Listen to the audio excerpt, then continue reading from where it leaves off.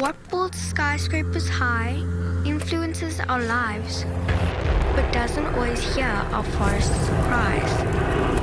What gathers us together predicts the weather, but can ignore the climate's warning signs. What lifts millions out of poverty develops economies, but doesn't always address growing inequalities. What defines our knowledge and shapes our priorities, but at times is out of touch with global realities.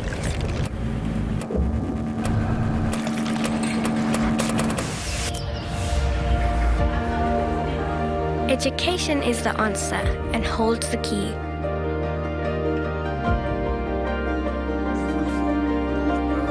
To face our changing world, we must learn to live sustainably.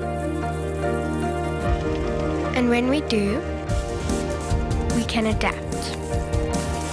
We can act. We can respond to our future with far greater impact. For the survival of our planet, we need to learn for our planet.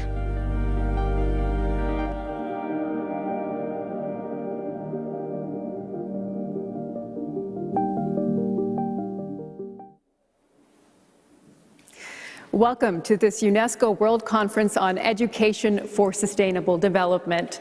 I'm your host, Sumi Somaskanda. I'll be leading you through this conference over the next few days. And I wanted to extend a warm welcome on behalf of UNESCO, also on behalf of the German Federal Ministry of Education and Research, which is generously supporting and hosting this conference. And I'm glad that so many of you could be joining us virtually from around the globe. We have more than 2,000 participants with us, from practitioners to policymakers, lawmakers and ministers. We have NGOs and students and experts. We also have members of the development community and the private sector. And all of you are going to help us make this a dynamic and enriching experience over the next few days and help us launch this initiative, Education for Sustainable Development for 2030. This is nothing less than equipping learners with the skills that they need, the tools that they need to make the world a more sustainable place and to put environmental education in the core curriculum for learners around the globe.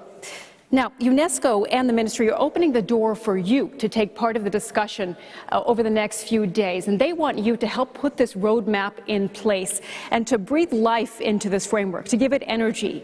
And we want you to take part in it. So you'll see that there's a chat function on your stream. There's also a chat function in the various Zoom sessions that you'll be taking part in. So please make use of that. Share your thoughts and your comments with us through the course of this conference. Now, you can also engage with us on social media. You'll see our hashtag here, ESD for 2030. That is our hashtag for this conference. So go into social media. You can engage with us on Facebook and Twitter. Post your thoughts and comments on this conference. And by the way, you can also join us on LinkedIn. We have a group there called ESD that you can join. And just a note on languages. I mentioned we have so many joining us from around the globe. Well, we have 5 primary languages available for translation: English, German, French, Spanish, and Arabic, and also some translations in Chinese and Russian as well. Just go to the bottom right-hand corner of your screen to access those translations. And if you're on Zoom, make sure that you use the desktop client or the app to be able to access those translations. And we hope that you do so you can join as many sessions as possible.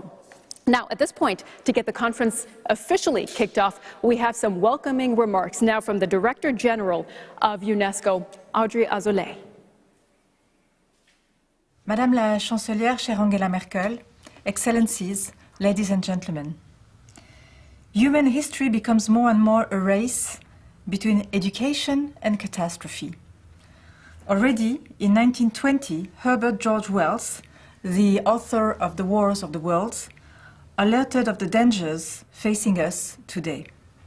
In 2021, we are not facing a war of the worlds, but a war against our world, against ourselves, and a war we are sure to lose. Our conference is taking place at this pivotal time, and I'm very grateful to Germany for hosting it. Our planet is reaching its breaking point. The past decade has been the hottest on record. the ocean's capacity to absorb carbon dioxide is reaching its limits. 1 million species are facing extinction. At the same time, the environmental crisis is causing other crises, social, economic, geopolitical. In 2019, climate disasters displaced 24.9 million people in 140 countries, which is roughly the equivalent of the population of Australia. For far too long, we have looked away, indifferent, as our planet's biodiversity crumbled and its beauty disappeared. For too long, we have ignored the fact that the health of human beings depends on the health of the environment, and this pandemic is a grim reminder of that. For too long, we have continued business as usual. But today, our planet, our blue planet, is carbon red, to quote the name of your recent book, dear Laurent Fabius. We can change and we must change. We must change our lifestyles, our economies, our mindsets, to develop values based on respect for nature. And these efforts to change behavior in the long term are made possible only through education. Excellences, Mesdames et Messieurs, pour ce faire, nous ne partons pas de rien. Depuis 15 ans, depuis le lancement de la décennie des Nations Unies pour l'éducation en vue du développement durable, proposée par le Japon, les comportements ont commencé à changer. À la suite de cette décennie, le programme d'action mondiale de l'UNESCO, sur 5 ans, a mobilisé près de 100 partenaires clés pour toucher 37 millions d'élèves, 2 millions d'enseignants à travers le monde, en les formant, en les sensibilisant à ces thématiques. Bien sûr, l'agenda 2030 a permis aussi de définir des objectifs de développement durable et en mettant au cœur de cet agenda l'objectif 4, l'objectif d'éducation, faisait partie de cet agenda l'ambition d'une éducation au développement durable. Et les États ont ainsi affirmé ensemble qu'il y avait là un défi existentiel pour nos sociétés. Aujourd'hui, nous sommes moins de 10 ans avant cette échéance de 2030 et nous sommes en retard. Il nous faut donc redoubler d'efforts et puiser sur ce levier de l'éducation. C'est le but de notre conférence, à laquelle participent plus de 2500 invités, dont plus de 75 ministres de l'éducation. Redoubler d'efforts, c'est le but du nouveau cadre de l'éducation au développement durable pour 2030 que nous lançons pour continuer et aller vers cette décennie d'action accélérée. Nous y affirmons qu'il est urgent de mettre l'environnement au cœur des programmes scolaires. Car l'éducation doit pouvoir permettre aux enfants d'apprendre et de répondre aux défis de leur temps. Et le défi environnemental est peut-être le plus grand d'entre eux. Or, malheureusement, ce n'est pas encore aujourd'hui suffisamment le cas dans les programmes scolaires, comme le montre notre nouveau rapport que nous publions à l'occasion de cette conférence. Ce rapport « Apprendre pour la planète » qui analyse les systèmes éducatifs de 50 pays à travers le monde. Et que nous dit ce rapport? Il nous dit que le changement climatique est abordé dans les programmes scolaires de moins d'un pays sur 2. Il nous dit que la santé des océans, dans les programmes scolaires, l'est dans à peine plus de la moitié des pays, et que la biodiversité est présente dans les programmes de moins d'un pays sur 5. Du côté de la formation des enseignants, la situation n'est pas meilleure, puisqu'un tiers d'entre elles n'abordent pas les problèmes environnementaux. Nous le voyons, l'éducation à l'environnement ne figure aujourd'hui qu'à la marge de nos systèmes éducatifs. Il nous faut y remédier, d'abord en formant mieux et plus les enseignants, en s'appuyant aussi sur ces savoirs autochtones qui ont tant à nous apprendre, comme le rappelait déjà l'accord de Paris en son article 7. J'appelle donc chacun à s'engager en faveur de cette déclaration de Berlin pour que nos systèmes éducatifs, à tous les niveaux, accordent la place qui lui revient à l'éducation, à l'environnement, à l'éducation au développement durable. Et je voudrais aussi vous appeler à hausser vos ambitions. Des ambitions qui nécessitent toutes les énergies présentes aujourd'hui, des ambitions qui nécessitent l'implication de tous les États membres, des ambitions qui feraient que d'ici 2025, à mi-parcours de cette échéance de 2030, tous les programmes scolaires, dans l'ensemble des États membres de l'UNESCO, intègrent et donnent leur juste place à l'éducation à l'environnement. Cette ambition, l'UNESCO continuera de la porter à Glasgow pour la COP 26 climat, mais aussi à la COP 15 sur la biodiversité à Kunming. Car il est temps désormais d'agir ensemble et nous ne pouvons pas nous priver de ce levier puissant, structurant qu'est l'éducation. Je vous remercie.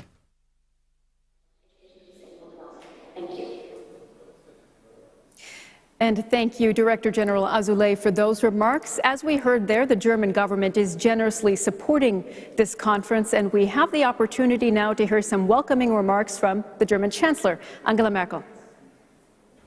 Sehr geehrte Frau Generaldirektorin Azoulay, sehr geehrte Ministerinnen und Minister, Exzellenzen, verehrte Damen und Herren. Ich heiße Sie herzlich willkommen bei der Auftaktkonferenz zum neuen UNESCO-Programm BNI 2030. Bildung schafft Chancen und Perspektiven für die oder den Einzelnen, aber auch für die Gemeinschaft. Bildung befähigt Menschen, Verantwortung zu übernehmen und sich einzusetzen für eine bessere, nachhaltige Zukunft. Das gilt auch mit Blick auf die großen Aufgaben unserer Zeit, welche die UN-Nachhaltigkeitsziele der Agenda 2030 beschreiben.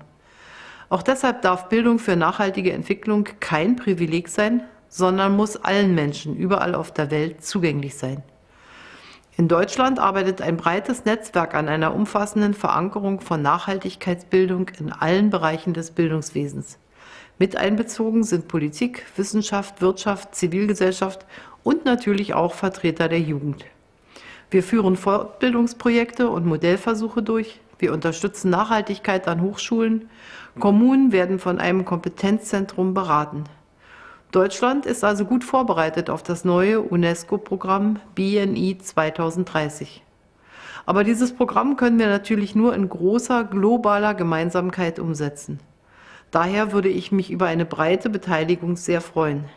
Denn der Erfolg dieses Programms hilft uns ja letztlich, allen 17 UN-Nachhaltigkeitszielen näher zu kommen. Die Berliner Erklärung, die auf dieser Konferenz beschlossen werden soll, verstehe ich hierbei als wichtigen Wegweiser.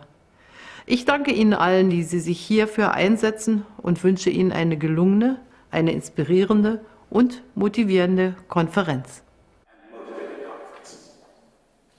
Thank you to the German Chancellor for that welcoming note there. We wanted to bring in now some celebratory remarks to get the conference started off on the right note.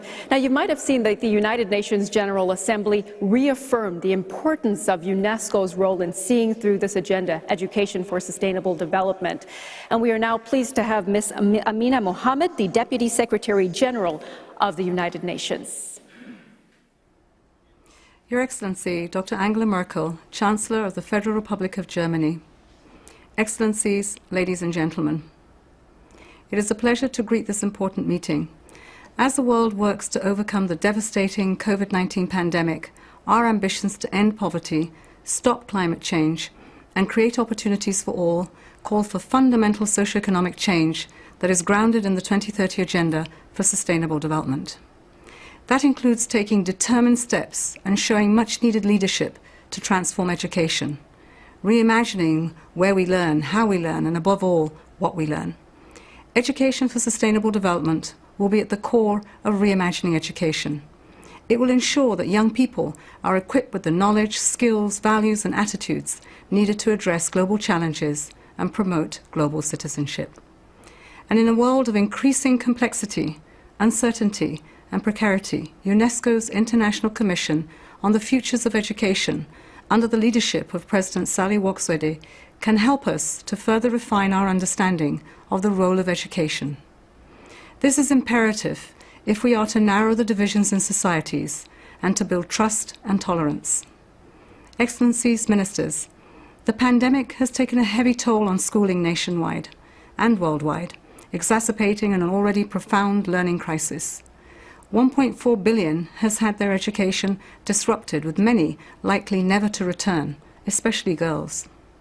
The impacts will resound down the generations. Education must be at the heart of our response and our recovery efforts. It is critical that governments leverage stimulus packages to regain ground that has been lost during the crisis. We must focus not only on expanding access and improving learning outcomes, but also on the kind of education needed in today's world. We must ensure that education for sustainable development is embedded in all education systems worldwide. I urge all member states, policymakers, educators, young people, business leaders and community actors to reaffirm their commitment to transforming our societies using education as the cornerstone.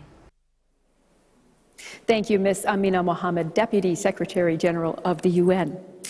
Now, we know that another crucial benchmark on sustainability will be that UN climate conference in Scotland in the fall, and we're very pleased now to have Ms. Patricia Espinosa, the Executive Secretary of the UN Framework Convention on Climate Change.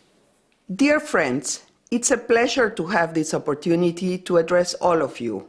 I'm so encouraged to see that this conference is tackling several crucial issues at once, including addressing the climate and biodiversity crisis, ensuring governments keep up momentum as we emerge from COVID-19, on education, gender, and much more.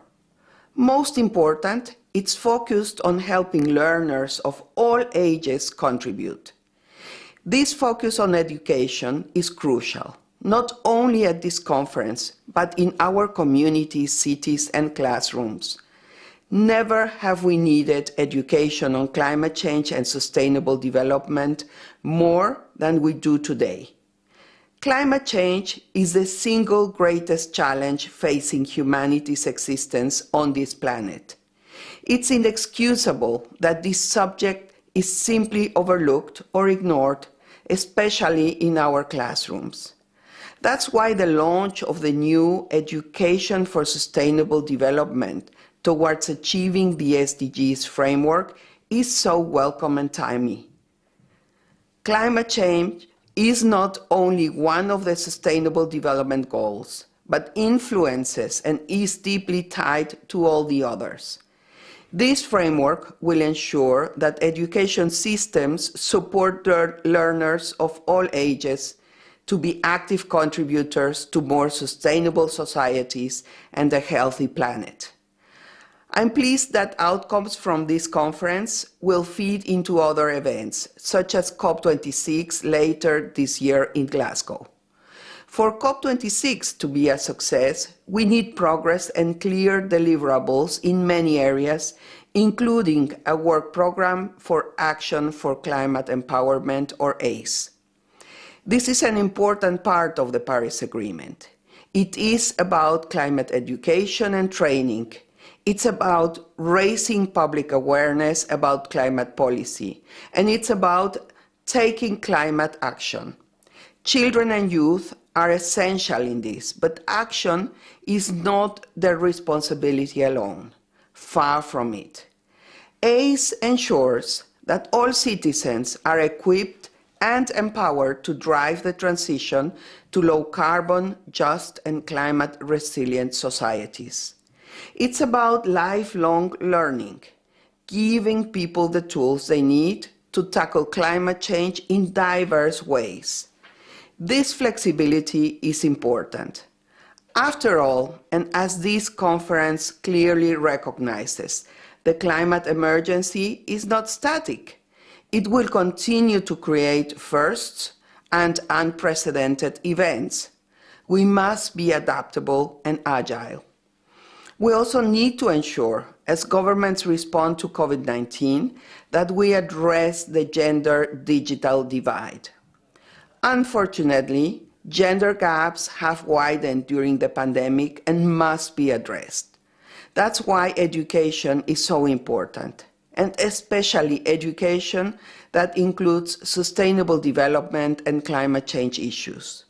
We must ensure that women and girls are not only involved in the climate change conversation, but lead that conversation, both for now and the long term. Finally, I just want to say how much I appreciate and value partnerships such as the one we share with UNESCO. We look forward to strengthening it, as well as with others engaging in this conference, not only leading up to COP26, but beyond as well. Let's ensure that lifelong learning and engagement in climate action and sustainable development is truly a lifelong process. This is how we will build a cleaner, greener, and more just, prosperous, and equal world for all. Thank you. Thank you, Ms. Espinosa, for those remarks. And I'd like to highlight at this point that UNESCO and the German Federal Ministry of Education and Research are not just aiming to symbolically kick off this roadmap at this conference, they also want to see concrete commitments. And that is why one of the key outcomes of this conference will be the Berlin Declaration, which we have already heard from Ms. Azoulay. And you'll find that document on the About page of our website. It's available in several languages. And using a link, you can actually read this document and add some of your comments and add your thoughts on the declaration. So again, you can be a key part of the outcome of this conference. Now let's get to the environmental and global challenges of sustainability and how to move forward. We have three keynote speakers who will illuminate these two factors for us, starting with Laurent Fabius. He is the president of France's Constitutional Council, and you might remember he was the chief architect of the Paris Climate Accord. So who better to tell us which challenges remain and what progress might look like going forward? Bonjour. J'espère que tout le monde m'entend. Je voudrais d'abord féliciter l'UNESCO à travers sa directrice générale, Madame Azoulay, et l'Allemagne d'avoir pris l'initiative de cette conférence qui me paraît extrêmement importante. S'agissant de ce que fait la France, le ministre de l'Éducation nationale expliquera ce que nous faisons pour développer l'éducation au développement durable. Mais moi, je voudrais m'exprimer à la fois comme le président de la COP21 et donc de l'accord de Paris, et aussi comme quelqu'un qui, depuis lors, a suivi tous les travaux concernant le développement durable et particulièrement la lutte contre le réchauffement climatique. Et en fait, j'ai trois choses à dire. La première chose que j'ai à dire, qui a été déjà fort bien abordée avant moi, c'est que la lutte contre le réchauffement climatique commence dans les écoles. L'accord de Paris, qui est la référence mondiale dans le domaine de la lutte contre le réchauffement climatique, avait déjà affirmé cela. J'ai sous les yeux son article 12 qui dit les parties, c'est-à-dire les signataires, le monde entier, puisque tout le monde a signé l'accord de Paris, les parties coopèrent en prenant des mesures pour améliorer l'éducation, la formation, la sensibilisation, la participation du public et l'accès de la population à l'information dans le domaine des changements climatiques. Tout est dit, mais c'est dit d'une manière ramassée, et ce qui importe maintenant, c'est de passer de l'engagement juridique aux réalités. Mais déjà, l'accord de Paris dit clairement que l'éducation est centrale. Pas seulement d'ailleurs l'éducation primaire ou secondaire ou supérieure, mais aussi, vous l'avez entendu, la formation tout au long de la vie. Et je pense que maintenant, ce dont il s'agit, c'est d'appliquer dans ce domaine, comme dans les autres, les engagements de l'accord de Paris. Or, soyons objectifs et honnêtes. Madame la directrice générale Azoulay nous a dit qu'est publié ces jours-ci le rapport sur Apprendre pour la planète. Et ce rapport, qui est extrêmement objectif, dit que, bien sûr, un certain nombre d'efforts ont été faits pour l'éducation au développement durable, mais qu'on est très, très, très loin du compte. Il y a énormément de progrès à faire dans tous les pays. Certains n'ont pas du tout commencé pour des raisons diverses, d'autres ont commencé, mais même les pays qui pensent être en avance sont très loin du compte. Je vais prendre l'exemple de mon propre pays, la France, avec deux chiffres qui vont vous surprendre. Dans un rapport récent, il est dit que 85% des personnes interrogées ne savent pas ce que c'est que l'effet de serre. Bon, on peut très bien agir contre le réchauffement climatique sans être un spécialiste de l'effet de serre. Mais enfin, si on n'a pas eu, d'abord à l'école, la compréhension des phénomènes, c'est très difficile. Donc même dans un pays comme la France, 85% des citoyens ne savent pas ce que c'est que l'effet de serre. Et je prends un autre exemple qui va surprendre. Vous savez que la France agit beaucoup, enfin compte beaucoup sur le nucléaire civil. c'est contesté, bien sûr, dans toute une série de pays, mais enfin, la France a un nucléaire civil très important. Et en général, d'ailleurs, beaucoup de Français sont favorables à ce nucléaire civil. Mais, et j'insiste sur le mais, lorsqu'on interroge ces mêmes Français, 70% d'entre eux pensent que le nucléaire civil produit des gaz à effet de serre, du CO2. Or, l'intérêt principal du nucléaire, c'est de ne pas en produire. Vous voyez donc que partout, y compris même dans des pays qui ont fait des efforts, on est très loin du compte. Donc, affirmation numéro 1, la lutte contre le réchauffement climatique commence dans nos écoles. Affirmation numéro 2, l'éducation, la formation, l'information passe par un effort accru en direction des enseignants et des enseignements. Vous me direz, c'est une évidence. Oui, mais il n'y a pas d'enseignement sans effort pour les enseignants. Or, là aussi, pour des raisons financières, mais pas seulement pour des raisons financières, parce qu'il y a une certaine conception de l'enseignement qui jusqu'à présent n'intégrait pas en général le développement durable, on est très loin du compte. Et de ce point de vue-là, je voudrais féliciter les auteurs de la déclaration de Berlin sur l'éducation et le développement durable, qui est le résultat de la conférence à laquelle nous participons, parce que cette déclaration, que j'ai lue attentivement, est fort bien rédigée, et en particulier sur quelques articles que je veux citer sans être long. Dans l'article numéro 6, il est dit « Il faut veiller à ce que l'éducation et le développement durable soit un élément fondamental de nos systèmes éducatifs à tous les niveaux, avec l'action environnementale et climatique comme composante principale des programmes scolaires. » Vous voyez l'effort qu'il nous reste à faire, mais je pense que cette affirmation est tout à fait bienvenue.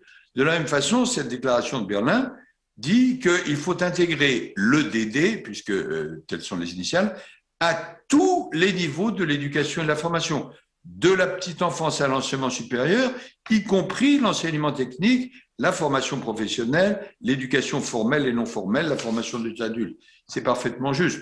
La déclaration de Berlin reconnaît le rôle crucial des enseignants. La déclaration de Berlin insiste pour exploiter le potentiel des nouvelles technologies numériques et vertes.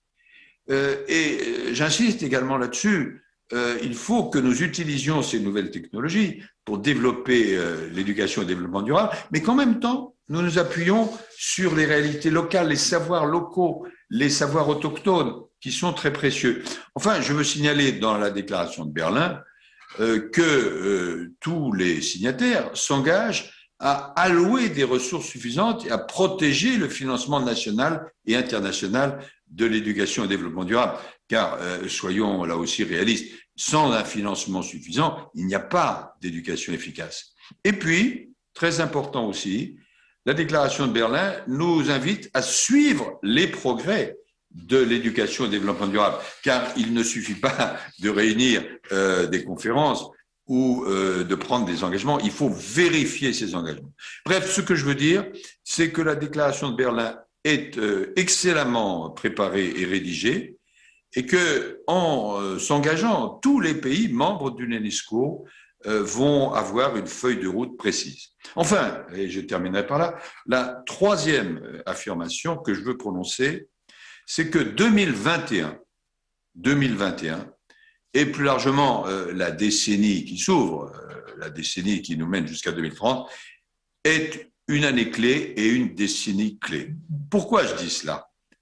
Non pas par une espèce d'habitude qui consisterait, lorsqu'on est dans une année donnée, à dire que cette année est la plus importante qui ait jamais existé. Non, non, non.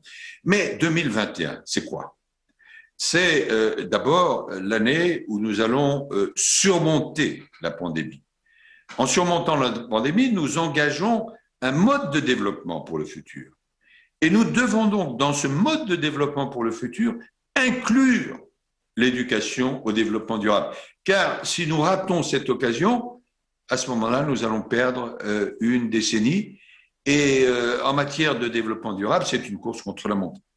Et puis, d'une façon très concrète, 2021 est une année où vont se produire notamment 3 événements clés dans le domaine du développement durable. La conférence de Glasgow, qu'on appelle la COP26 à l'automne, la COP15 en Chine, à Kunming, qui porte non pas sur le réchauffement climatique, mais sur la biodiversité, mais tous ces sujets sont désormais liés. Et aussi, je citerai le congrès mondial de l'UICN, l'Union internationale pour la conservation de la nature, qui aura lieu en septembre à Marseille. Ces 3 événements vont aboutir à des engagements précis, à des évaluations précises.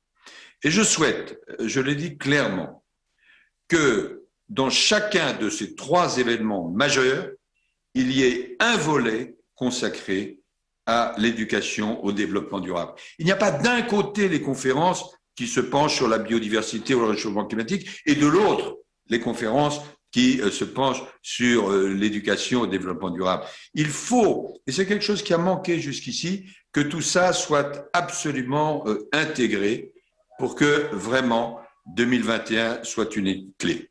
Je termine en citant Léon Blum. Léon Blum, en 1946, lors de la conférence fondatrice de l'UNESCO, disait « L'éducation résolument orientée vers la paix doit être au cœur de notre action ». Eh bien, aujourd'hui, il faut dire « L'éducation résolument orientée vers la paix et le développement durable doit être au cœur de nos actions ». Bonne conférence.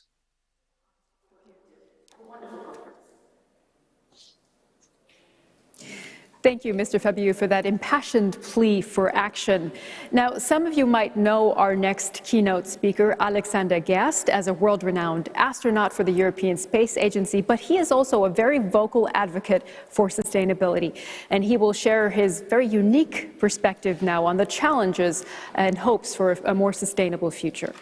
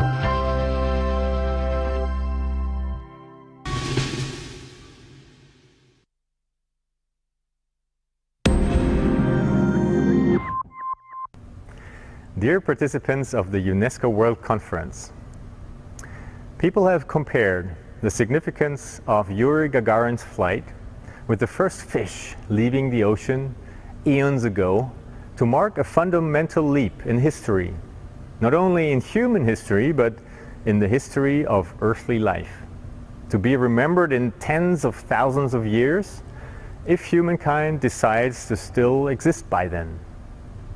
This curiosity of life to explore new surroundings is at the heart of why we humans do exploration.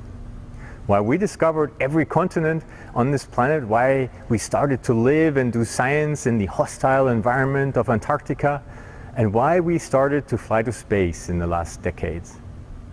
Every step of exploration opened up the next one beyond, and as a result of this, humanity now has a fascinating program that explores the space around our planet, including the next big destinations that are waiting for us out there, like the Moon and Mars.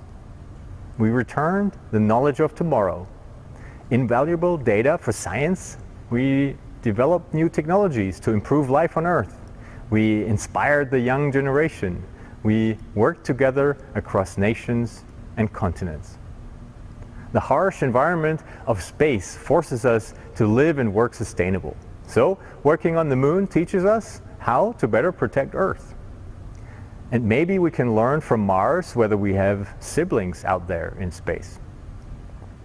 But probably most importantly of all, we return something else to this planet that is more precious than everything else. When I flew to space for the first time in 2014, more than 500 fish had left this blue ocean before me for a quick voyage into the blackness of space, only to dive back a short while later, realizing the strangeness and hostility of our cosmic surroundings. Inspired by these descriptions, what I was looking forward on my first journey to space was to look back and to see my ocean from the outside. I didn't expect to see any surprises. After all, I'm a geoscientist and I have seen a lot of satellite photos from space before. But what I saw took me by surprise.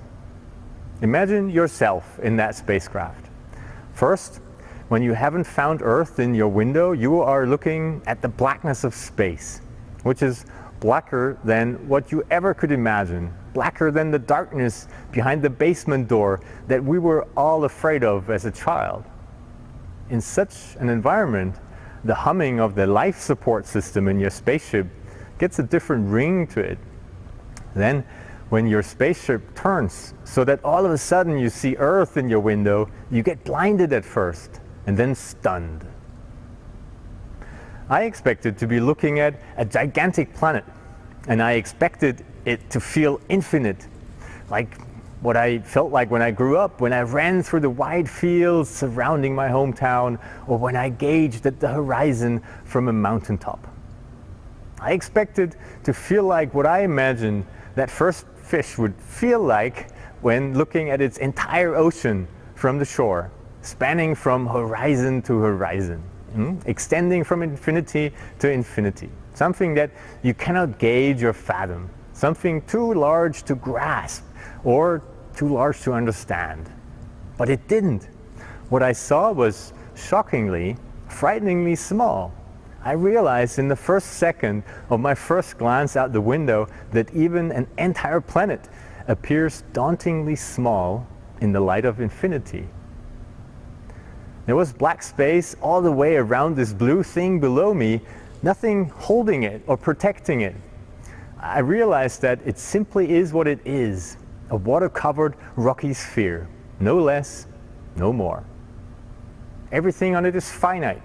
What we will use up will be used up. The ocean turned out to be merely a lake or a pond.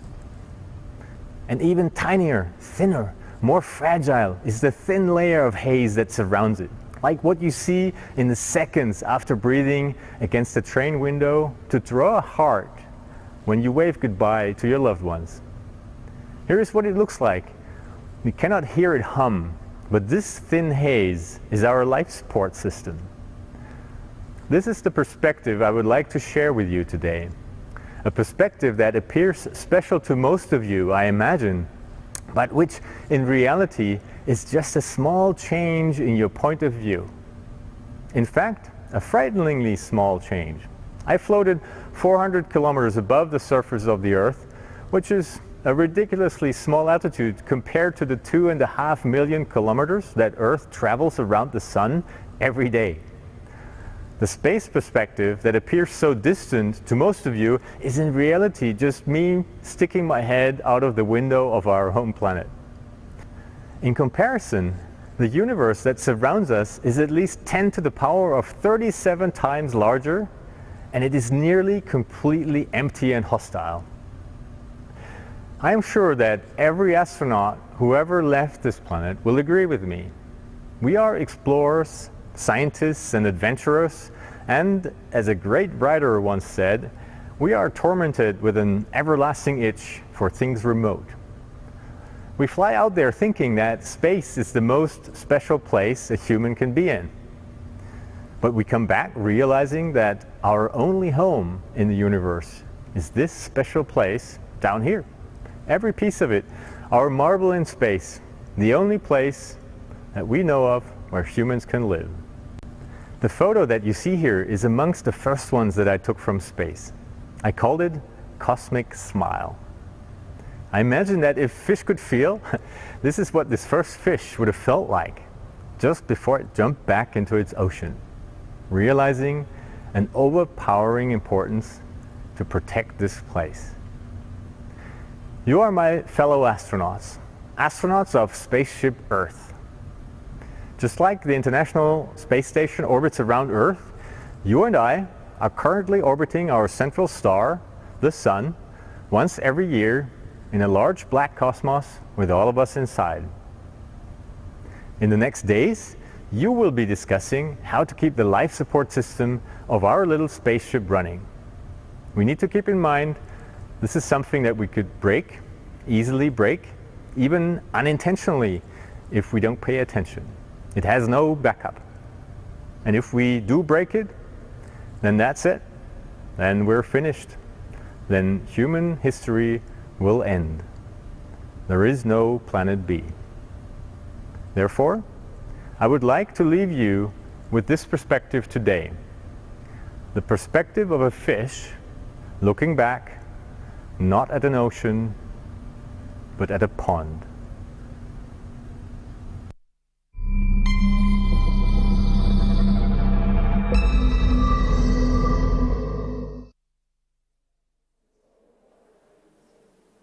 Thank you, Mr. Guest, for those inspiring words and also images that you shared with us. Now, we cannot lose sight of what all of this is for, why education for sustainable development over the next decade and beyond is so critical, and that is for our youth. And we now have some words from a young student who is very much invested in that future, Ms. Pandita Rajwaradana from Indonesia.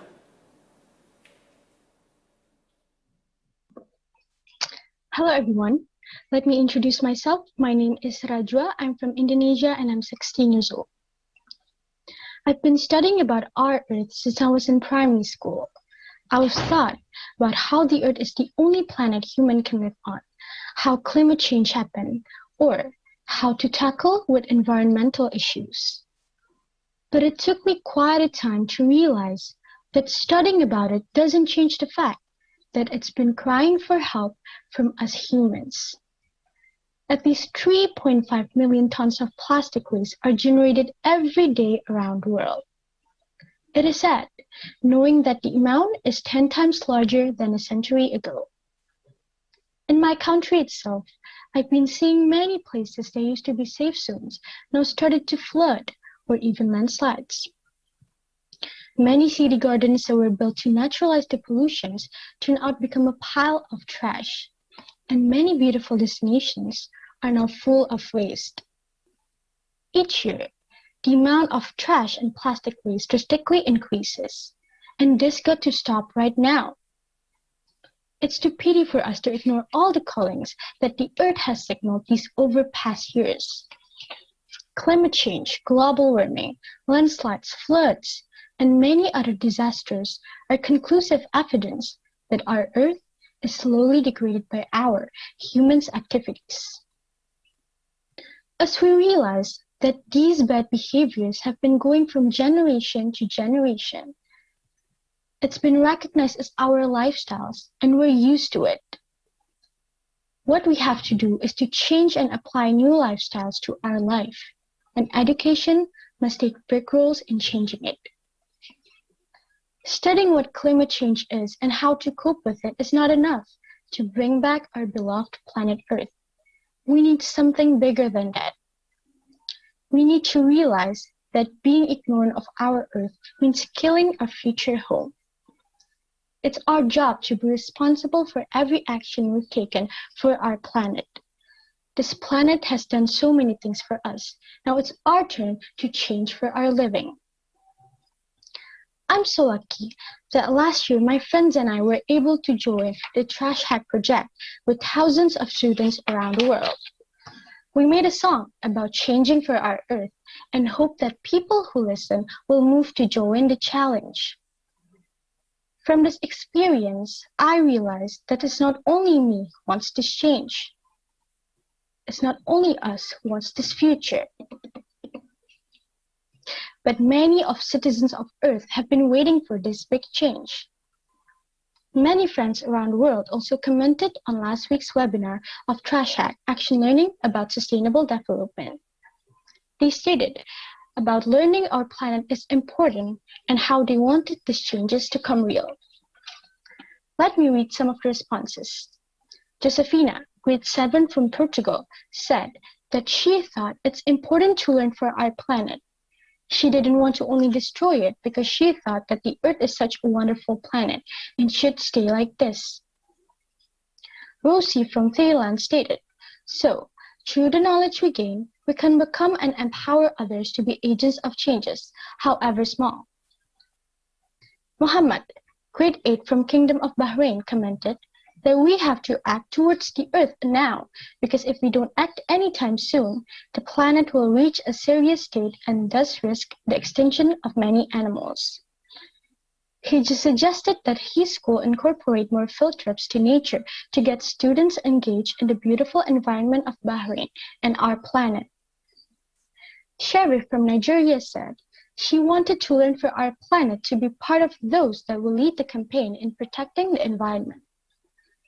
And lastly, Jonathan, grade 6 from Mexico, said that it's important to learn for our planet because our planet is our home, and there is no planet B. We depend on the planet, and the planet depends on us to preserve and care for it. That is why he thought that we need education for life, for conflict resolution, but above all to educate us to be happy and to guide us and bring us closer to the nature. From all the responses, the more I'm sure that our hopes aren't impossible to be granted. Let's start from ourselves, then start to spread to the others. Building a whole new lifestyle is not an easy way to do, but slowly and together, I'm sure we will make it. But education needs to give us the tools to do this. Learning not just about our planet, but for our planet needs to be every person's education, everywhere around the world. I've seen many young people, including in my country itself, have started an environmental movements towards these issues. But education must help them do this.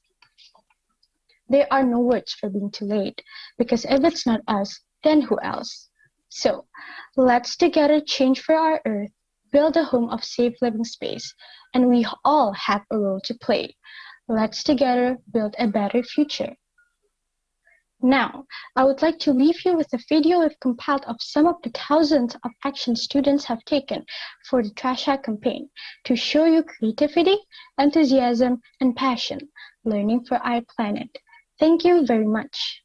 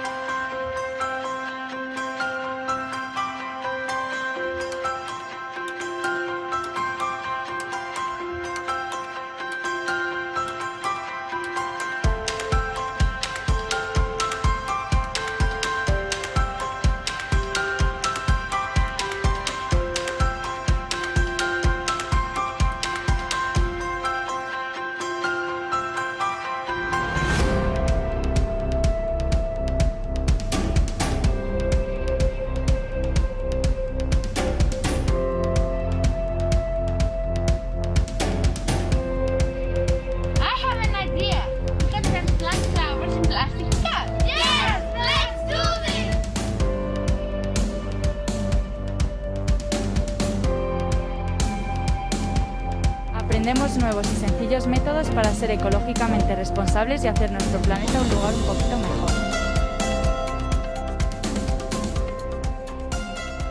Composting is the process of taking waste material and reusing it to make something new. How many of you know in 2050 we need 3 planets like Earth? By asking the girls in the school to bring their uniforms in good conditions that no longer fit well to them. Next, we clean, fix, and sell them. In addition, the funds collected will be for our campaign data.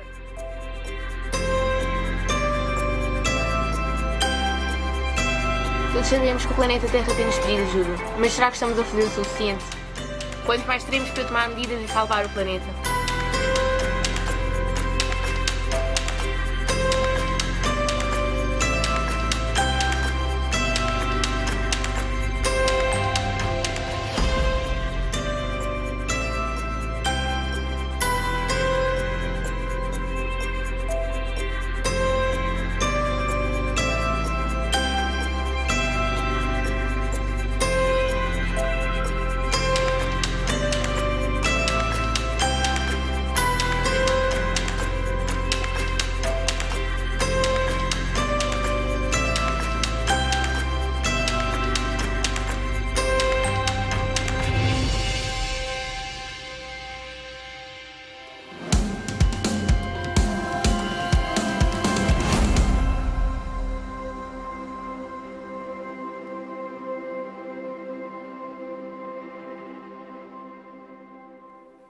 And thank you, Ms. Waradana, for sharing those perspectives and those very important initiatives. Now, I wanted to tell you about another opportunity to participate with us in this conference. You might know that on Earth Day, UNESCO launched a global campaign called Learn for Our Planet. And it asked people to share how they learn about sustainability and how they implement it in their lives. And under that hashtag, Learn for Our Planet, UNESCO gathered several contributions. And if you go to the social media wall in the Berlin lobby, in the lounge of this platform, you'll see some of those contributions. And you yourself, of course, can contribute as well using that hashtag Learn for Our Planet. We have it available in French and Spanish as well. Now we have the opportunity to take a very short break, but we will be coming back with our first plenary session, so don't go far. We'll see you in a few moments.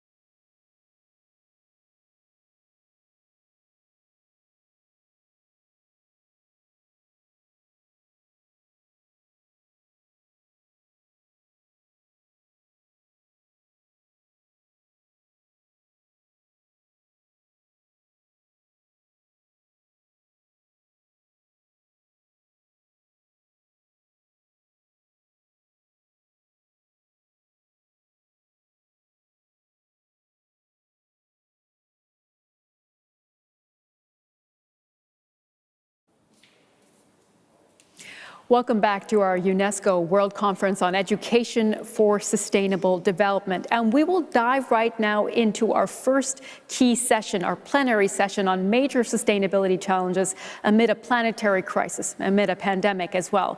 And I'm very happy to bring in now Ms. Stefania Giannini. She is the Assistant Director General for Education at UNESCO, and she will say a few words to get this session started. Ms. Giannini, the floor is yours. Thank you very much, Sumi, and Excellencies, ladies and gentlemen. Good morning, good afternoon, good evening, wherever you are, and welcome to the first session of the 2021 World Conference on Education for Sustainable Development. This conference had to be delayed for a year by the outbreak of the COVID-19 pandemic. And thanks to the commitment and excellent collaboration of our German hosts, we are able to hold it, albeit online, and that's great. Well, the pandemic hit as we exited the hottest decade on record. The climate crisis is no longer the threat of a distant future, but a global reality. The Director General and today's other opening speakers have already evoked the environmental disasters that we are witnessing daily. Our planet is fragile and endangered. For too long, we have taken for granted that humans can disrupt nature without paying any price. And we pay, we know, a very high price. We now stand on the precipice of multiple crises caused by our own behavior. To change course, and it's possible to change course, of course, transformative education is the only choice.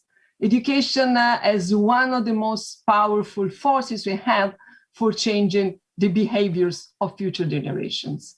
Education for Sustainable Development, or ESD, as we say, reimagines education to empower learners of all ages with the knowledge, values, and initiative to act for environmental integrity, economic viability, and a more just society.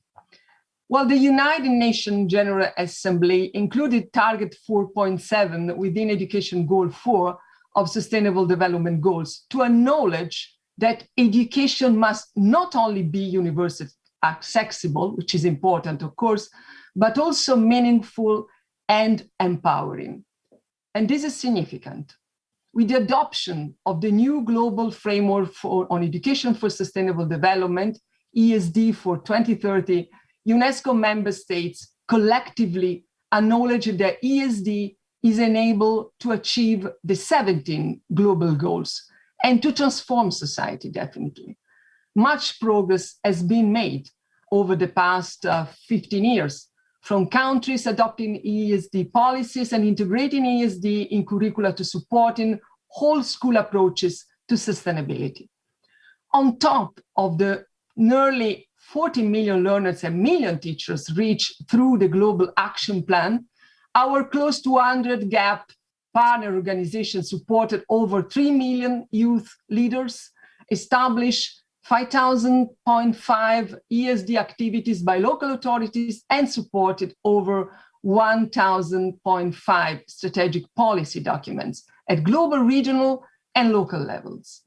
Now, we need to upskill our ambition. We need to upskill the success and mainstream ESD so that all learners can be active agents in the survival of our planet and be game changers.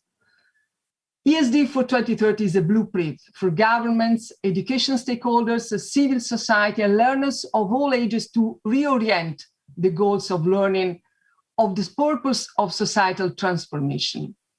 Transformation is vital to address climate change, mass loss of biodiversity, extreme inequality, the threat of future pandemics as well. This starts with transformative learning, which empowers people to transform themselves and to take action to transform the world. Our aim today is that by 2030, we will live in a world where governments have made sustainability and climate action core curriculum components at every level of education. Learners from all walks of life understand sustainability challenges, have the passion to work together to overcome them, and the ability to act for the benefit of people and the planet. Teacher training programs across the world empower educators and teachers as agents of change for social transformations. Young people in every country are provided with the skills that help them make their voices heard to shape policies about the future of the planet. And last but not least, every city and community across the world provides opportunities for everyone to learn to live sustainably in their daily lives.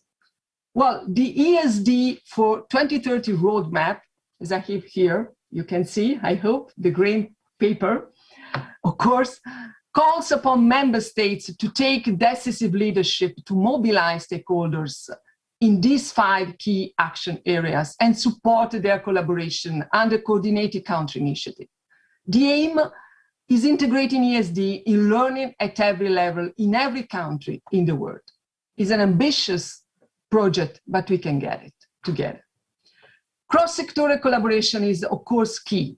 The education sector cannot advance alone, but must forge strong links with the environment sector, of course, and all other sectors that have an impact on sustainable development.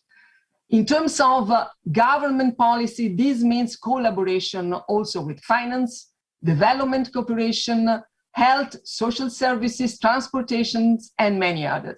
So to say, is an holistic approach to ESD and through ESD. Well, UNESCO will support these multi-stakeholder country initiatives as well as continue to enable networking of global partners through platforms and meetings. And this is about sharing good practice and being a kind of laboratory of ideas, which is our mission, our mandate. At the end of this 3-day event, you will be invited all to commit to this vision through the Berlin Declaration on Education for Sustainable Development. It's a plan of action to integrate ESD as a fundamental element, foundational element of learning at all levels, so 100% of the world's population can learn for people and the planet. The declaration, of course, will need to be implemented through global, regional, national, and local processes. It's a long process looking ahead to important milestones, such as the 2021 United Nations Biodiversity Conference, COP15, and the 2021 United Nations Climate Change Conference, COP26, and beyond. Well, to conclude, transformative education is a necessity to meet the multiple crises we face today, preparing us for others we may face in the future and bridge the rift with nature to stop potential crises before they can occur. For our survival and the future of our future generation, we must learn for our planet and act for sustainability. We have no time to lose. I thank you very much. Thank you very much, Ms. Giannini, for sharing that valuable input, particularly sharing UNESCO's perspective on this 2030 roadmap. And we have the opportunity now to drill down a little bit deeper into this topic of major sustainability challenges and how the roadmap can help. And we have 2 key panel sessions, the first led by Ms. Giannini, so I will hand the screen back over to you. Thank you, Sumi, very much. And it's my great pleasure now to introduce 5 distinguished panelists, preceded by an input statement by recorded video from Royal Highness Princess Lala Hasna of Morocco, President of the Mohammed VI Foundation for Environmental Protection. My distinguished panelists...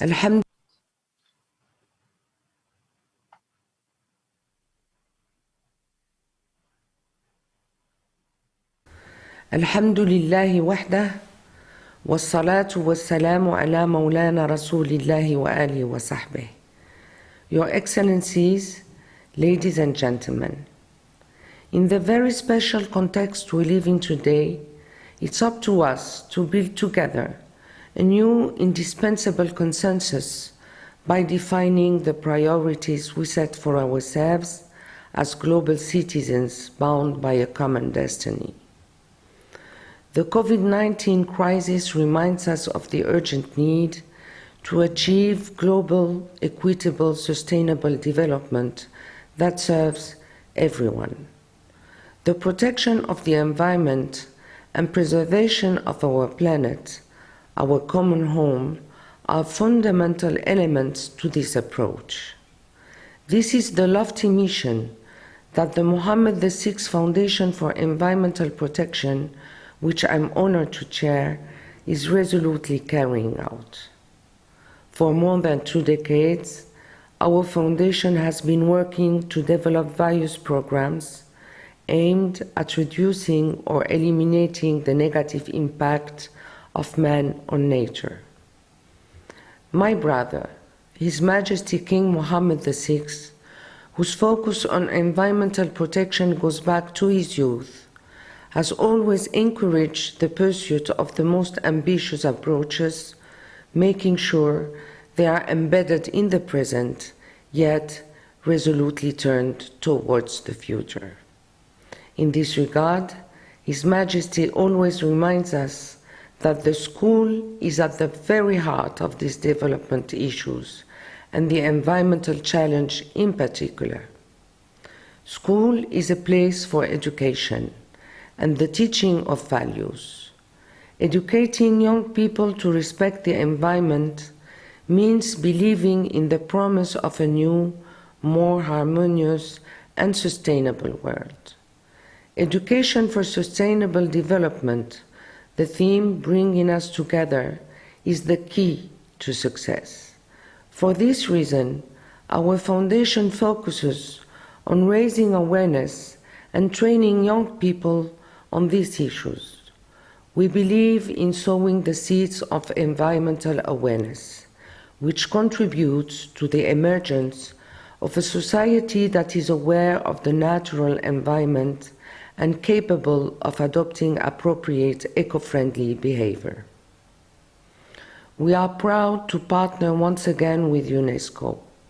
We've been working together since 2020 to mainstream environmental education into school curricula at all levels. In this regard, Morocco is one of 3 countries in the world conducting a pilot for the UNESCO Global Schools program. Mobilization for environmental issues can only have a lasting effect if it becomes a natural part of initial training. Environmental education from an early age is therefore an essential priority. A generation separates us from the Rio Summit. It is imperative to examine the reasons that may have slowed the advancement of ESD in school curricula. Let's act and immediately implement this important measure. Let's make a firm commitment during this decade to establish education for sustainable development as an absolute priority. This is urgent. This is vital. Wassalamu alaikum wa rahmatullahi ta'ala wa barakatuh.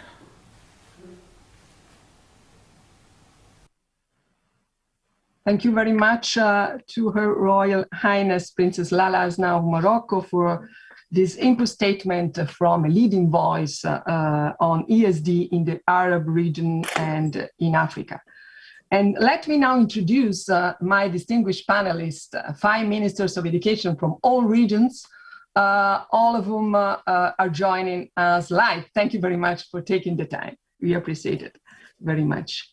Our host, of course, Ms. Anja Karliczek, Federal Minister of Education and Research, Germany. Mr. Koichi Aguda, Minister of Culture, Education, Culture, Sports, Science and Technology of Japan. Ms. Sarah Ruto, Chief Administrative Secretary, in the Ministry of Education of Kenya. Ms. Marie Levin, Minister of Education, Science and Culture, Suriname. And Mr. Hussein bin Ibrahim Al Hamadi, Minister of Education of the United Arab Emirates. Well, I would like to invite all of you to respond briefly for 3 minutes each, and please keep the time if possible to the question. What are the main 2-3 sustainable development challenges your country is facing, and how can they be addressed by ESD? I'm first calling upon our host, Minister Karliczek. Please. Ja, liebe Frau Giannini, liebe Teilnehmer dieser Runde. Deutschland hat eine ganz besondere Aufgabe, weil wir zum einen innerhalb der Europäischen Union das bevölkerungsreichste Land sind und auf der anderen Seite sind wir ein hochentwickeltes Industrieland, was auch einen Großteil seiner Wertschöpfung und Wohlstand daraus zieht, dass wir eben eine sehr leistungsfähige Industrie haben.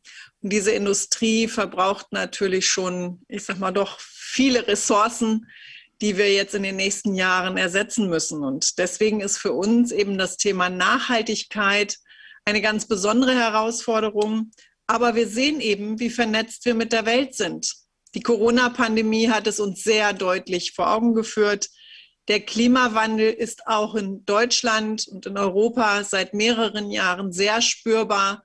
Wir haben viele trockene Sommer gehabt, die auch gerade der Bevölkerung, die sich vielleicht noch nicht damit beschäftigt hat in den vergangenen Jahren, sehr deutlich gemacht hat, was es bedeutet, wenn wir jetzt nicht wirklich unser Herz in die Hand nehmen und dafür sorgen, dass eben Nachhaltigkeit auf allen Ebenen jetzt wirklich auch umgesetzt wird. Und deswegen brauchen wir auch gemeinsame Lösungen. Und deswegen freut es mich, dass wir heute in dieser Runde uns eben auch mit Bildung für nachhaltige Entwicklung beschäftigen, weil natürlich kann das nicht einer alleine, wir brauchen eine ganze Gesellschaft dafür. Wir haben eine nationale Nachhaltigkeitsstrategie entwickelt, die Politik als der Regulierungsrahmen, Wirtschaft als diejenigen, die unsere Wertschöpfung generieren müssen und in Zusammenarbeit mit der Gesellschaft eben alle 3 Teile, die das nur gemeinsam leisten können, zusammenbringen soll, nämlich nachhaltiger, resilienter und an dieser Stelle auch immer als offene und auch gerechte Gesellschaft miteinander an den Nachhaltigkeitszielen zu arbeiten. Und wir glauben einfach, dass ein ganz wesentlicher Schlüssel auf dem Weg zu einer nachhaltigen Gesellschaft die Frage einer Bildung ist, die genau diesen Aspekt immer im Fokus hat. Und deswegen ist aus unserer Sicht Bildung für nachhaltige Entwicklung ein ganz wichtiger Schlüssel, eben im Sinne auch des UNESCO-Weltprogramms. Vor 6 Jahren haben wir unter der Führung meines Hauses den Prozess gestartet und sind heute weltweiter Vorreiter auch beim Thema Bildung für nachhaltige Entwicklung. Es gibt bei uns eine nationale Plattform für Bildung für nachhaltige Entwicklung, die eben 40 hochrangige Mitglieder aus Politik, Wissenschaft, Wirtschaft und Gesellschaft vereint. Wir haben ein großes gemeinsames Ziel, nämlich die Bildung für nachhaltige Entwicklung im deutschen Bildungssystem überall zu verankern. Und wir haben einen nationalen Aktionsplan für Bildung für nachhaltige Entwicklung, in dem 130 Ziele festgeschrieben sind. Und aus diesen Zielen sind dann 349 Empfehlungen erarbeitet worden, wie man Nachhaltigkeit implementieren kann. Da gehört zum Beispiel Nachhaltigkeit in die nationalen Lehrpläne zu bringen, in die Curricula und in die Ausbildungsordnungen, was wir übrigens im beruflichen Bereich in dieser Legislaturperiode schon getan haben. Dann eben die Entwicklung von Aus- und Fort- und Weiterbildung, gerade auch für die, die unsere Kinder lehren, nochmal in den Fokus zu stellen und eben auch Modellversuche, also praktische Anwendungsbereiche zu finden, gerade auch im Bereich der beruflichen Bildung.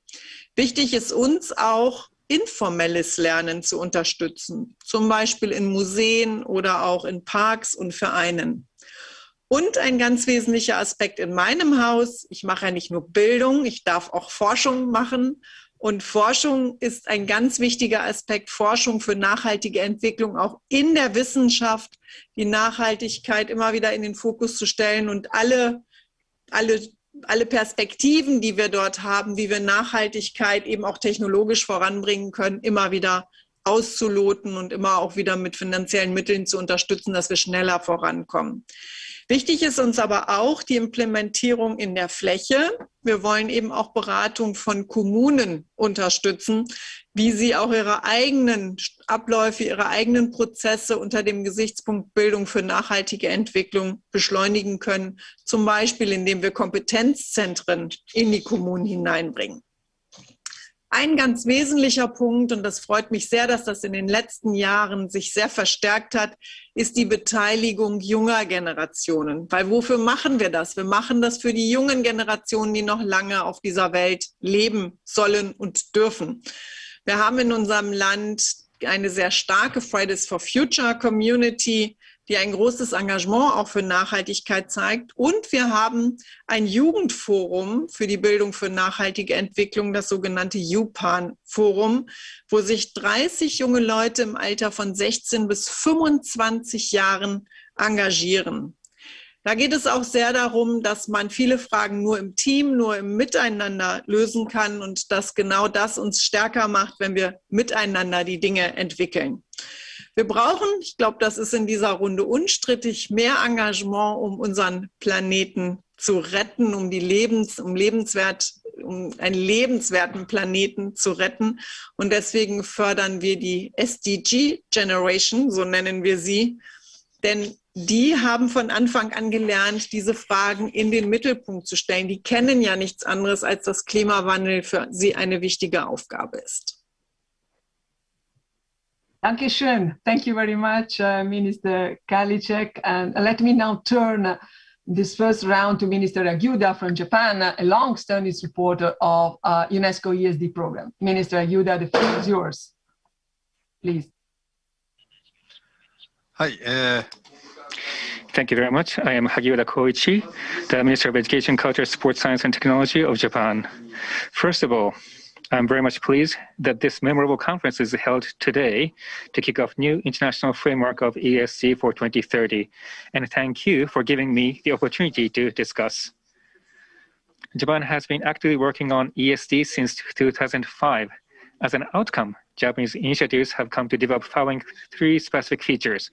First is that the philosophy of ESG is officially incorporated in the national curriculum standards. Second, ESG is practiced not only under the jurisdiction of Ministry of Education, Culture, Sports, Science, and Technology, or MEXT, but through collaboration amongst relevant ministry and agencies according to the plan of the whole government.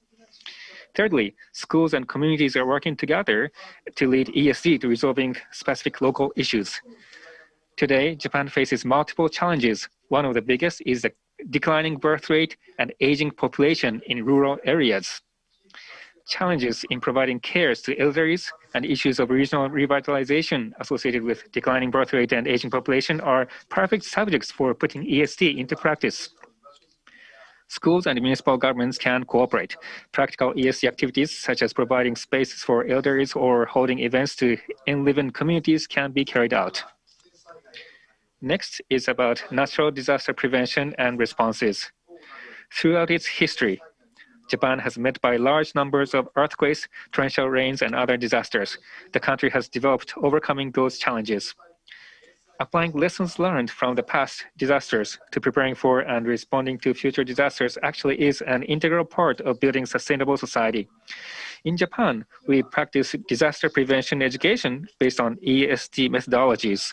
For example, with the help from local communities, universities, NPO, and others, children create local disaster prevention maps, join drills for the operation of evacuation centers, and take part in reconstruction and community building initiatives.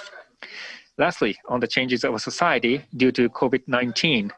As the global pandemic is changing the society, inclusive of how people learn in a big way, we need human resources driving social transformation toward a new normal.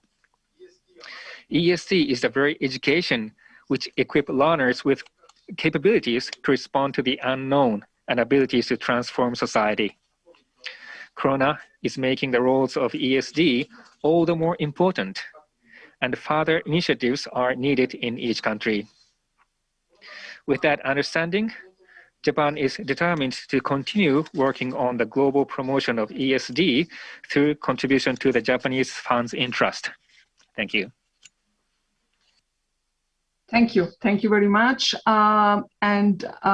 Secretary Ruto, now, let me ask you about the 3 main sustainability challenges Kenya is facing and how ESD can respond to them. Please, you have the floor, Excellency. Thank you very much, and I hope you can hear me very well. Greetings from Nairobi. Kenya is keen in its leadership for education for sustainable development within the borders, in the region, across East Africa, and of course globally. And this is because of our realization that while we must fulfill the needs and aspiration of the current generation, we must also protect the environment and guarantee the ability of future generations to meet their needs. And we have therefore seen the 2 to 3 challenges. There are many, but I'll just highlight the 2 to 3, which have been alluded to by some of the other speakers. The first one is climate change. In the recent past, the country has experienced extreme and unpredictable weather, which scientists attribute to global warming. And this has had a detrimental effect on agricultural output, which in turn has had major knock-on effects on the overall economy, as agriculture constitutes a significant 25% of our economy. As a result, environmental matters have been brought to the forefront of public discourse. It is affecting everybody, it is in everybody's kitchen, and so it is important that even publicly, we are now talking about this. And education for sustainable development will help promote good practices that address climate change, including integration of greening in all the sectors. The second major challenge that we are witnessing is waste management related issues. And waste management offers a good opportunity to decouple economic growth from environmental degradation by transitioning to green economy that promotes the well-being of the people and the planet. It is estimated that Kenya generates about 22,000 tons of waste per day, which translates to 8 million tons annually. And it is estimated that 40% of this waste is generated in urban centers. Given our 10% increase in urbanization, which is expected by 2030, there is need to promote a strategic approach to this challenge. And ESD, which promotes policies and facilitates knowledge and development of skills, is going to be helpful in this matter. And the third challenge that I'd like to point out is preservation of our natural resources. Kenya is endowed with vast and diverse natural resources, including biodiversity, land, unique ecosystems, from our sea to the highlands to the mountains. So we are very well endowed. And Kenya's economy is founded on this natural resource base.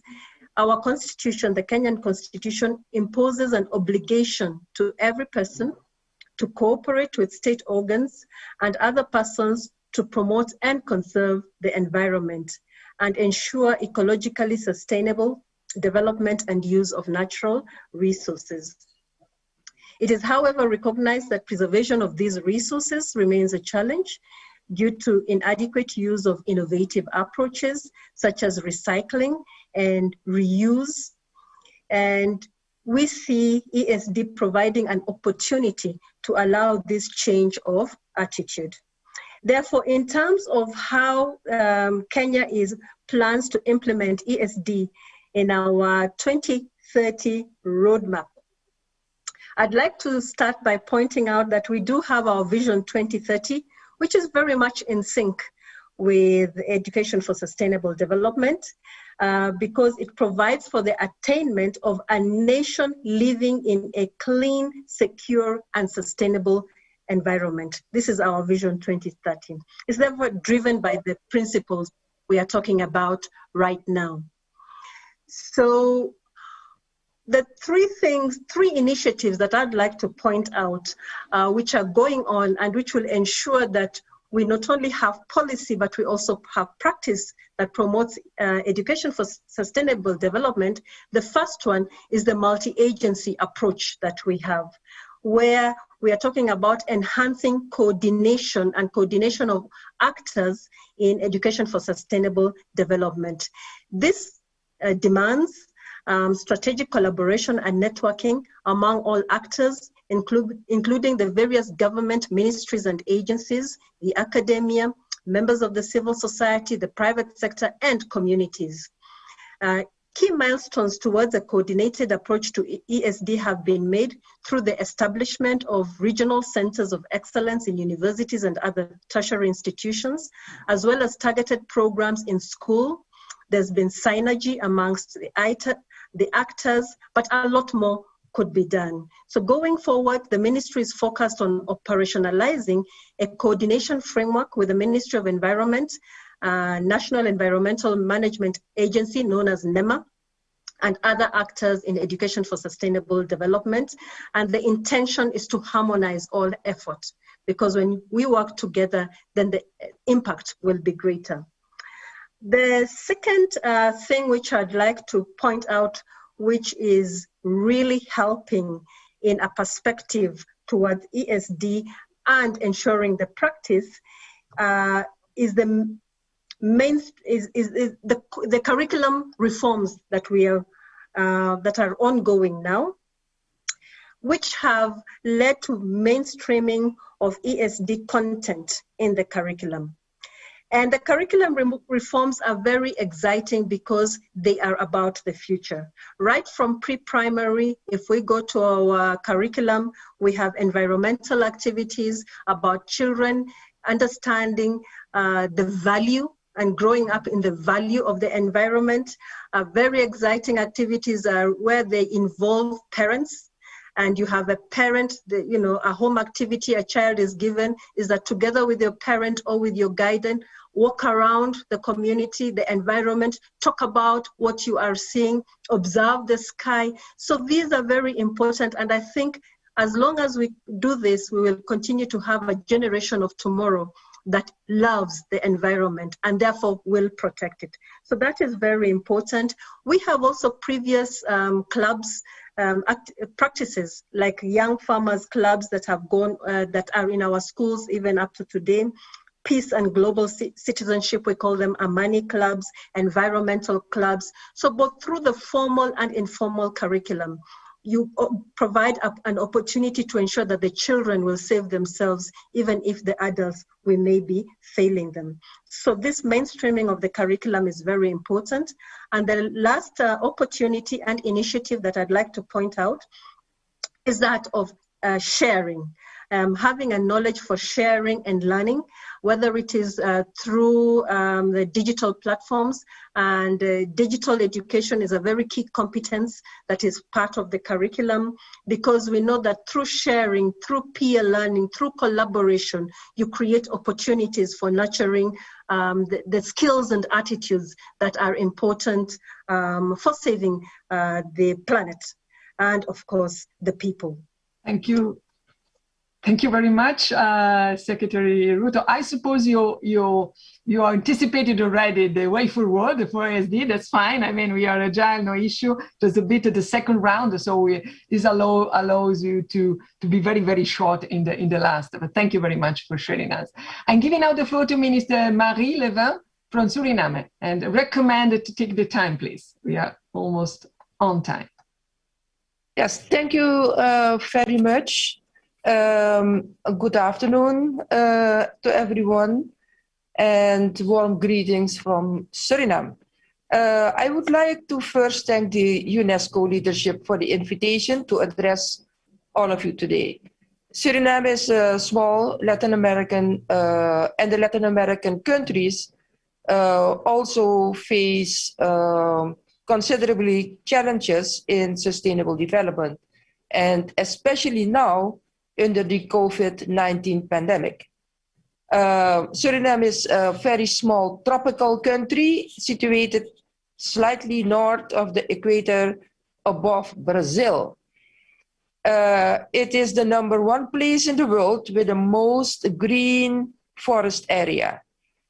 Our natural resources play a dominant role in the economy, its exports, employment, and government revenues. And one of our major challenges has been an economy that is highly dependent on natural resources. That's a challenge. But we have to diversify and manage our natural resources, not only for today's consumption, but for sustainable economic and social growth in the future.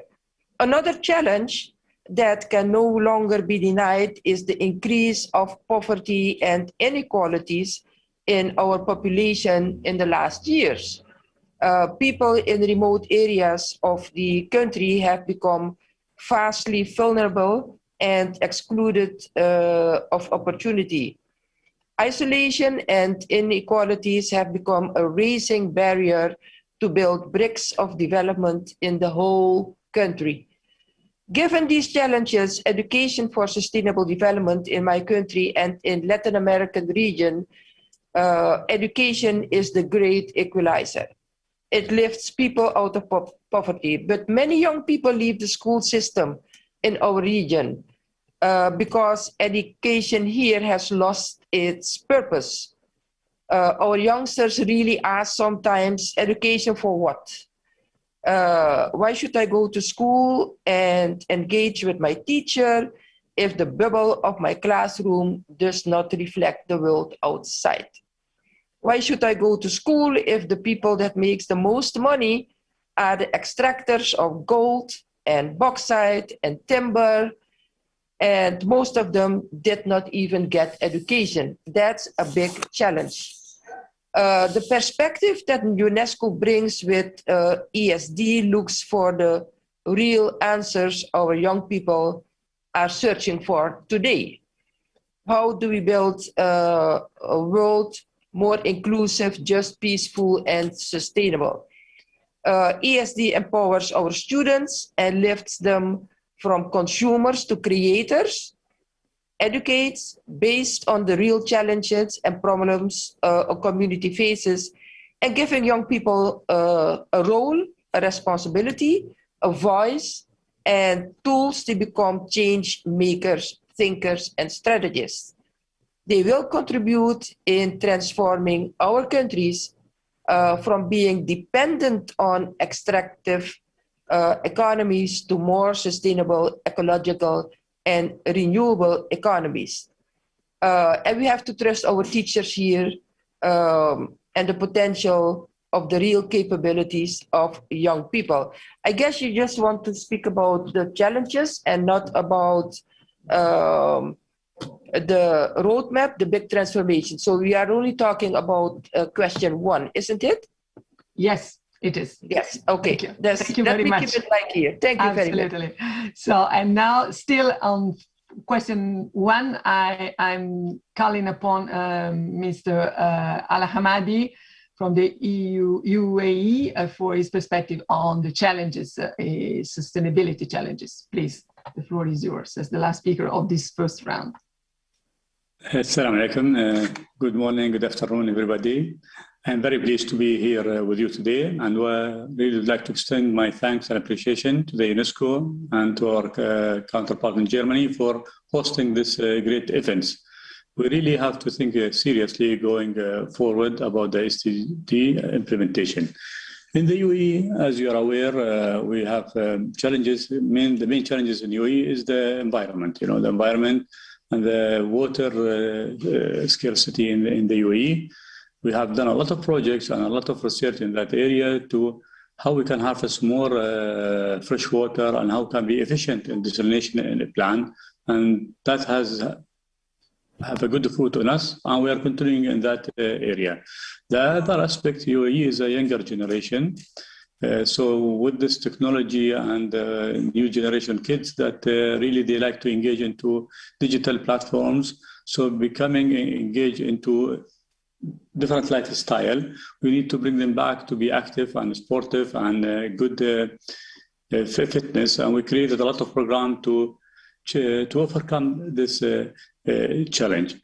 As you are aware, UAE is in the past used to mainly focus on natural resources, and UAE has evolved and changed its plan to rely on different type of industries, and there is a lot of manufacturing and tourism industry is growing in the UAE, and we are becoming a hub for tourism.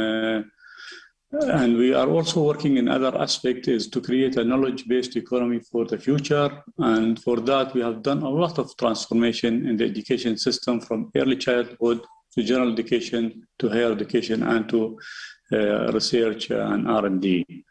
But frankly speaking, with the COVID-19, when it hit, it had impacted the whole globe. I'm sure everybody has suffered and has brought a lot of nation years or 1 year or more than that back and impacted education. In UAE, we are blessed that we had very advanced infrastructure.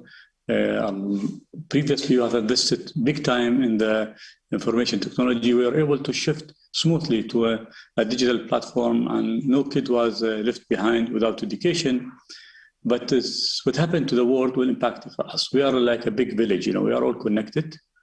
And we would like to see the implementation of the new plan for ASD for 20 to 30. And we have revised our policy. We have created a ministerial committee from 2017 to work on achieving all the SDG, 17 SDG.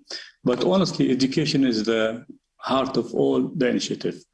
And I would like really to thank again the UNESCO, because we have to update and change and enhance our plans all the time. And with this new release, I think it's easy to read it, but it's very challenging, I think, for the whole world to understand it, to put a plan, and the implementation.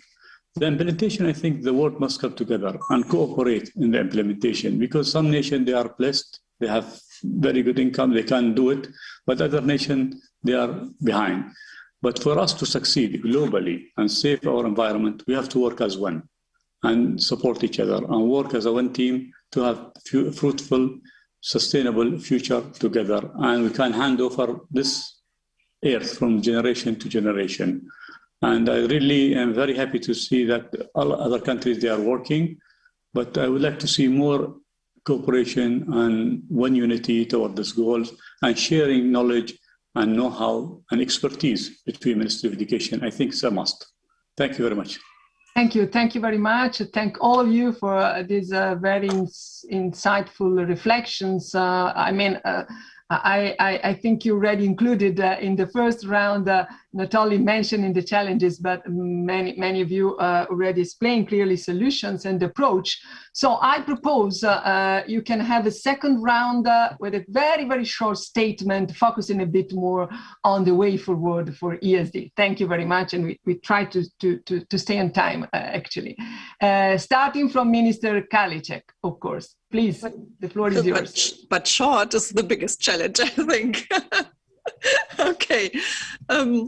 Also Nachhaltigkeit ist ja ein globales Ziel. Und wenn wir das Ziel erreichen wollen, dann ist Bildung ein ganz, ganz wesentlicher Schlüssel. Und deswegen haben wir im Rahmen der deutschen Ratspräsidentschaft im letzten halben Jahr den Aufruf gestartet, dass wir als gemeinsamen Beitrag von den EU-Mitgliedstaaten etwas zu dieser Konferenz beitragen wollen. Und deswegen freue ich mich auch sehr, dass wir heute mit 17 anderen EU-Mitgliedstaaten, mit 17 Kolleginnen und Kollegen heute ein Commitment zu BNE abgeben können, was eben wichtige Maßnahmen für ESD 2030 dann in unseren Ländern realisieren soll. Das Thema wird jetzt innerhalb der Europäischen Union aufgegriffen. Und wir in Deutschland haben wir ja mit unserem nationalen Aktionsplan, von dem ich eben berichtet habe, schon einiges auf den Weg gebracht, sodass das Upgrade im Rahmen der UNESCO Roadmap für uns eben ein wichtiger Fortschritt ist. Wir haben unsere partizipative Länderinitiative im Sinne des neuen UNESCO-Programms bereits ausgeweitet und haben unsere Aktivitäten auch in einigen Handlungsfeldern ausgeweitet. Wir setzen jetzt den Schwerpunkt auf die Verwirklichung der SDGs und eben auch, wir widmen uns auch der Frage möglicher Zielkonflikte, die in den SDGs entstehen und wie wir damit dann eben umgehen können, um wirklich zum Beispiel auch nachhaltigen Konsum fördern zu können. Wir wollen ein Bewusstsein schaffen, dass jeder eben einen Beitrag dazu leisten kann, im Sinne von transformativem Handeln. Auch unser eigenes Handeln immer wieder in Frage zu stellen, ist ein wichtiger Punkt. Und konkret heißt das für uns, dass wir von der frühkindlichen Bildung an über Schulbildung, über die berufliche Bildung, aber eben auch in außerschulischen und informellen Bildungsinstrumenten dazu beitragen wollen, dass dieses Gedankengut einfach verankert wird. Und da ist, glaube ich, die Ausgangsposition hier in Deutschland, weil wir seit vielen Jahren über Nachhaltigkeit reden, doch sehr gut. Aber natürlich ist es auch bei uns ein ambitioniertes Ziel. Die Digitalisierung wird einen eigenen Beitrag dazu leisten können, denn dort wird anders diskutiert und wir haben auch andere Möglichkeiten, heute Nachhaltigkeit umzusetzen, unter anderem, indem wir uns eben auch mit anderen Ländern, anderen Kulturen vernetzen und dafür auch dann gemeinsame Formate schaffen. Und die Corona-Pandemie, auch das war bei uns ein ganz großes Thema, hat natürlich gezwungen, alle Bildungssysteme darauf anzupassen, dass wir eben jetzt neue technologische Entwicklungen haben. Auch das ist unter Nachhaltigkeitsgesichtspunkten ein ganz, ganz großes Thema. Hochschulbereich und Schulbereich haben im letzten Jahr große Fortschritte in diesem Bereich gemacht. Aber eben auch der außerschulische Bildungsbereich ist für uns da ein großes Thema, war auch im letzten Jahr in großer Not. Und deswegen haben wir auch da in Deutschland einige Förderungen auf den Weg gebracht. Bildung und insbesondere auch Bildung für nachhaltige Entwicklung lebt in Deutschland auch sehr vom ehrenamtlichen Engagement, von der Beteiligung außerhalb unserer klassischen Strukturen. Und die BNE-Akteure setzen deshalb besonders auch mit der Frage des Verhältnisses zwischen Digitalisierung und BNE sich gerade stark auseinander. Das wäre vielleicht auch ein spannendes Thema für eine mögliche nächste Konferenz. Dankeschön. Thank you very much, and see you later in the 3 days conference. Now let me turn to Minister Aguda from Japan, please. The shorter the better, Minister. Thank you. Sorry. ESDs.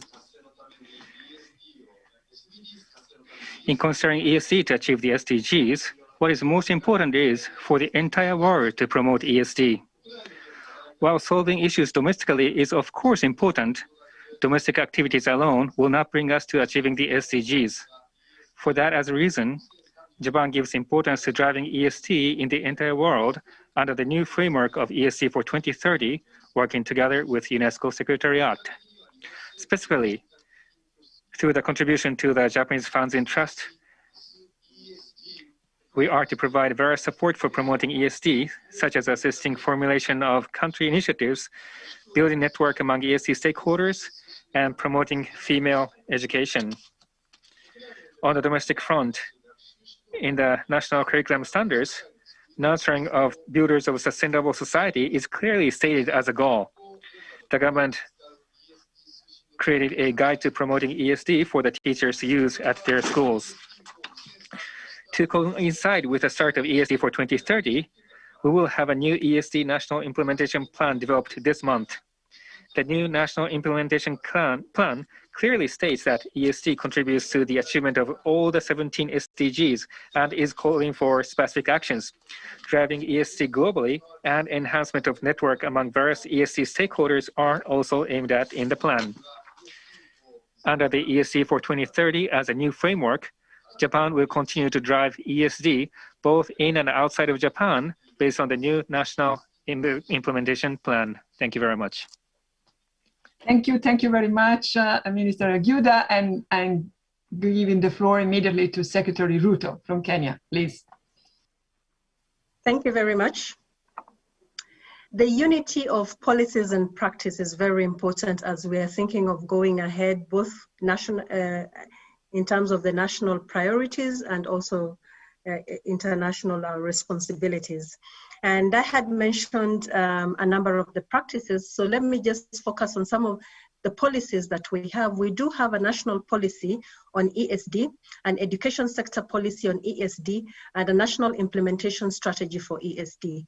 These are very important in terms of charting our way forward, but also enhancing and encouraging the multi-agency collaboration and coordination of all actors that we feel are very important, because the environment, it is critical in education, but all the other ministries of education must also be in sync. So that is the first thing that I'd like to talk about. The second one, and in order to, as a continuation of some of the reforms that are happening, we are in a major educational reform in this country. Many know about the curriculum reforms, but there's a huge educational reform. And one of the reforms that I had not mentioned earlier on is the reforms in the teacher education. And this is very critical because we also want that in the schools, we have a pedagogical approach that recognizes and encourages education for sustainability. And this starts small, whether in terms of using learning materials that are from the environment that build rather than destroy. And so when as a teaching approach, we have the ethos of promoting this, and the curriculum has got the standards and curriculum content that encourages the children, then there will be the unity of both the formal and informal curriculum that we're talking about. So let me stop at that, unity of the policies, and continuing on with the reforms that bring together the people and the planet. Thank you. Clear message. Now giving the floor to Minister Marie Levin from Suriname, please. Thank you very much. Let me say upfront that for this big transformation, we need deep structural changes in our educational system here in Suriname. Part of our ESD roadmap relies heavily on 4 major actors. Policy-wise, as we speak, we are moving from a content-based system to a learner-centered education system. We are adopting in our education policies UNESCO's approach to ESD to enable learners to live what they learn and learn what they live. We are currently undergoing a curriculum reform where we are incorporating the SDGs and global citizenship values as a cross-cutting theme throughout all the subjects. And we are creating multidisciplinary and scientific inquiry-based projects. Emphasis is on the theme of the Amazon forest. This will be disseminated to primary level teachers and schools. And I invite teachers, students, and researchers from all your countries to join us in Suriname to save our Amazon forest, which is a very large part of the country. Mutual research would be very welcome. We seriously are creating more support for our teachers, especially those in far-reachers communities.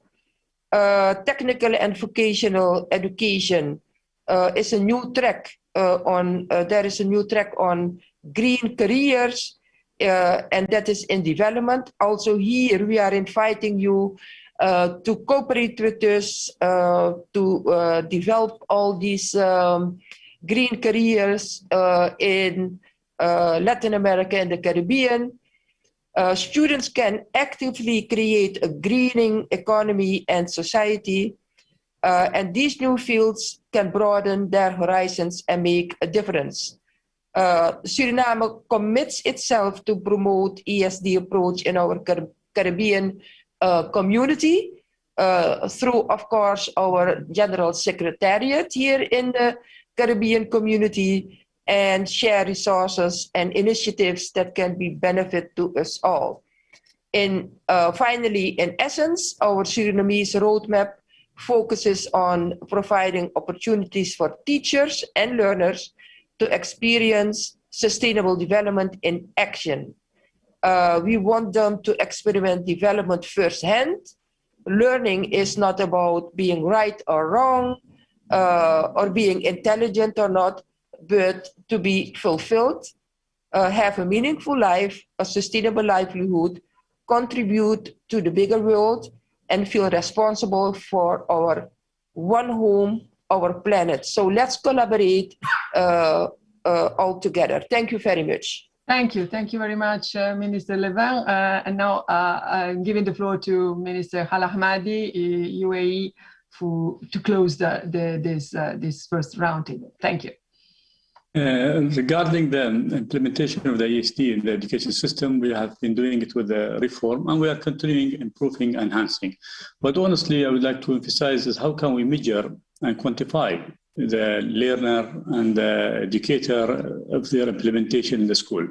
And we have taken extra initiative recently in the UAE to make sure that there is really a work and hand-on and experience in doing this in the classroom and in the universities. In the school, we have created like something called the Capstone Project for grade 4 and 8 and 11 and 12, where they work on real problem that is in the UAE or the globally that is facing, and they do their own research and they work on it, and they submit their solution and get evaluated. So really they get a hand-on experience and feeling about what the work and really what is the challenges, and they become like working with the environment, understanding the risk and their solution, and this becomes their ambition for the future. So we ignite their interest to continue in that direction. The other thing, we encourage the high school graduate to go to the university, like in grade 11 or 10, they spend like 1 month or a summer camp in the university research lab, and they get exposed to the advanced research that the university is carrying to resolve challenges in agriculture or in water or in the environments, and or new material or new sciences that we see there is a way forward in it that will give us an edge or give us more sustainability in the future. The vocational and technical education is the core of it because they are really the people who are going to work and use it in their practice. And sustainability and reusable material is the essence of educating the people and preserving the resources and the environment. What is remaining, honestly, is the long life learning. People who are not part of the education system, who left the education system, how can you work with them and educate them and enable them? And this requires multidisciplinary cooperation from different ministries, NGOs, the private sector working together to create this momentum in the nation. And I think this is a good experience we are having here in UAE, and we are very happy and glad to share it with the others. And lastly, I would like to express Expo is coming, and Expo is going to be a state-of-the-art example of sustainability, and I would love to see you all coming in Expo 2020 to see in action, in life, how we are, the whole world is working in sustainability and in the future and in the environment. Thank you very much. Thank you very much, Mr. Minister, as well for the invitation to the Expo Dubai, of course. Let me thank all of you, dear panelists, for inspiring vision you share with us, pointing out challenges and solutions, and we are very, very grateful for your contributions today and your leadership, which is essential to translate in practice all these principles we share and we are committed to. Now, before we turn to our second distinguished panel, I would like to invite you briefly to join me in the launch of a major new publication that we have prepared on the occasion of this conference. It's about the report, Learn for Our Planet, a global review of how environmental issues are integrated in education. The rationale behind this report is a very simple one. To make progress on ESD, we must know where we currently stand. And while knowledge on the progress of countries on education for sustainable development has been increasing, there is still a great need for more understanding of how, whether countries address ESD and environmental and sustainability issues in education, in particular with regard to climate change and biodiversity loss. So to briefly present of the main findings of the report, it's my great pleasure now to invite Professor Aaron Benavot, the University at Albany State of New York, and former director of UNESCO GEM report. Professor Benavot prepared the report together with Professor Marcia McKenzie, University of Saskatchewan. And Aaron, you have the floor. Thank you. Thank you very much, Mrs. Giannini, and all the distinguished conference participants for this opportunity to present key findings from UNESCO's new publication entitled Learn for Our Planet, a global review of how environmental issues are integrated in education. This publication analyzes the extent to which environmental issues are integrated in official primary and secondary education policies and curricula in nearly 50 UNESCO member states from all world regions. The research was complemented by 20 in-depth interviews with key national and regional experts, as well as a global online survey of nearly 1,600 education personnel, mainly school teachers and principals, about education for sustainable development, which was conducted in 3 languages between September and November of last year. From the analyses of these materials, several significant findings emerge. First, the depth of integrating environmental issues in country policies and curricula is quite low, indeed little more than superficial. 45% of the educational policy and curricular documents that we studied made very little or no reference to environmental themes. Only 17% of the documents studied contained even a moderate focus on environmental themes. Second, more than half of the national education policies and curricula studied made no mention of climate change. Only 19% made reference to biodiversity. Countries are making reference to the environment and sustainability in general. 83% of the policies and curricula studied referred to the notion of environment at least once, and 69% mentioned sustainability. Third, over a third of the more than 1,500 respondents to our online survey indicated no inclusion of environment-related content in either pre-service or in-service teacher training programs. ESD themes such as ocean conservation, marine life, desertification, and extreme weather were least likely to be included in teacher training or professional development opportunities. Climate change, water, biodiversity, and air pollution were slightly more likely to be included. The picture emerging from these and additional results reported in the new publication is quite clear. We in the global education policy community are not doing enough to ensure that what we expect teachers to teach and students to learn addresses the urgent environmental challenges we are facing. Instances of good practice in policy and curricula, as reported by interviewees and some respondents, and clearly made reference to ministers in the previous session, are not being sufficiently translated into clear and well-integrated country policies and curricular expectations and lesson plans. Our recommendation is that much more emphasis needs to be given to environmental themes in education. In particular, there needs to expand attention to and training in education as it relates to climate change and biodiversity.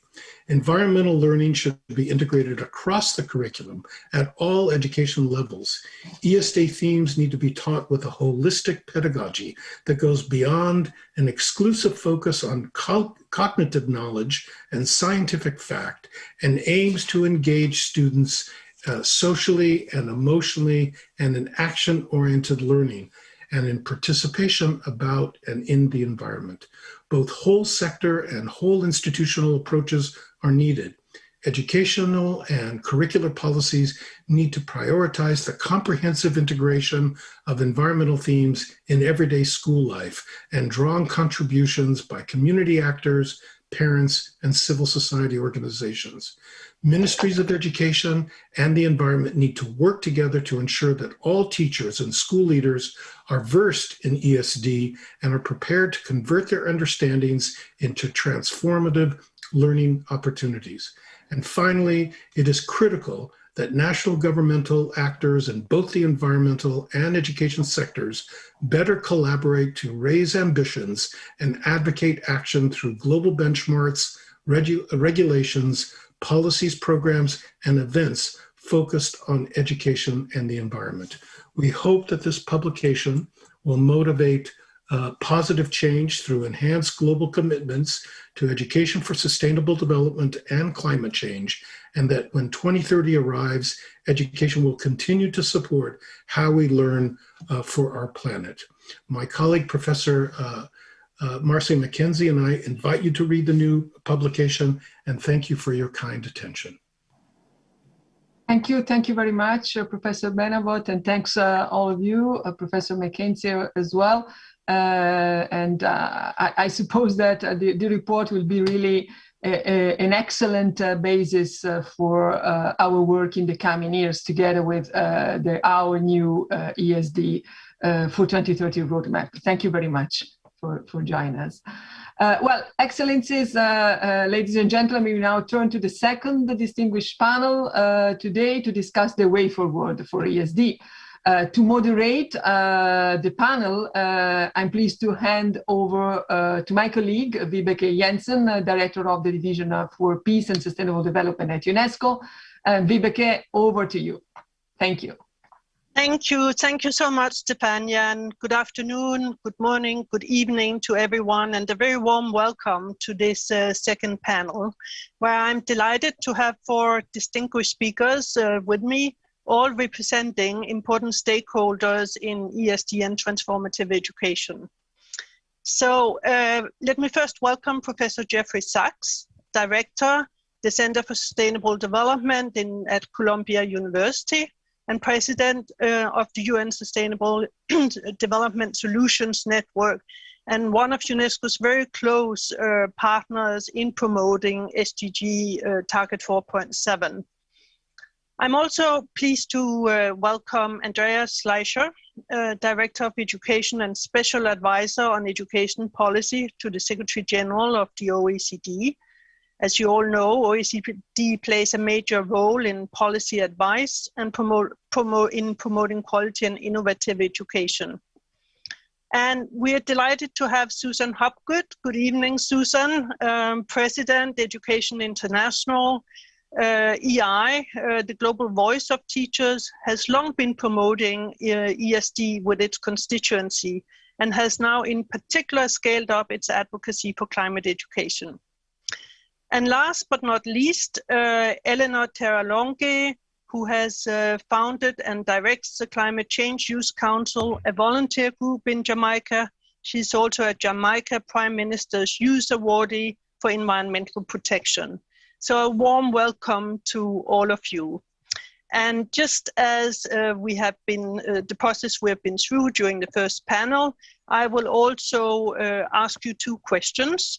The first question is what you identify or your organizations identify as the 2-3 main sustainability challenges that the world is facing and how they can be addressed by ESD. And I'm kindly asking you to stick to the 3 minutes allocated for this first round of interventions. So without further delay, Professor Sachs, I hand the floor to you. Over to you, Jeff. Thank you very much, Vibeke, and thanks to UNESCO and all of the sponsors, the German government, for this important meeting. I'm really honored to be part of it. The 2 crucial goals are the SDGs and the Paris Agreement. These are the 2 goals that the world set, one for the year 2030 and the other for mid-century. We have a rendezvous with destiny, and so far we're, of course, far off course, desperately behind in achieving the Sustainable Development Goals and far off track in achieving climate safety. Thank God for young people. They want to do more. They need the tools. That's what education for sustainable development is about. I think, though, we ought to give a sense of both the urgency and the opportunity regarding education itself. Even before COVID-19, hundreds of millions of young people were not enabled to finish an upper secondary education. The situation was not acceptable in any way. more than 250 million young people of school age were not in school. COVID-19 has, of course, profoundly disrupted all parts of society, but education among them. We have hundreds of millions of kids who have had a disastrous year. And this, I think, has to be a front reality for us.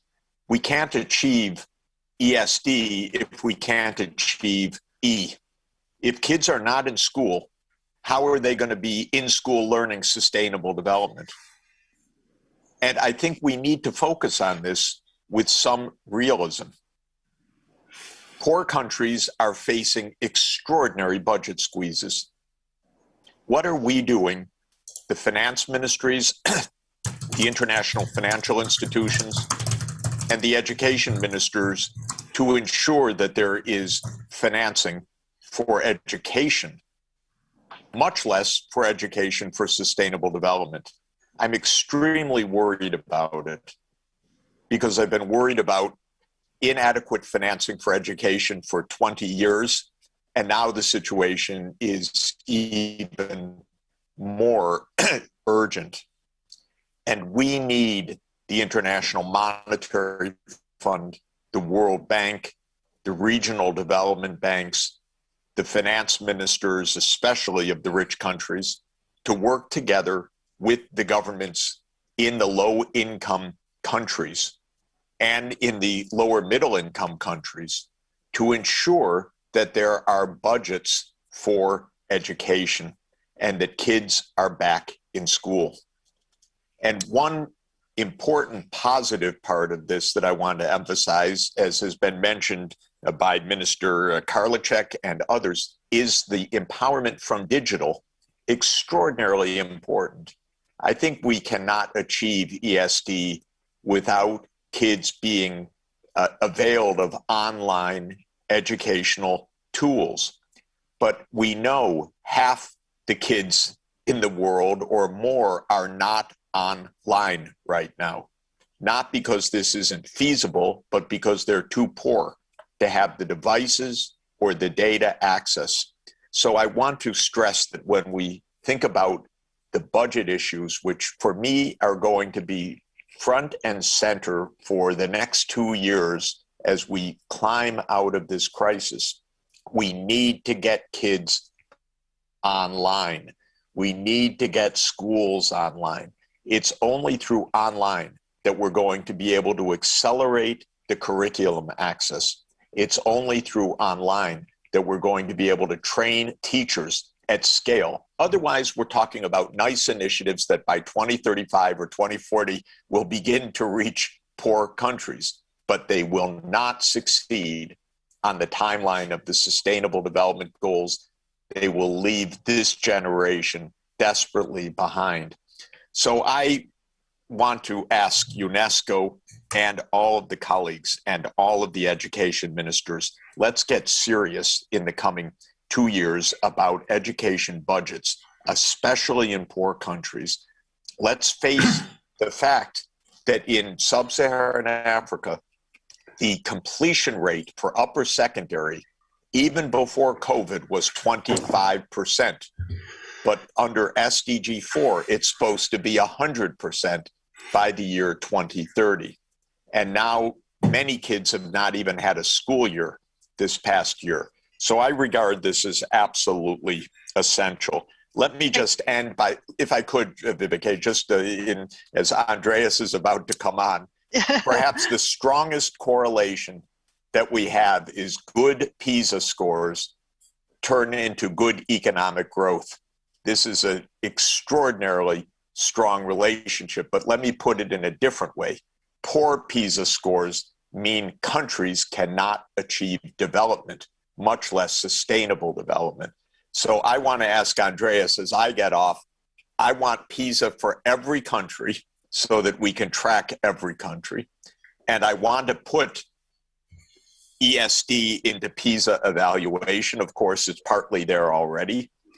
But then I really hope that we can be serious about digital access and about budgets so that the PISA scores can be raised everywhere to ensure sustainable development everywhere. Thank you very much.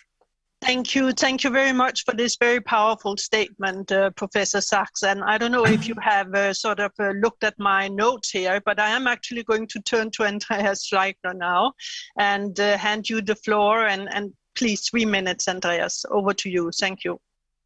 Yeah, thank you. And I want to thank UNESCO also for the long-standing engagement for education for sustainable development. Actually, even long before this became such a topical issue. And if I could see my slides, please.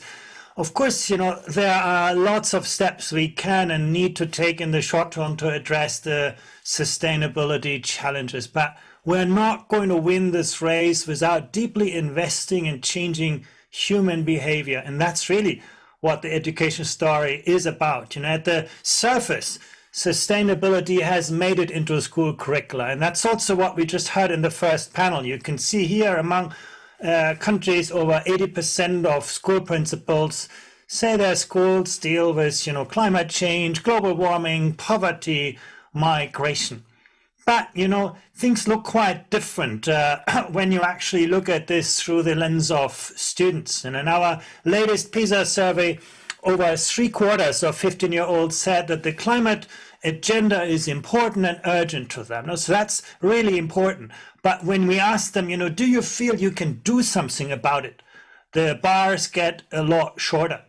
And this is the core of education for sustainable development, empowering young people to mobilize their cognitive, social, emotional resources to actually take action. And, as we are in Berlin today, nowhere is this contrast more visible than in the case of Germany. Most young people in Germany are highly aware of the climate agenda, but just a minority feel that, that agency and empowerment to make a personal difference. Now, to me, that is where education for sustainable development really must make a difference now. And knowledge about the environment obviously is a central part of this. You can see here, Singaporean students excel, when they had to explain how carbon dioxide emissions affect global climate change. Now, that's great, but, knowledge is just one side. Look here, just a minority of 15-year-old Singaporeans said they would choose certain products for ethical or environmental reasons when they're a bit more expensive. So even top education performance have a lot of homework to do. And in education for sustainable development, we'll always need to strike a balance between helping students keep the world in balance, but also resilience, enabling them to live in an imbalanced world. And when it comes to resilience, you can see that the majority of 15-year-olds say, I can change my behavior to meet, new situations. I can deal with unusual situations, but fewer seem to be ready to adapt to a new culture. And what's interesting, in some of the highest performing education systems, when it comes to mathematics and science, systems like Vietnam or Macau, they are amazing. But they have a long way to go when it comes to building that student's resilience. On the other hand, you can see countries like, Bosnia-Herzegovina, Mexico, Turkey. Students are not so great on the academic subjects, but they somehow feel prepared to navigate ambiguity and manage uncertainty. And I think ESD really needs to be about getting this balance right. And there are lots of ways of how we can act on this in education. Most obviously, it is about providing young people with the scientific knowledge and skills that underpin, a green economy. I already spoke about this. And according to our PISA data, knowledge about the science of the climate agenda was also the best predictor for the attitudes and behavior of young people. So we won't get around this. But education can also shape the individual behavior that influences, political commitment, whether this is about financing parties or social activism. Now, it can also shape the behavior that impacts local communities. Now, volunteering, community services, we need to sort of build that into education for sustainable development. Very importantly, it can shape individual behavior that can influence, business practices. This is about, changes in consumption patterns, in lifestyle patterns, personal investment choices, employment choices. And last but not least, our own behavior can obviously influence the behavior of others. This is why education is so central to this agenda. Thank you very much. Thank you so much, Andreas, for this very, very interesting presentation, and we'll get back to you in a few minutes. But let me turn to Susan Hopgood now. I think it's late already at your end, Susan, so the floor is yours without further delay. Thank you. Yes, thank you, and good morning, good afternoon, good evening. Thanks very much for Becky. Let me offer today two critical challenges to start with: climate change and inequality. But first, let's acknowledge that the only way forward for sustainable development is through an interconnected web of progress. Eliminating poverty and hunger is impossible without education, gender equality, and decent work. Health and well-being is tied directly to climate change, reduced inequality, and peace, justice, and strong institutions. Climate change is an immediate and existential threat to the planet. I'm speaking to you this evening from my home in Australia. And a university study in February surveyed Australian ecosystems, including mangroves in the north, the Great Barrier Reef off our east coast, and the alpine ash forests in the south. The study found 19 of these ecosystems, including the three I mentioned, met the criteria to be described as collapsing, meaning change in a substantial negative way from their original state and unlikely to recover. And yet the Australian government has refused to commit to its timetable to zero net emissions, despite being one of the world's largest emitters on a per capita basis. And as the birthplace of the Murdoch media empire, Australia is among the world's most prolific exporters of deception, misinformation, and outright lies about climate science. But we know the truth. 5 of the 10 most endangered nations due to climate change are in my region: Japan, Philippines, India, Sri Lanka, and Fiji. It's one reason why the meeting early this year of the Asia Pacific Climate Change Adaptation Forum was the 7th annual convening. And among their findings is the disproportionate impact climate change has on the most vulnerable populations. And I quote, "Environmental changes are undermining hard-won development gains by causing economic costs and millions of premature deaths annually. They are impeding progress towards ending poverty and hunger, reducing inequalities, and promoting sustainable economic growth, work for all, and peaceful and inclusive societies." End quote. This is the science. These are the facts. And education for sustainable development first must provide our students the inspiration and the tools and the grit to achieve literacy on these subjects. Because we cannot escape the context. Ours is an era of lies and deliberate misinformation used as weapons of deadly partisanship and growing authoritarianism. And to move forward, education must support students to think critically about the current system of unsustainable policies and inequitable outcomes and take action to build a better world. For climate action, we need young people that have scientific knowledge, are critical thinkers, have the skills to determine fact from fiction, and know their rights and feel empowered to fight for truth and justice. But let's start by being realistic. The responsibility lies with governments. Only a strong and well-financed public sector with vision and regulatory muscle and public support can bring us back from this brink. In the end, the fundamental lessons of sustainable development are the lessons of democracy. Thank you. Thank you so much, Susan, for these great and important insights. And it's now my pleasure to turn to Eleanor Teralongi from Jamaica, the other end of the world. What is your take, Eleanor, on the first question?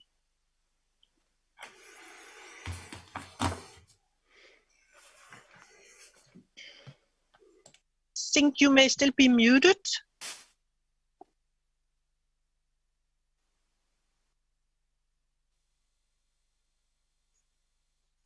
All right, are you hearing me now? Very well, thank you. Okay, yes. Great. So I'm not sure what happened. So I was saying good morning. Thank you so much for having me. Good afternoon, wherever you are in the world.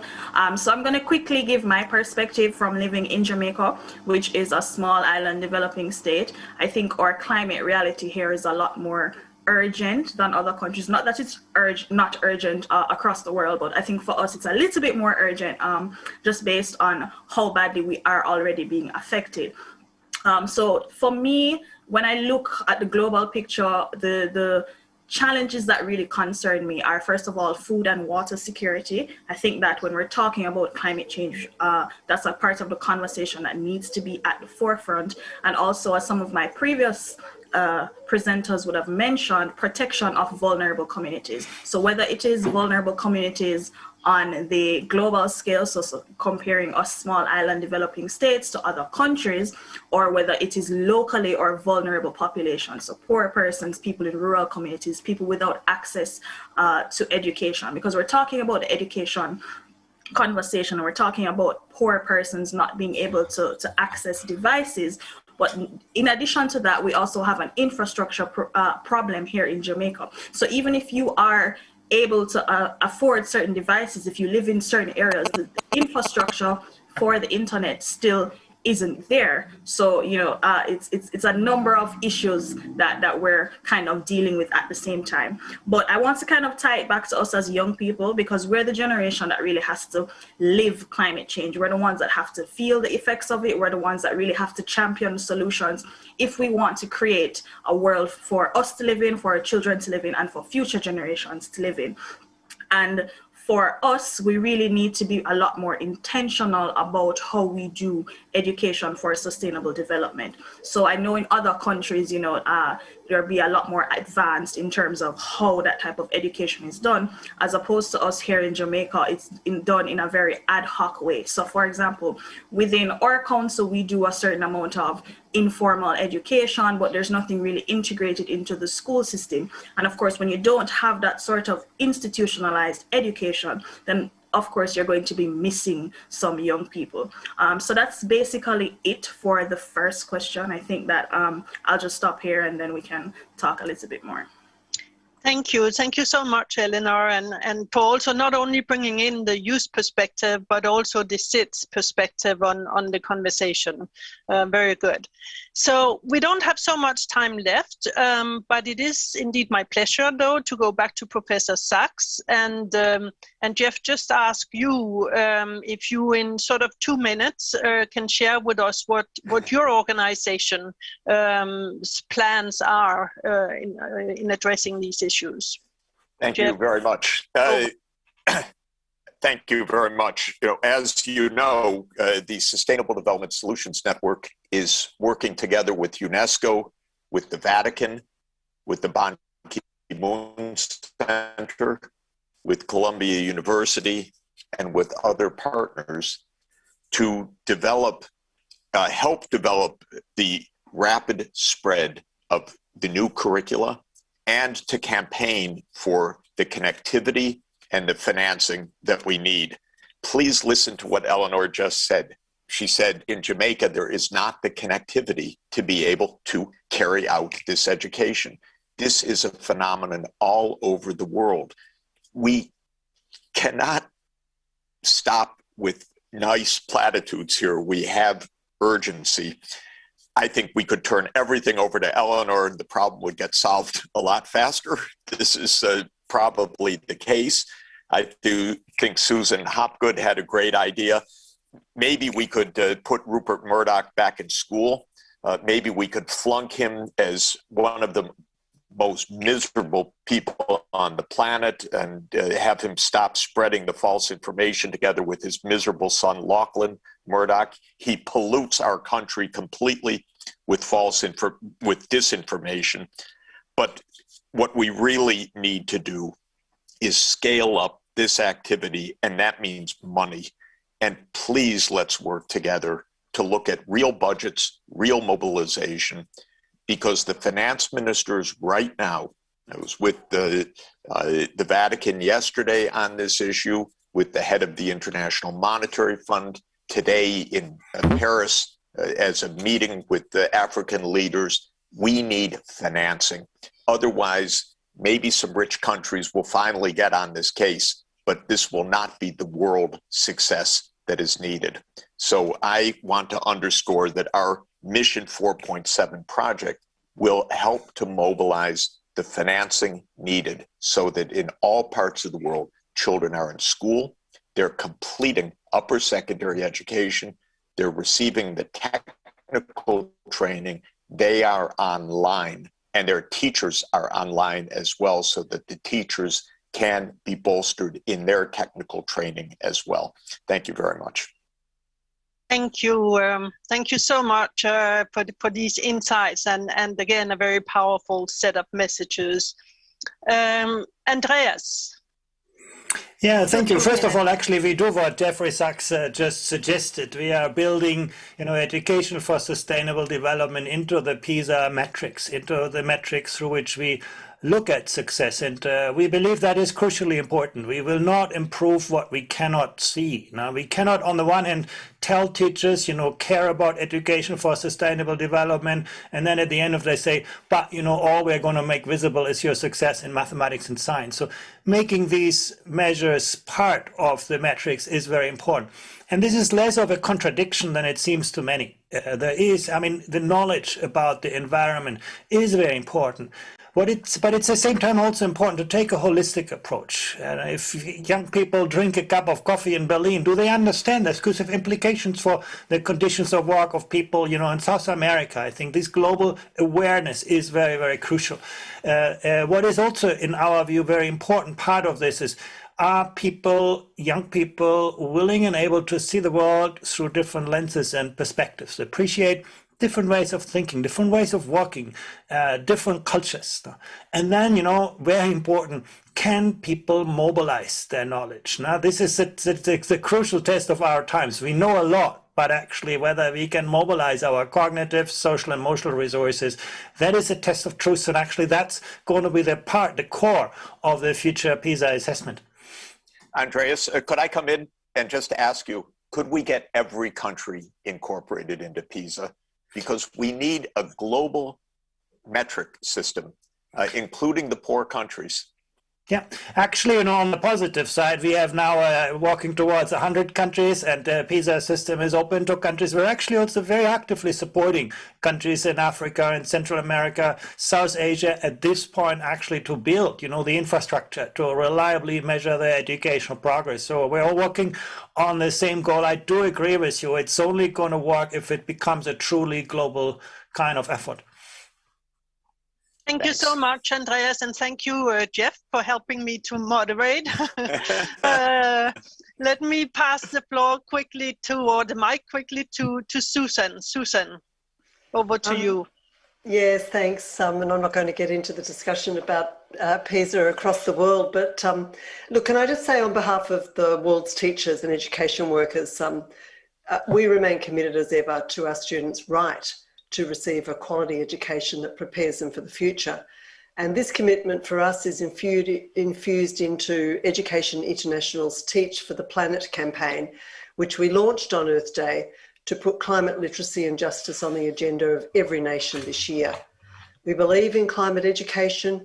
We believe in climate education based on science and with a civic action focus. And we believe that that should be as fundamental as teaching, reading and writing. And the fight against climate change must have an education face and a teacher's voice in every area of the world. So our campaign calls on governments to ensure that every student leaves school climate literate and equipped with the skills and knowledge needed to tackle climate change, adapt to uncertainties, and to take part in building a more sustainable future. We're working with our organisations in more than 178 countries to get them to share their experiences, learn from each other in order to better support their members through collaborations, networking and professional development. And I could say more, but I know we've run out of time. Thank you. Thank you so much, Susan, and thanks for all the excellent work that EI is doing in this area. Now we're going to end this round of panel discussions, and what is better than ending with Eleanor, a young person, to share with us her and her organization's plan for the future. Eleanor, over to you.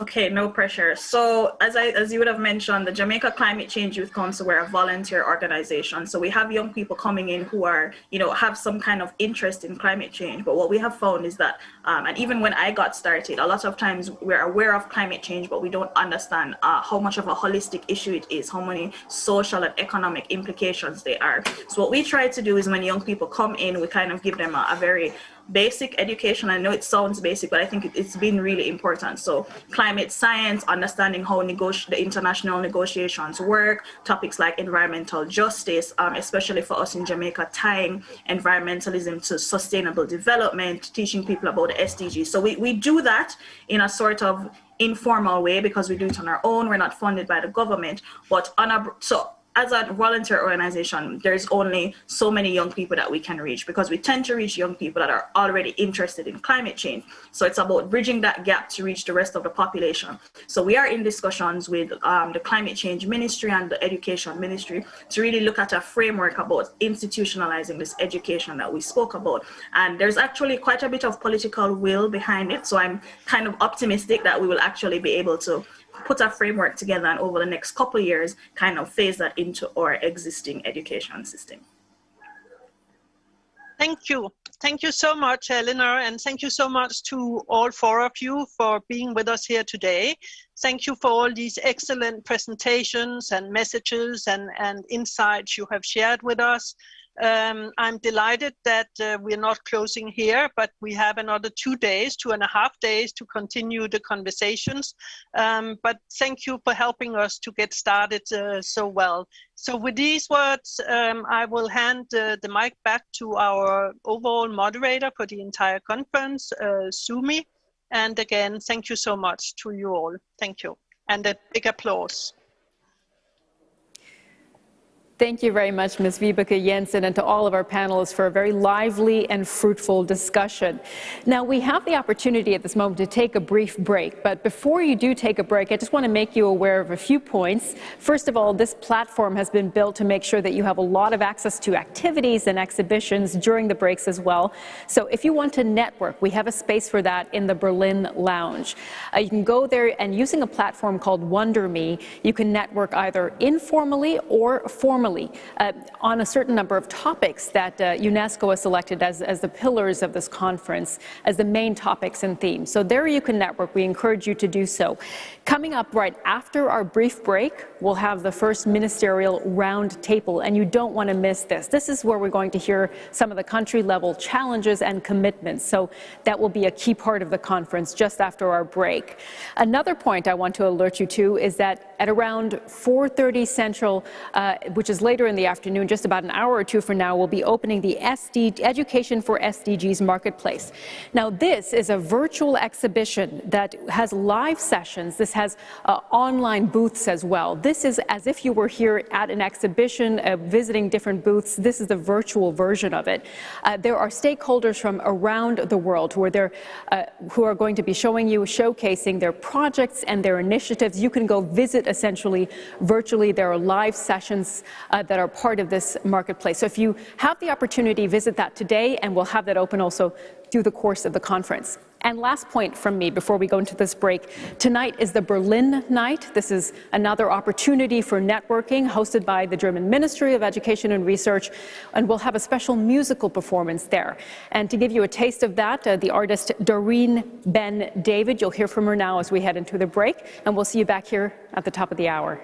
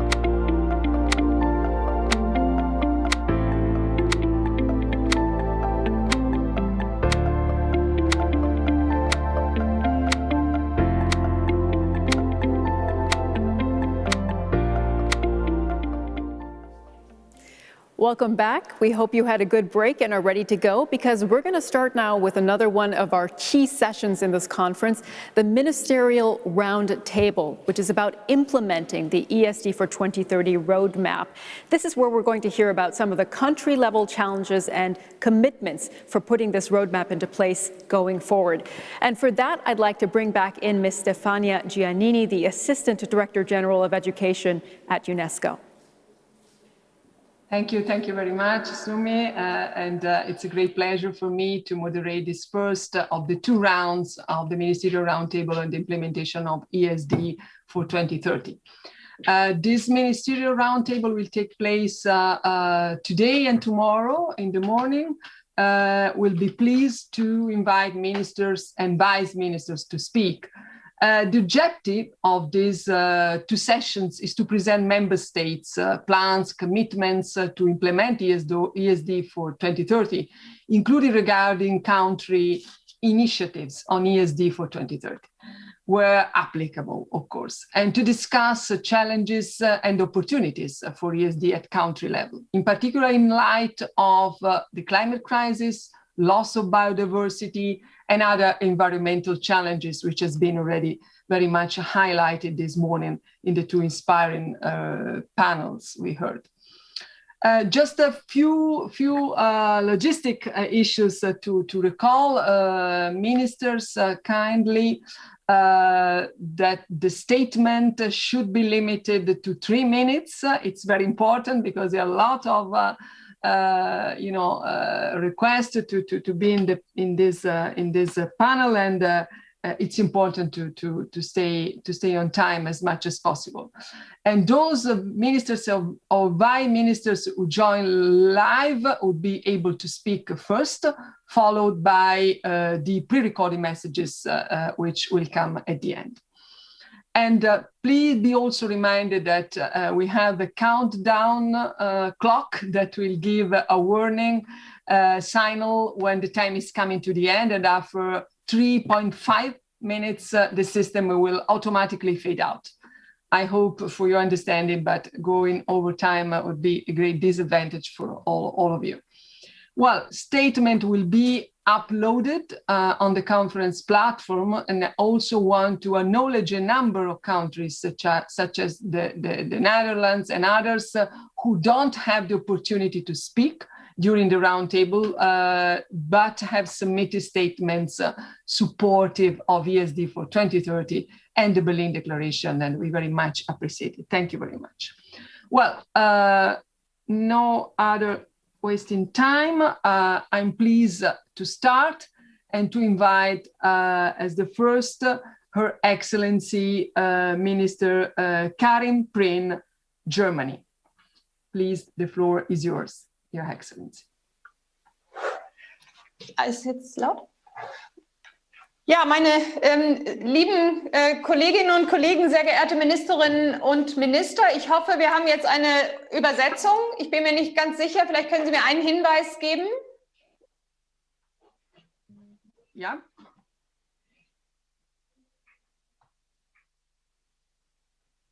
So, alle haben eine entsprechende Übersetzung, dann ist das prima. Ja, ich will im Namen der Kultusministerkonferenz der deutschen... Okay, ich begrüße Sie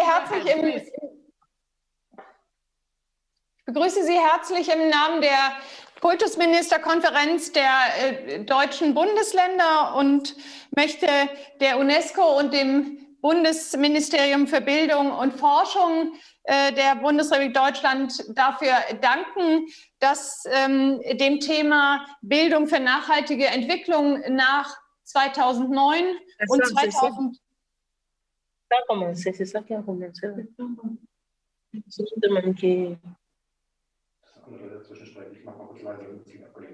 Nach 2009 und 2014 erneut eine Weltkonferenz gewidmet wird. Die immense Bedeutung von Bildung für nachhaltige Entwicklung sehen wir vor unserer eigenen Haustür. Der Klimawandel, die abnehmende Artenvielfalt und die Vermüllung der Gewässer erfordern unser energisches Handeln. Gerade junge Menschen wissen das. Auch in Deutschland hatte Fridays for Future vor der Pandemie großen Zulauf. BNE, wie wir es in der Abkürzung nennen, ist mehr als eine lokale oder nationale Umweltbildung. BNE will Menschen dazu befähigen, globale Herausforderungen in ihr Denken und Handeln einzubeziehen. Deshalb erfordert sie als Querschnittsthema eine flächendeckende Transformation in unser Bildungssystem.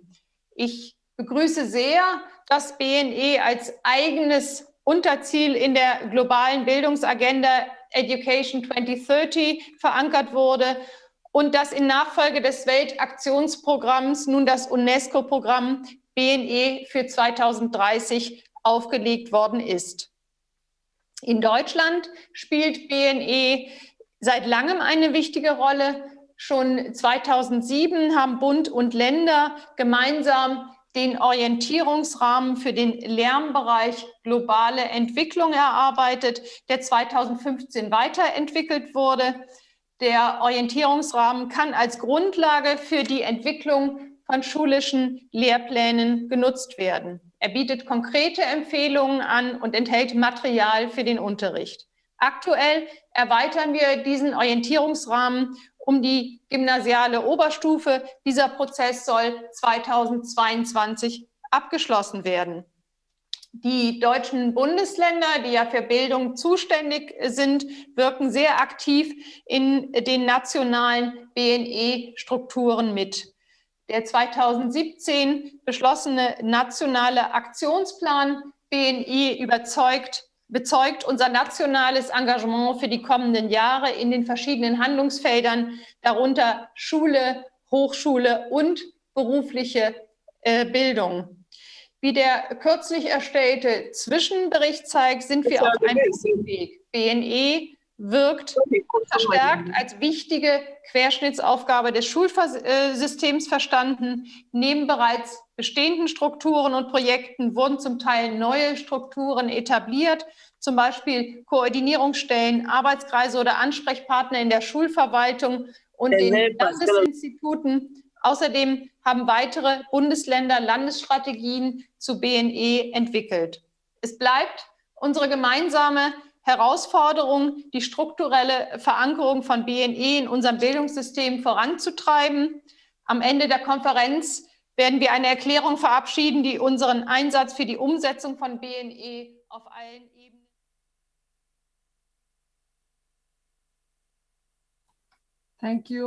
Thank you very much. Dankeschön, Minister Prien.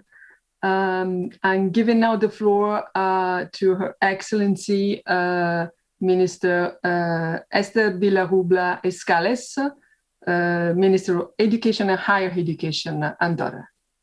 Please, the floor is yours. Merci.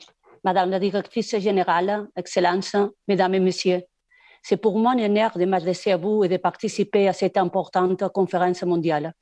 Je souhaite remercier vivement l'UNESCO et le ministère fédéral allemand de l'éducation et de la recherche de son engagement sans faille en faveur de l'éducation et du développement durable. La pandémie de la COVID-19 a entraîné la plus grande interruption de l'éducation jamais atteinte à ce jour. Notre grand espoir réside dans les campagnes de vaccination qui ont été mises en place afin d'enrayer ces fléaux. Le gouvernement d'Andorre a fait le pari de maintenir de nombreux secteurs professionnels actifs et la grande priorité était de garder les écoles ouvertes. Cette décision s'est accompagnée d'une vaste campagne de dépistage appliquée à de nombreux secteurs et en particulier dans les établissements scolaires tout au long de l'année. En ces temps de pandémie, l'éducation au développement durable est essentielle. Elle doit promouvoir des attitudes d'effort et de responsabilité pour viser l'équité, l'inclusion éducative et l'éducation à la citoyenneté mondiale. L'école est sans aucun doute l'acteur privilégié de la transition écologique. Les 10 dernières années, l'Andorre a procédé à une réforme éducative avec un plan stratégique de rénovation des programmes axés sur les compétences.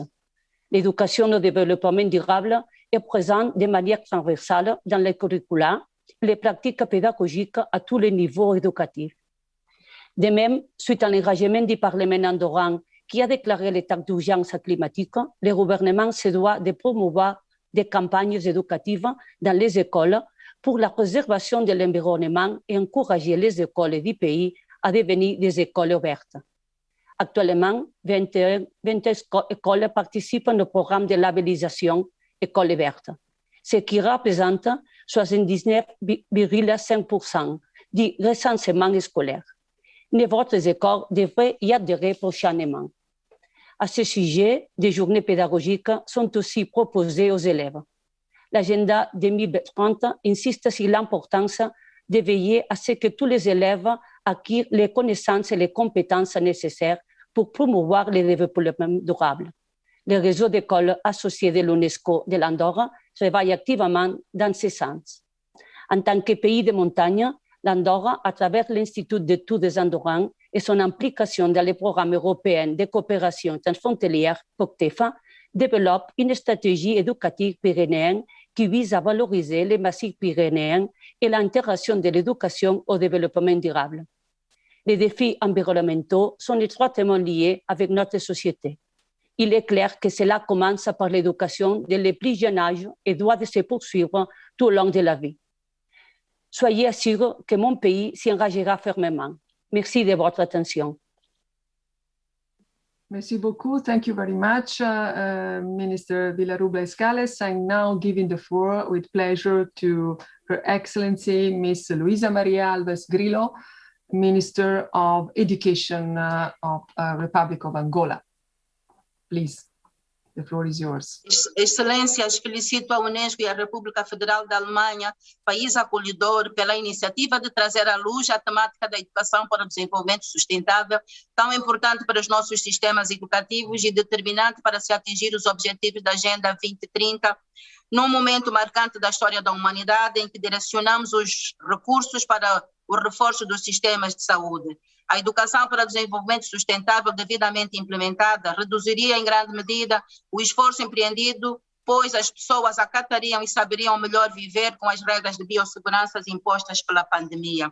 A temática da educação para o desenvolvimento sustentável consta em vários documentos que norteiam as políticas públicas da educação em Angola, tais como o Plano de Desenvolvimento Nacional, a Lei de Base do Sistema de Educação e Ensino, o Plano Nacional de Formação de Quadros, assim como os planos curriculares de ensino pré-escolar, primário e secundário, especificamente nos conteúdos programáticos das várias disciplinas de modo transversal, em articulação com o Ministério da Cultura, Turismo e Ambiente.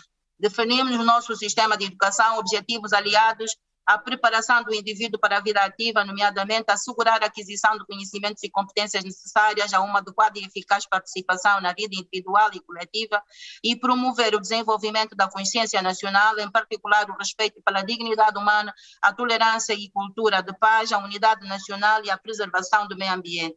Entretanto, a educação ambiental deve resultar em aprendizagens tendentes a prevenir cada vez mais os danos na sequência de alterações climáticas, como é o caso recente da praga de gafanhotos e das vagas cíclicas de seca no sul do país, um grande desafio para Angola.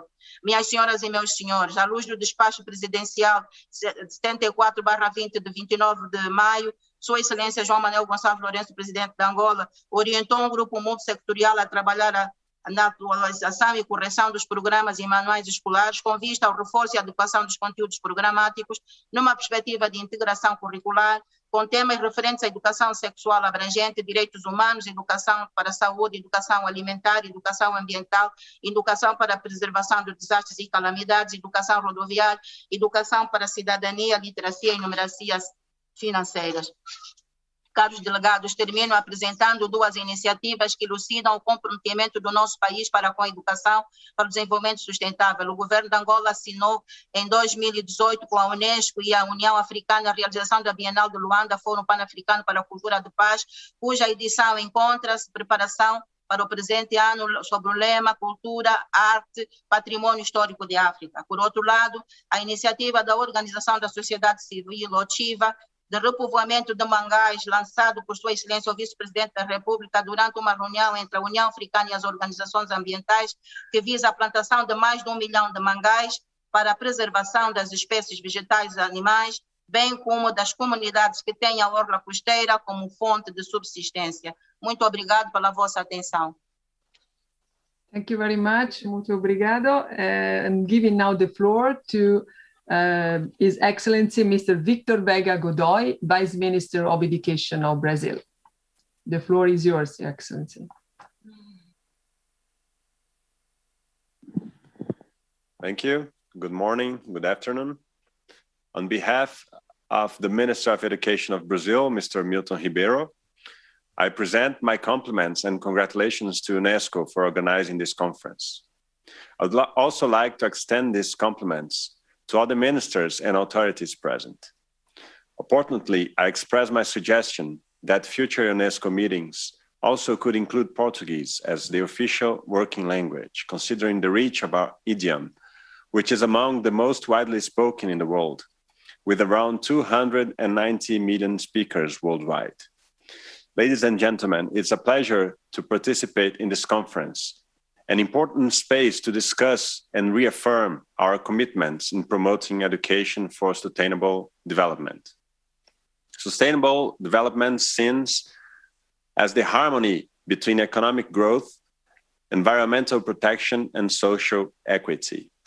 Is in line with Brazilian normative guidelines that seek a balance between social and environmental needs to guarantee a dignified existence for present and future generations. There is an understanding that in order to achieve sustainable development, the state and society need to work together. For this to happen, the main conciliating instrument to be used is education. In Brazilian education, sustainable development is treated as a cross-cutting and interdisciplinary theme, present both in the common national curriculum base, which is the national orientation for the elaboration of curricula in the schools of basic educations, as well as in the curricular guidelines to the elaboration of curricula of the high education courses. We understand that education for sustainable development must have an integrated and articulated approach with all the themes of everyday school, because it is essential that everyone understand that everything connects directly or indirectly with the environment and its complex system of cause and effect. It is known, however, that this is a challenge, but we are investing efforts on the education of our children and young people so that everyone can effectively fulfill their role, either as trainers for future generations or as entrepreneurial agents of projects and actions that progressively promote environmental education as a preventive and collective awareness tool, inclusive economic growth, and the fight against inequalities. These are the bases for sustainable development to be increasingly effective in Brazil. In this sense, Brazil is available to collaborate and share its experiences. Thank you very much. Thank you. Thank you very much, Your Excellency. And please allow me now to give the floor to His Excellency, the Minister of Education and Technical Education of Egypt, Mr. Tarek Shouki. Please, the floor is yours, Your Excellency. Thank you very much, Madam ADG, and thanks to UNESCO for organizing this important event. And I'd like to welcome all my colleagues, the ministers from around the world and the audience. Of course, this is a very important topic, actually. And in Egypt, we have been lucky that back in 2017, we started a process of reimagining our education system from scratch. And we built a new education system. We call it version 2 or education 2.0, which started the deployment in the fall of 2018. We started with the young children in KG1, KG2, and grade 1. Right now, as we speak, we reached students at grade 3, and we finished preparing for grade 4 on the new education system.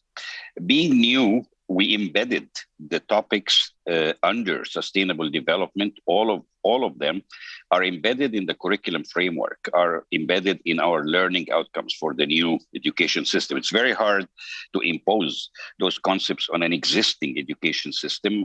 That's why I said we were lucky to start something new, and we were able to do that, especially that the design from KG1 to grade 3 was a multidisciplinary approach, which allowed us to embed those topics like biodiversity, like climate change and others into the learning outcomes directly. And for grades 4 to 6, this is an interdisciplinary approach to curriculum framework where we continue doing that. We also started putting 50-50 balance between printed and digital content, which makes that curriculum quite easily updatable. We update it, over the years by bringing in important subjects like sustainable development issues. So this is also envisioned for the new curricula for grades 7 to 12, which we are working on. Also, because of the pandemic, our dependence on digital content and the use of media has increased multiple folds. And that's why we created a lot of platforms, digital libraries, TV channels, which are allowing us to embed those new topics for kids in the old and new education systems alike. So I think we have been very fortunate to be able to do that. And we just want to reiterate our commitment as a country to address those topics in our education system. And we use all ways possible, from having them embedded in the framework to the learning materials, whether they are printed or digital. And we have gone a long way in that regard. And thank you for listening. Thank you. Thank you very much, Your Excellency. And it's a pleasure now to give the floor to the next speaker, is Excellency Mr. Michael Csinkenteli, Minister of Education and Science of Georgia. Please, the floor is yours. Thank you. Honorable participants, it is my pleasure and honor to participate in UNESCO World Conference on Education for Sustainable Development. Governments all over the world face various challenges that require immediate and targeted response, as well as thorough planning to tackle them in the long-term perspective.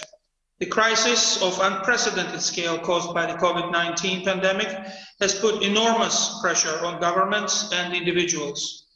With its far-reaching impacts, it has gone beyond a health crisis and has made us reimagine education, a powerful lever for sustainable development.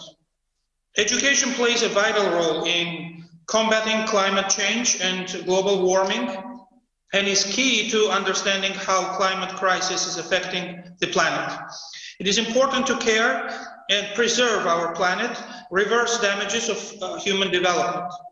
Education is pivotal to our understanding of how the actions of all individuals are negatively impacting the balance on the planet.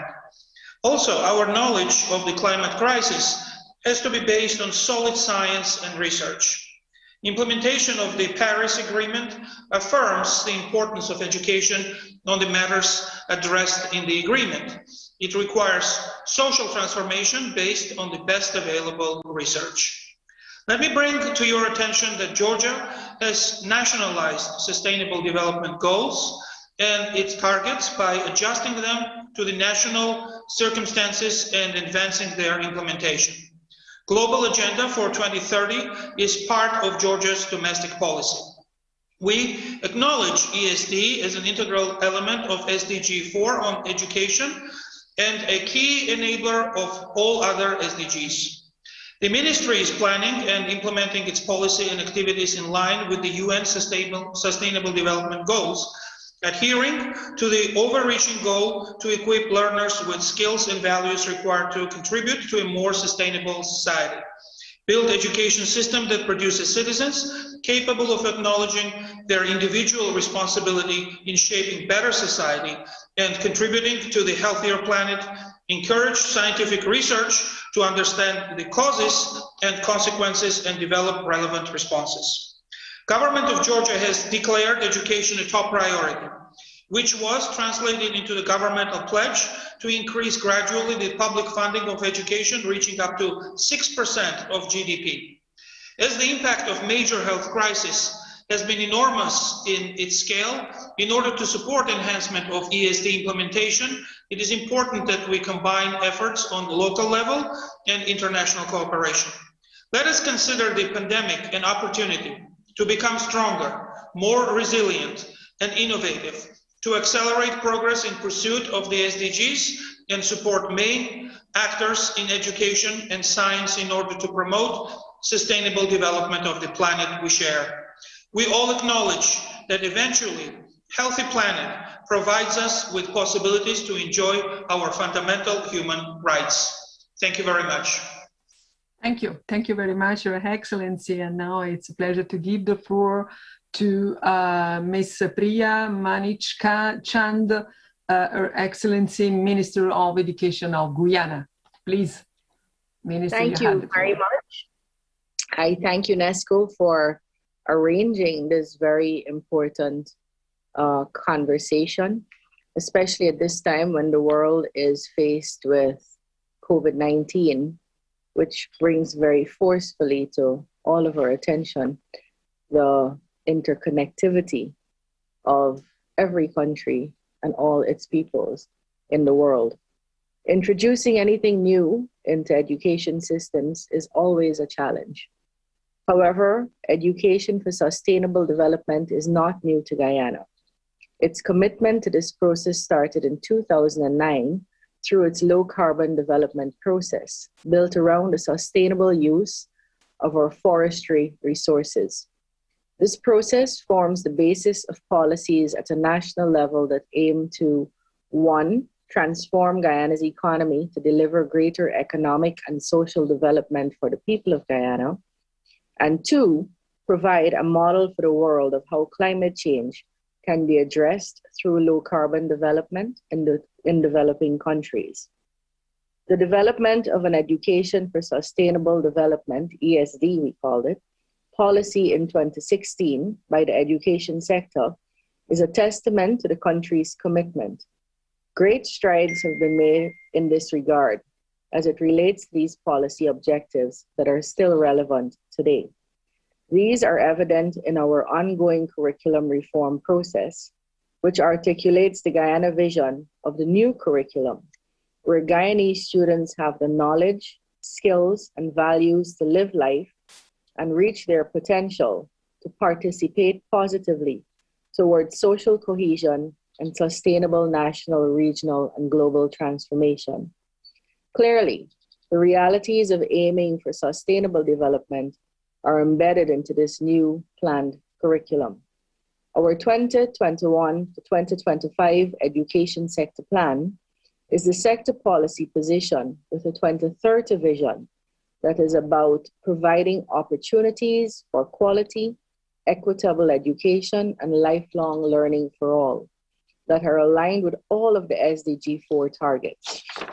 These two documents are the roadmaps through which our education sector development and for sustainable development is integrated into the education sector in Guyana.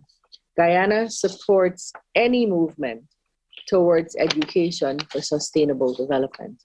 I thank you.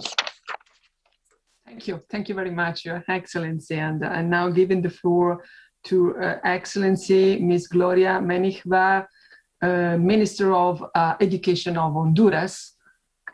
Please, you have the floor, Your Excellency. Buenos días a todos y todas. Gracias por la invitación a esta importante conferencia de la UNESCO. Como Honduras estamos comprometidos con la implementación de los Objetivos de Desarrollo Sostenible que han sido ratificados a través de nuestra máxima política, el Plan Estratégico del Sector Educativo 2018-2030, que da prioridad sobre todo a la calidad de los aprendizajes bajo el Objetivo 4, que se están traduciendo en dominio de las competencias básicas y propiciar otras competencias para el desarrollo de la capacidad de reflexión, de creatividad, de relaciones interpersonales y de resolución de problemas, así como actitudes sociales y afectivas alineadas con la visión de ciudadanos responsables.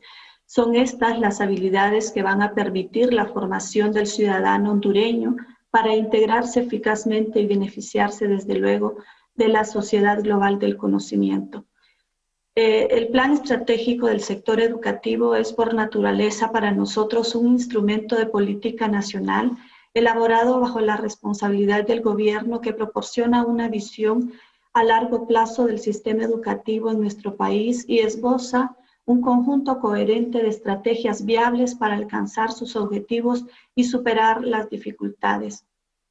El fortalecimiento de los planes, programas y agendas, actividades que promocionan el desarrollo sostenible, por lo que se formularon a través de este plan estratégico acciones y programas, proyectos que establece metas alcanzables basadas en un análisis de las tendencias actuales y de los compromisos asumidos, realizando ajustes en el currículum abordado desde las escuelas, que permite de esta manera superar las limitantes muchas veces financieras, técnicas y políticas para una implementación efectiva.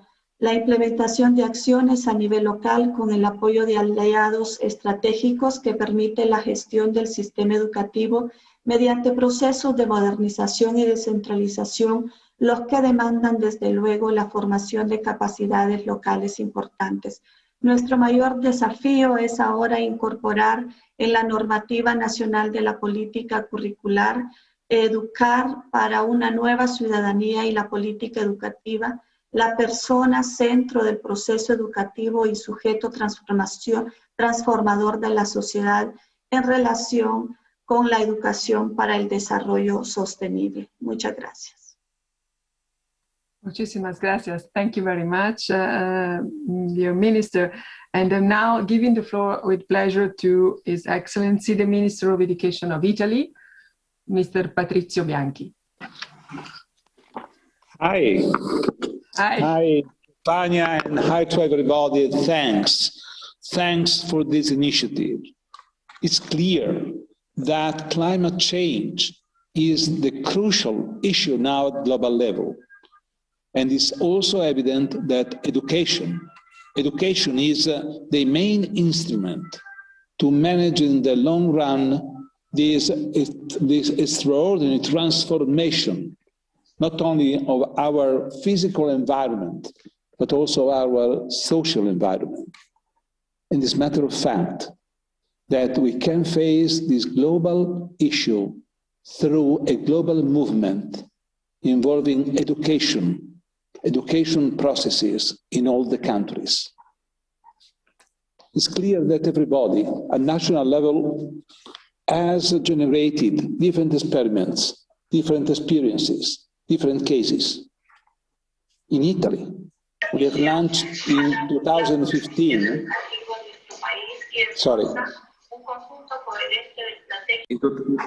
there is a voice, a Spanish voice. 2015, we launched a program on environmental education involving both the Minister of Education, that, let me say that at the time was Stefania Giannini, and on the other side, the Minister of Environment.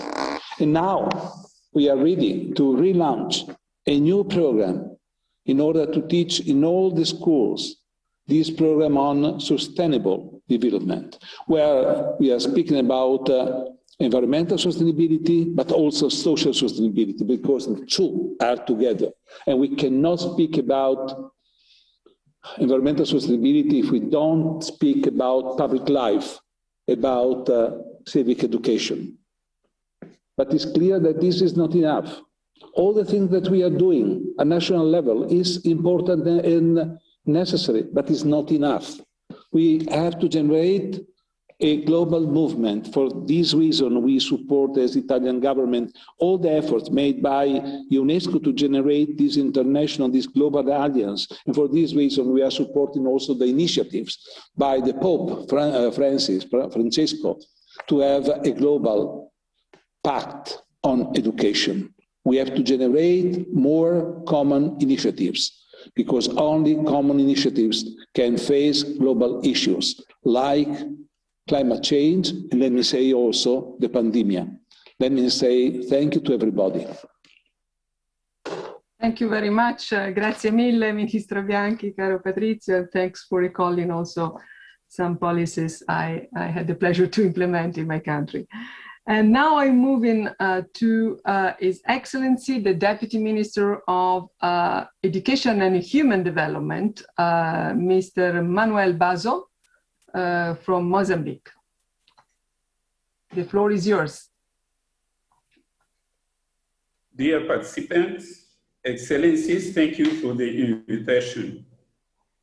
Mozambique welcomes the initiative of UNESCO in partnership with the government of Germany to dedicate these 3 days to a reflection that we hope will be profound on the challenges that the planet and humanity are facing towards the achievement of the objectives of sustainable development, having education for sustainable development and its epicenter. Within the scope of the integration of the principles of the UNESCO roadmap for ESD for 2030, Mozambique has very recently created a national technical team composed of representatives of 20 institutions, among them the Ministries of Education and Human Development and of Land and Environment, universities, civil society organizations, media, and personalities that stand out in the defense of the basic precepts of education for sustainable development. The National Technical Team is supported by the UNESCO office in Mozambique and the National Commission for UNESCO, and its main mission is to produce a national strategy on education for sustainable development, an instrument that will guide the role of each stakeholder in this process and map and align the national policies and programs with the values and principles of ESD agreed at global level and to which Mozambique has committed itself at the highest level. Excellencies, the government of Mozambique has been prioritizing environmental education as a basic condition to promote behavior change regarding the use and exploitation of natural resources, as well as the management of the environment. Aware that only with an aware population can we respond to the international environmental agenda with a view to achieving the sustainable development goals, various initiatives have been and continue to be carried out to promote and stimulate good environmental practice. The largest and oldest university of Mozambique, Eduardo Mondlane University, introduced the degree course in environment education and hopes to soon introduce a master's degree course in environmental education and sustainable development. The Ministry of Environment has introduced the course on physical planning with the creation of the Media Institute of Physical Planning and the Environment. To this end, it plans to implement in the short term the Environment in Movement program as further tool for building an environmental generation that promotes sustainable development. In Mozambique, we are already implementing environmental safeguards in school buildings. Excellency, in the field of education, the country is supported by partners in the development of programs based on the following objectives: identify and describe the current state of teaching learning in education for sustainable development in the subsector of primary and secondary education, adult education, teacher education training, non-formal technical and vocational education training. Identify community initiatives and practice that promote ESD or that can potentially be used for promoting ESD. Establish a baseline of economic and environmental realities, and based on these proposed ways and means to promote sustainable life worlds and employment. I thank you very much, Your Excellency. And now moving from Mozambique to Peru, it's my pleasure to give the floor to His Excellency, the Minister of Education, Mr. Ricardo Cuenca. You have the floor, Minister. Muy buenos días con todos y con todas. Mis primeras palabras para agradecer y felicitar a la UNESCO por esta gran iniciativa y saludar a los colegas, ministros y ministras del mundo reunidos esta mañana. En el Perú hacemos eco de la perspectiva que la UNESCO le da al desarrollo sostenible, y es mantener este equilibrio entre desarrollo económico, desarrollo social y, por supuesto, el cuidado y la protección del ambiente. Bajo esta perspectiva, consideramos en el Perú que el eje fundamental para poder alcanzar y sostener este desarrollo es a partir de la ciudadanía, del ejercicio pleno de la ciudadanía, y es por eso que los instrumentos principales que tenemos para atender la Agenda 2030 y en general los objetivos del desarrollo sostenible giran en torno a esta idea de una ciudadanía plena. En el país no solo contamos con la Ley General del Ambiente y de ello la Política Nacional de Educación Ambiental, sino que junto con ello políticas como la Política Nacional de Igualdad de Género o el Proyecto Educativo Nacional al 2036 o la Visión del Perú al 2050 nos permiten dar el marco general que nos acerca claramente a la idea de este desarrollo sostenible basado en las personas, basado en el comportamiento de las personas, basado en la actitud de las personas. A nivel educativo específico, todos estos marcos normativos generales se incluyen dentro de los enfoques curriculares y de los programas de la formación para los maestros.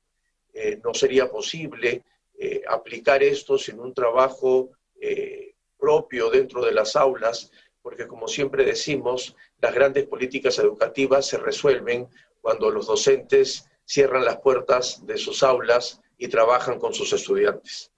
Y es por eso que a partir de ello hemos generado todos los espacios posibles para que esta gran discusión sea una discusión con sentido en el día a día de todas estas clases.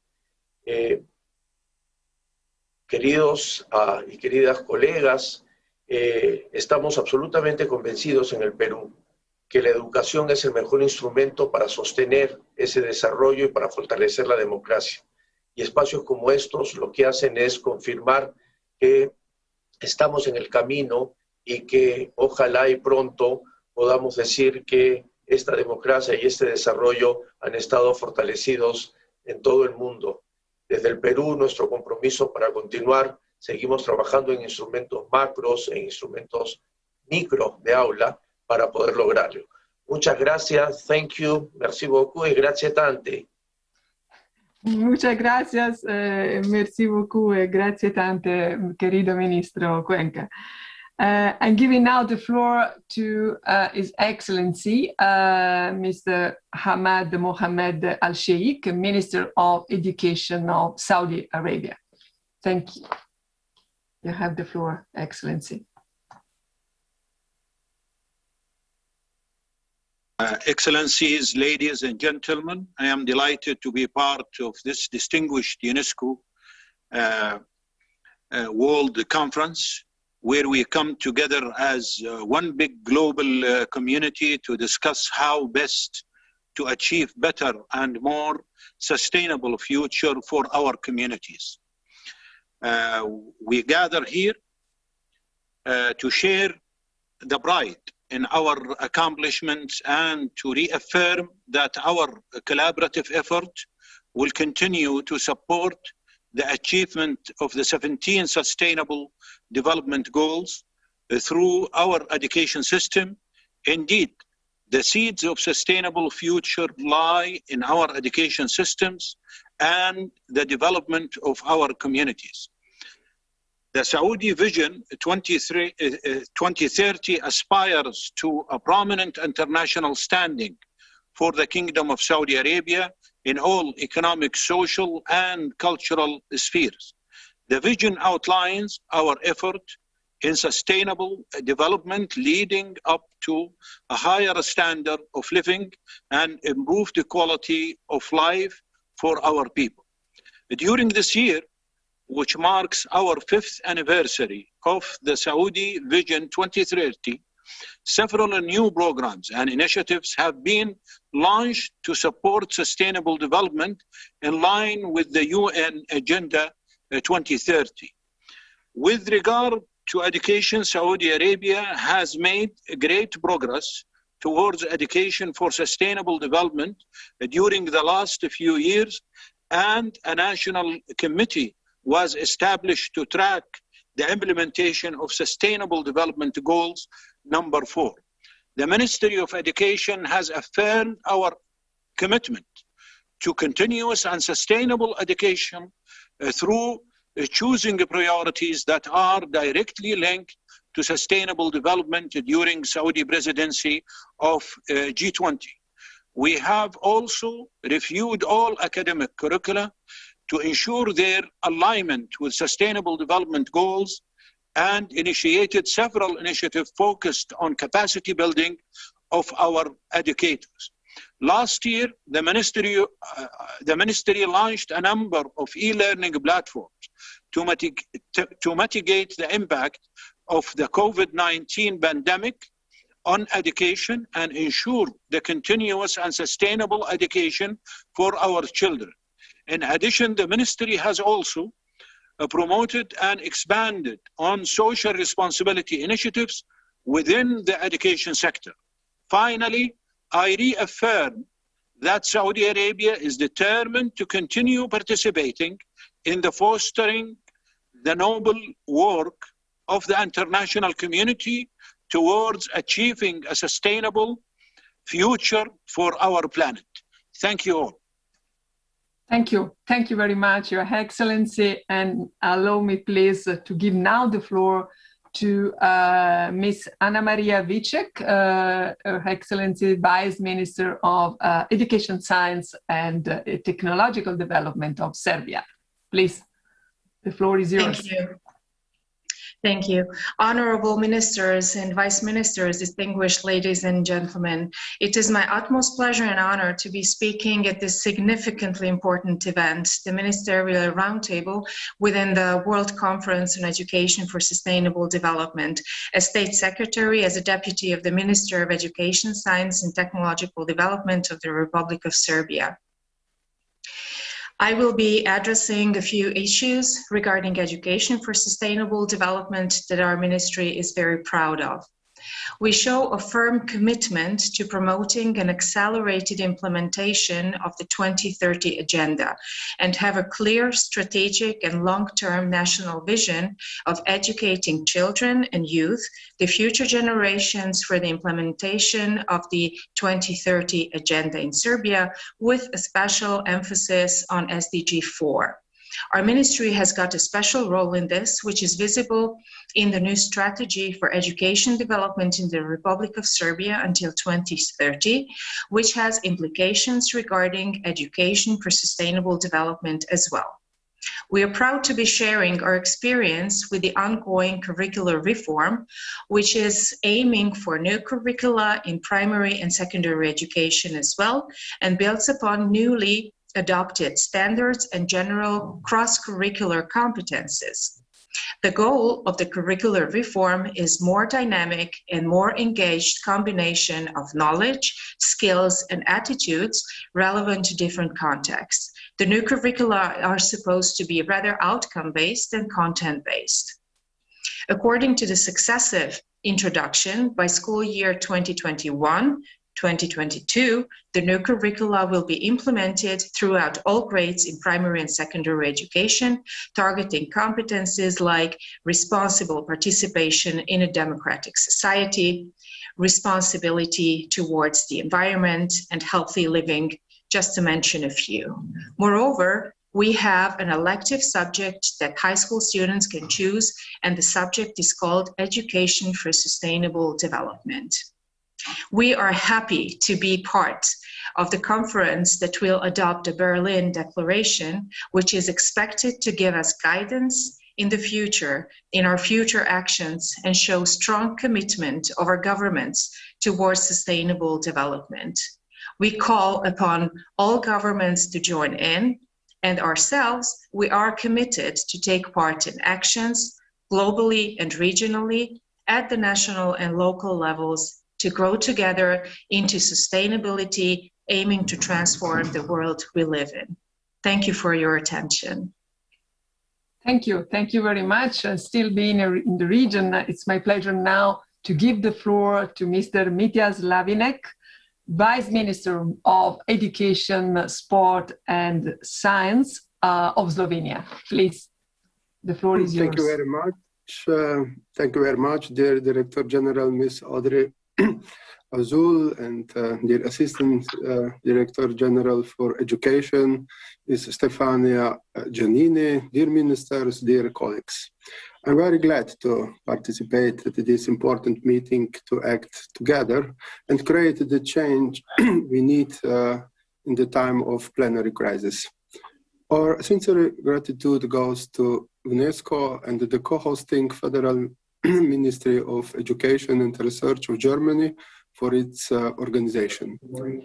For Slovenia, the orientation of the Uni Global Agenda for Sustainable Development, which does not understand education only as one of the essential sustainability goals, but also as a key enabler for achieving all sustainability goals.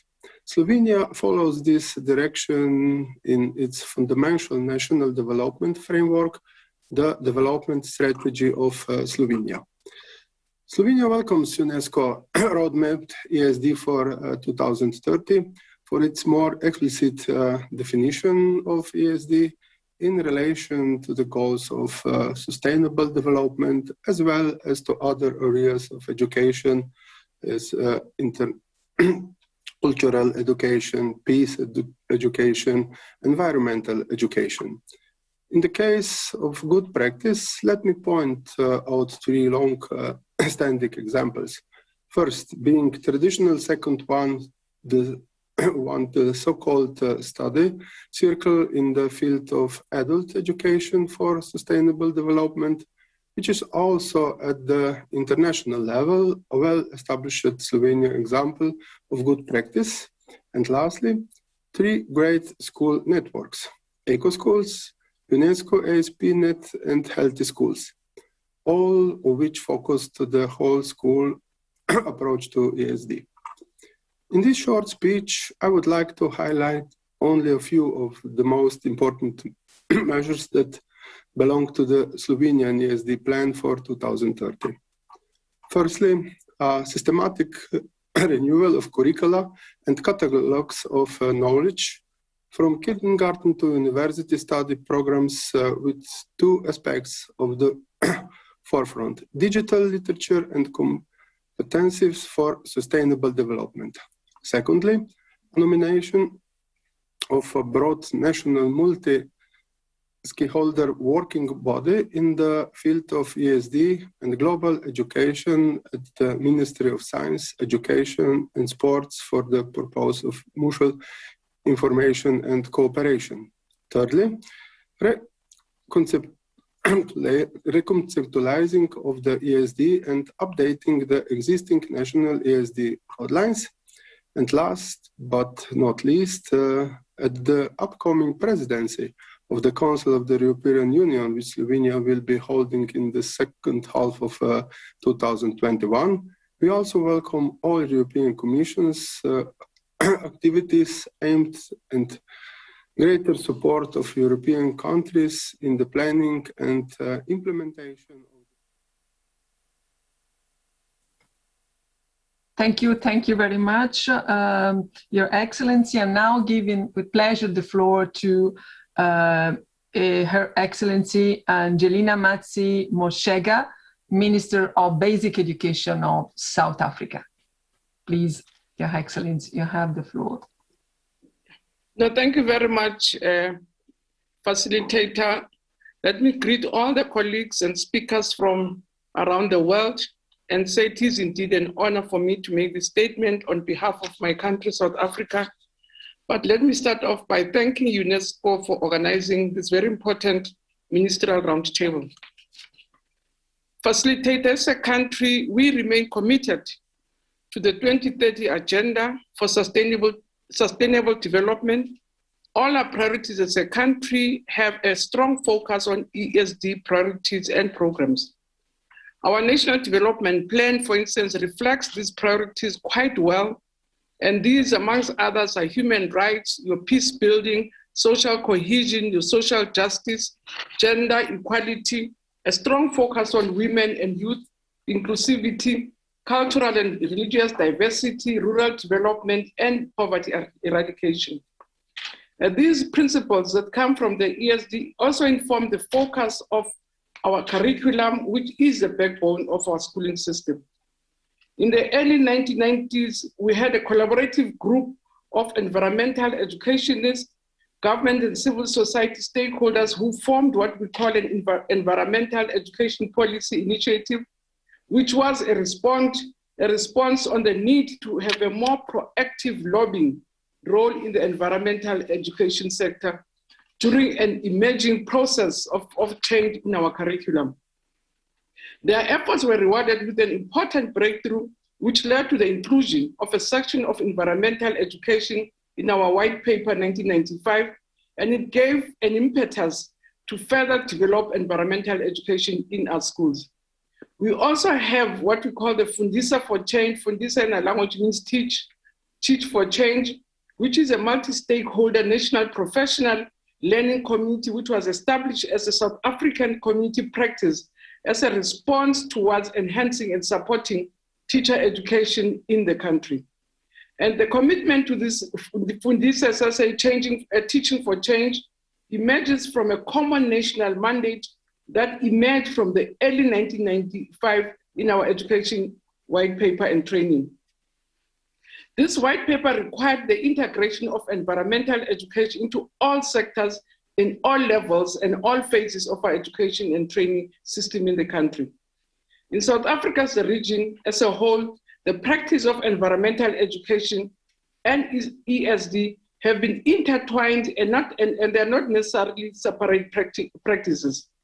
Colleagues, we believe that it is important to acknowledge that COVID-19 has indeed threatened the goals of ESD. The education sector in general has suffered severe blows arising from this virus. Some of the gains that we had made over the past years are now being reversed, and there's certainly going to be delays in the realization of some of the priorities we had planned to achieve. We therefore appeal as a country that as countries of the world, we should continue to work together in order to improve educational outcomes for sustainable development in our nations and in the world. And I thank you most sincerely for a very productive and helpful meeting. Thank you very much, Facilitator. Thank you. Thank you very much, Ms. Minister. And I now giving the floor to Ms.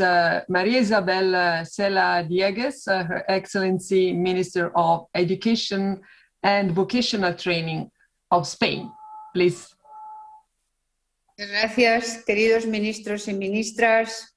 Buenas tardes. Gracias a UNESCO por esta conferencia, porque la educación es el cimiento de nuestras sociedades. No habrá futuro para este planeta si no, de alguna manera, erigimos sistemas educativos transformadores que ayuden a construir una ciudadanía global, responsable y comprometida con la sostenibilidad, la solidaridad y el respeto al medio ambiente.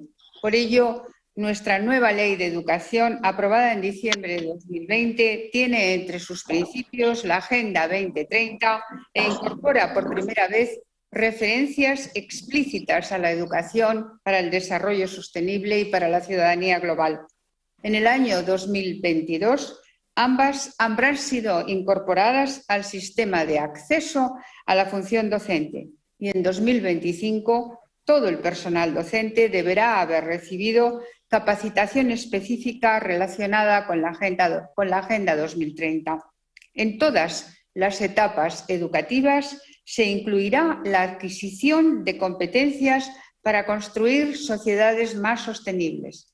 Queremos que en 2024 el 100% del alumnado haya accedido a los aprendizajes y competencias necesarios para promover el desarrollo sostenible con un currículo basado en la Agenda 2030. Además, La ley establece que los centros docentes han de convertirse en un lugar de custodia y cuidado de nuestro medio ambiente.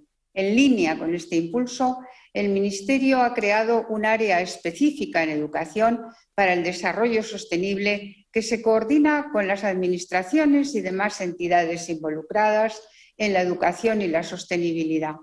Concretamente, en formación profesional, el Plan Nacional de Adaptación al Cambio Climático recoge la importancia de que se actualicen los títulos existentes y se diseñen otros nuevos que se adapten al cambio climático y la sostenibilidad. Además, en los procesos de evaluación y acreditación de las competencias profesionales se potencia la inclusión de criterios de valoración referidos a esta materia. Asimismo, el Ministerio de Educación y Formación Profesional y el Ministerio para la Transición Ecológica estamos liderando un plan de acción de educación ambiental y para la sostenibilidad que va a fijar las líneas estratégicas de trabajo de aquí a 2025. En definitiva, ante la emergencia climática y las desigualdades sociales que nos interpelan a todos, creemos firmemente en el poder transformador de la educación para construir una ciudadanía activa y comprometida que nos permita legar un planeta sano y una sociedad sin brechas a las futuras generaciones. Muchas gracias por su atención. Muchas gracias, querida ministra Cela Diegues. Buenas tardes. And now, moving to the last speaker before the short break we have, His Excellency Mr. John L. Powell, Minister of Education, Youth, Culture and Sports of St. Kitts and Nevis. Thank you. The floor is yours. Thank you.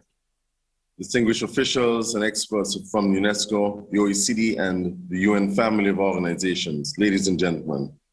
I'm indeed honored to say a few words today at this ministerial roundtable as part of the UNESCO World Conference on Education for Sustainable Development, hosted commendably in cooperation with the Federal Ministry of Education and Research of Germany and with the German Commission for UNESCO.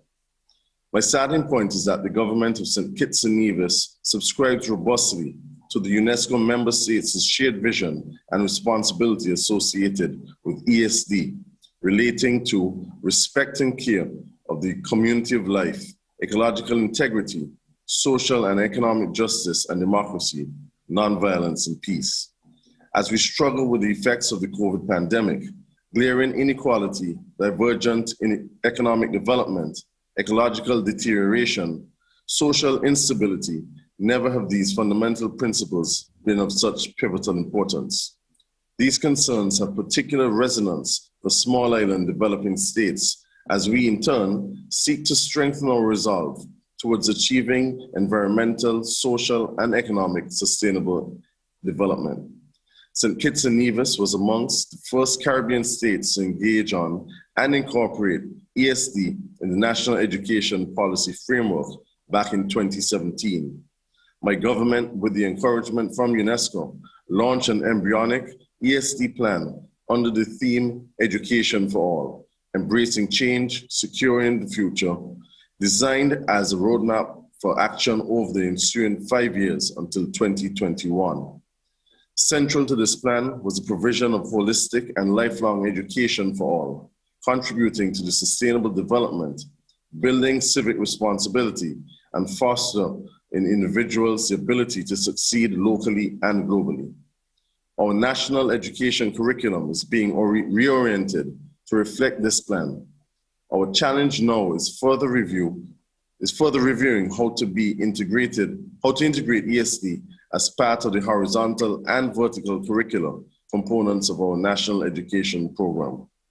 While contemporary curricula continues to use traditional subjects as a main structural component, such as science, the arts, mathematics, ESD subjects need to be incorporated as part of a cross-curriculum learning and architecture.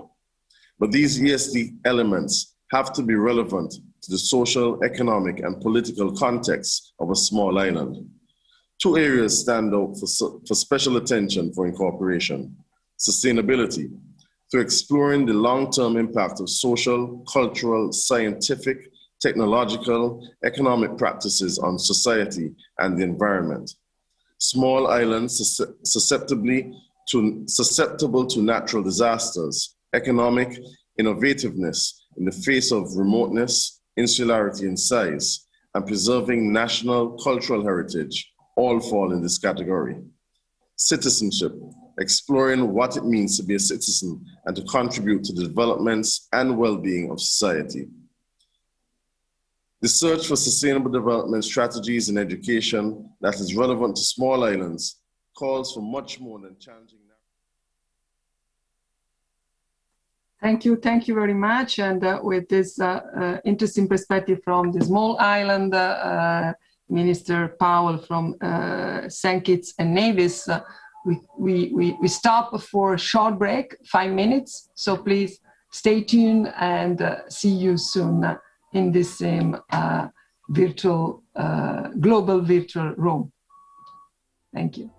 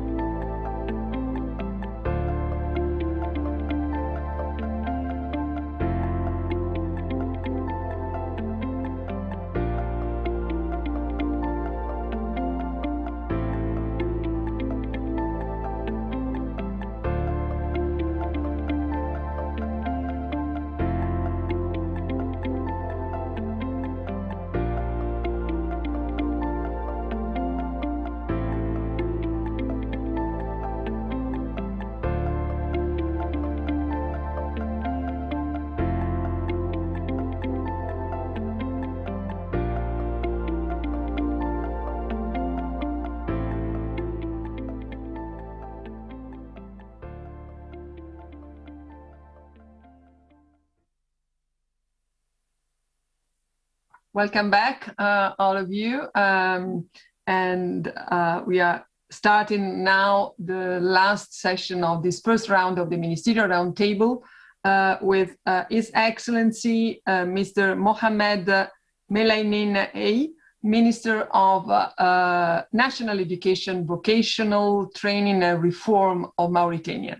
Please, the floor is yours, Your Excellency. شكرا جزيلا. سيدة الرئيسة، سادة الوزراء، سيدات والسادة، اسمحوا لي ابتداء أن أعبر لكم عن ضيق شكري وعظيم امتناني لكم ولمنظمي هذا اللقاء الميمون حول موضوع البالغ الأهمية المستفيد لسكان الكرة الأرضية جمعاء ولبلادنا خاصة. ذلكم أن التنمية المستدامة تشكل أحد أبرز المحاور في السياسات الوطنية، تجلى ذلك على المستوى المحلي في إنشاء قطاع وزاري يعنى بالبيئة والتنمية المستدامة، كما تجلى في انخراط بلادنا في عديد المبادرات الدولية في مجال الحفاظ على البيئة والتكيف مع التغيرات المناخية.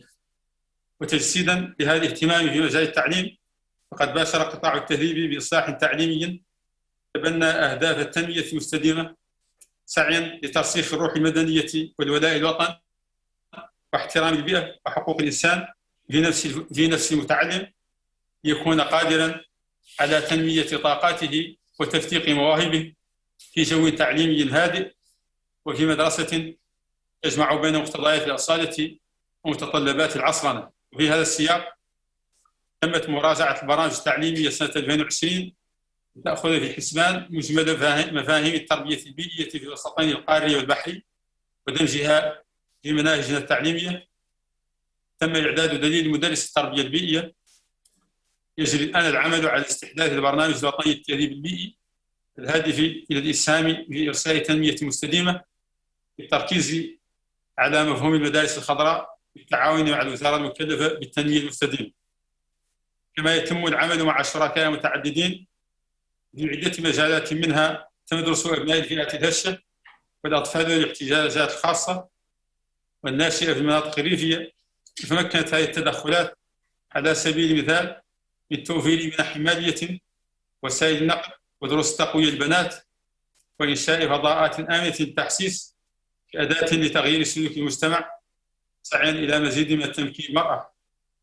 وتولي وزارة الشؤون الاجتماعية أهمية كبيرة لتعليم الأطفال ذوي الاحتياجات الخاصة، وذلك من خلال إنشاء مراكز تكوين متخصصة.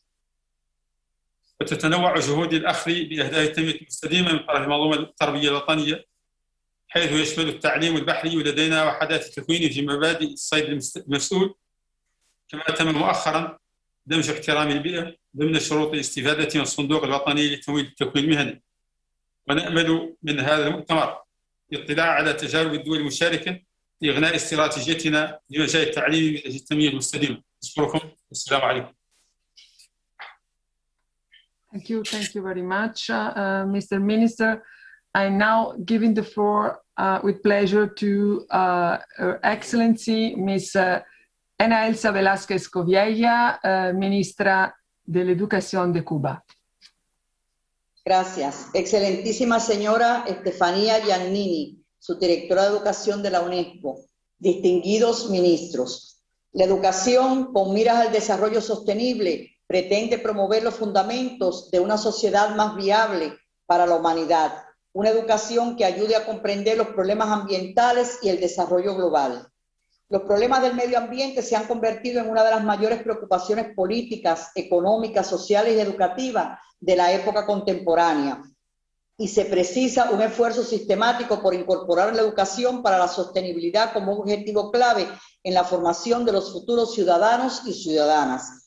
En Cuba nos empeñamos en una educación que forje un pensamiento crítico y una actitud antihegemónica de enfrentamiento a los colonialismos culturales. Una educación cimentada en el espíritu colectivista, en la solidaridad, en cultivar la espiritualidad, desarrollar la cultura y la sensibilidad, sin desatender las necesidades materiales del ser humano, a pesar de ser víctimas por más de 60 años del bloqueo económico, comercial y financiero impuesto por Estados Unidos, que constituye el principal obstáculo para el desarrollo sostenible.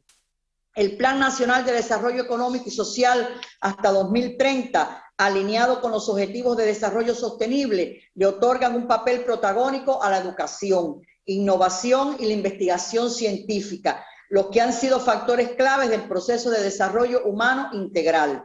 Estamos comprometidos con la Agenda 2030 y producir las transformaciones requeridas por la escuela actual. Los maestros somos, por derecho propio, parte imprescindible de la vanguardia espiritual de los pueblos. El sistema educativo cubano se encuentra enfrascado en el tercer perfeccionamiento del Sistema Nacional de Educación, el que se distingue por la participación de todos los involucrados en el proceso docente, junto a los organismos, organizaciones y factores sociales, y por la experimentación de la concepción curricular que favorece una educación de calidad a lo largo de toda la vida. Como resultado de esta labor y con el objetivo de contribuir a la formación de las generaciones que los momentos exigen, trabajamos por promover políticas educativas integrales que aseguren el desarrollo sostenible, la mitigación, la adaptación y la resiliencia. Y un ejemplo de ello lo constituye la Tarea Vida, Plan del Estado cubano para el enfrentamiento al cambio climático, que permite vincular los contenidos escolares y las actividades que se realizan en las instituciones educacionales. Transitar hacia una concepción más resiliente, flexible, inclusiva, de calidad y con perspectiva de género de los sistemas educativos, desde la primera infancia y a lo largo de toda la vida, con especial énfasis en la atención a los más vulnerables. Crear un patrimonio digital común como complemento del aprendizaje presencial, con miras a posibilitar un aprendizaje inclusivo, equitativo y de calidad, basado en la tecnología y ajustado al contexto de cada país. Reducir la brecha digital en la educación, fomentar la ciudadanía digital y elaborar recursos educativos de calidad. Forjar alianzas inter y multisectoriales para garantizar la respuesta en el ámbito educativo a la pandemia COVID-19. Finalmente, reconocemos que solo se puede hacer frente a esta crisis mundial mediante la solidaridad internacional, la cooperación multilateral y la unidad de los educadores, artífice de los valores, sentimientos y compromiso de sus educandos. Muchas gracias. Muchísimas gracias, querida ministra Velázquez Cobiella. Buena tarde. And let me now give the floor with pleasure to His Excellency Minister of Education of Ethiopia, Mr. Getahun Mekuria.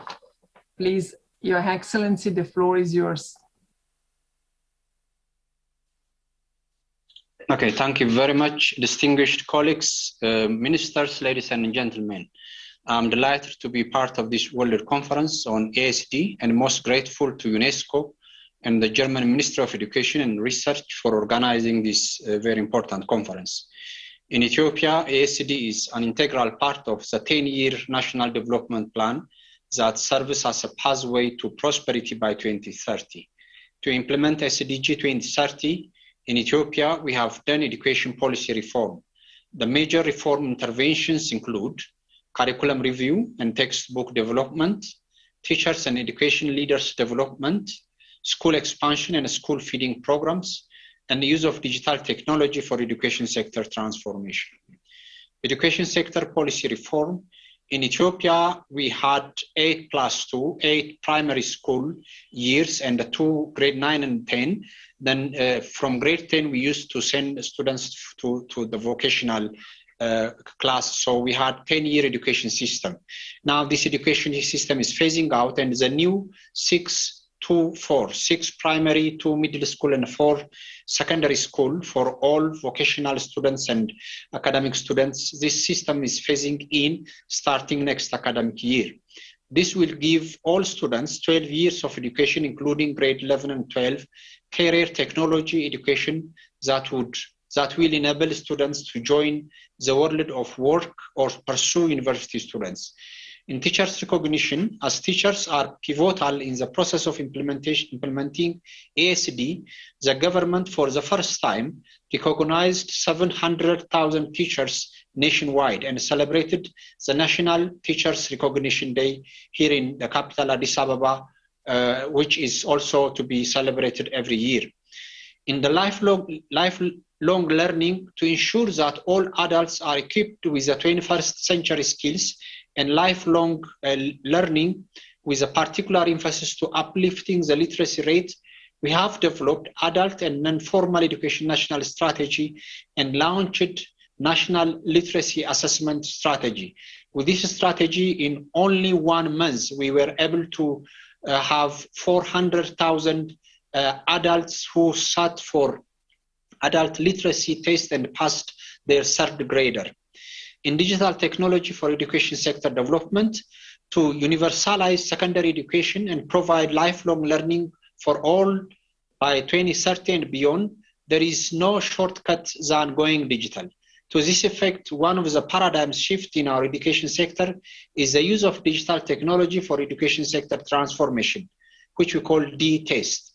This new intervention includes the following: online exam and assessment administration, education national network, education sector digital ID, digital intensive secondary schools, education sector dashboard, e-learning content, and platform development.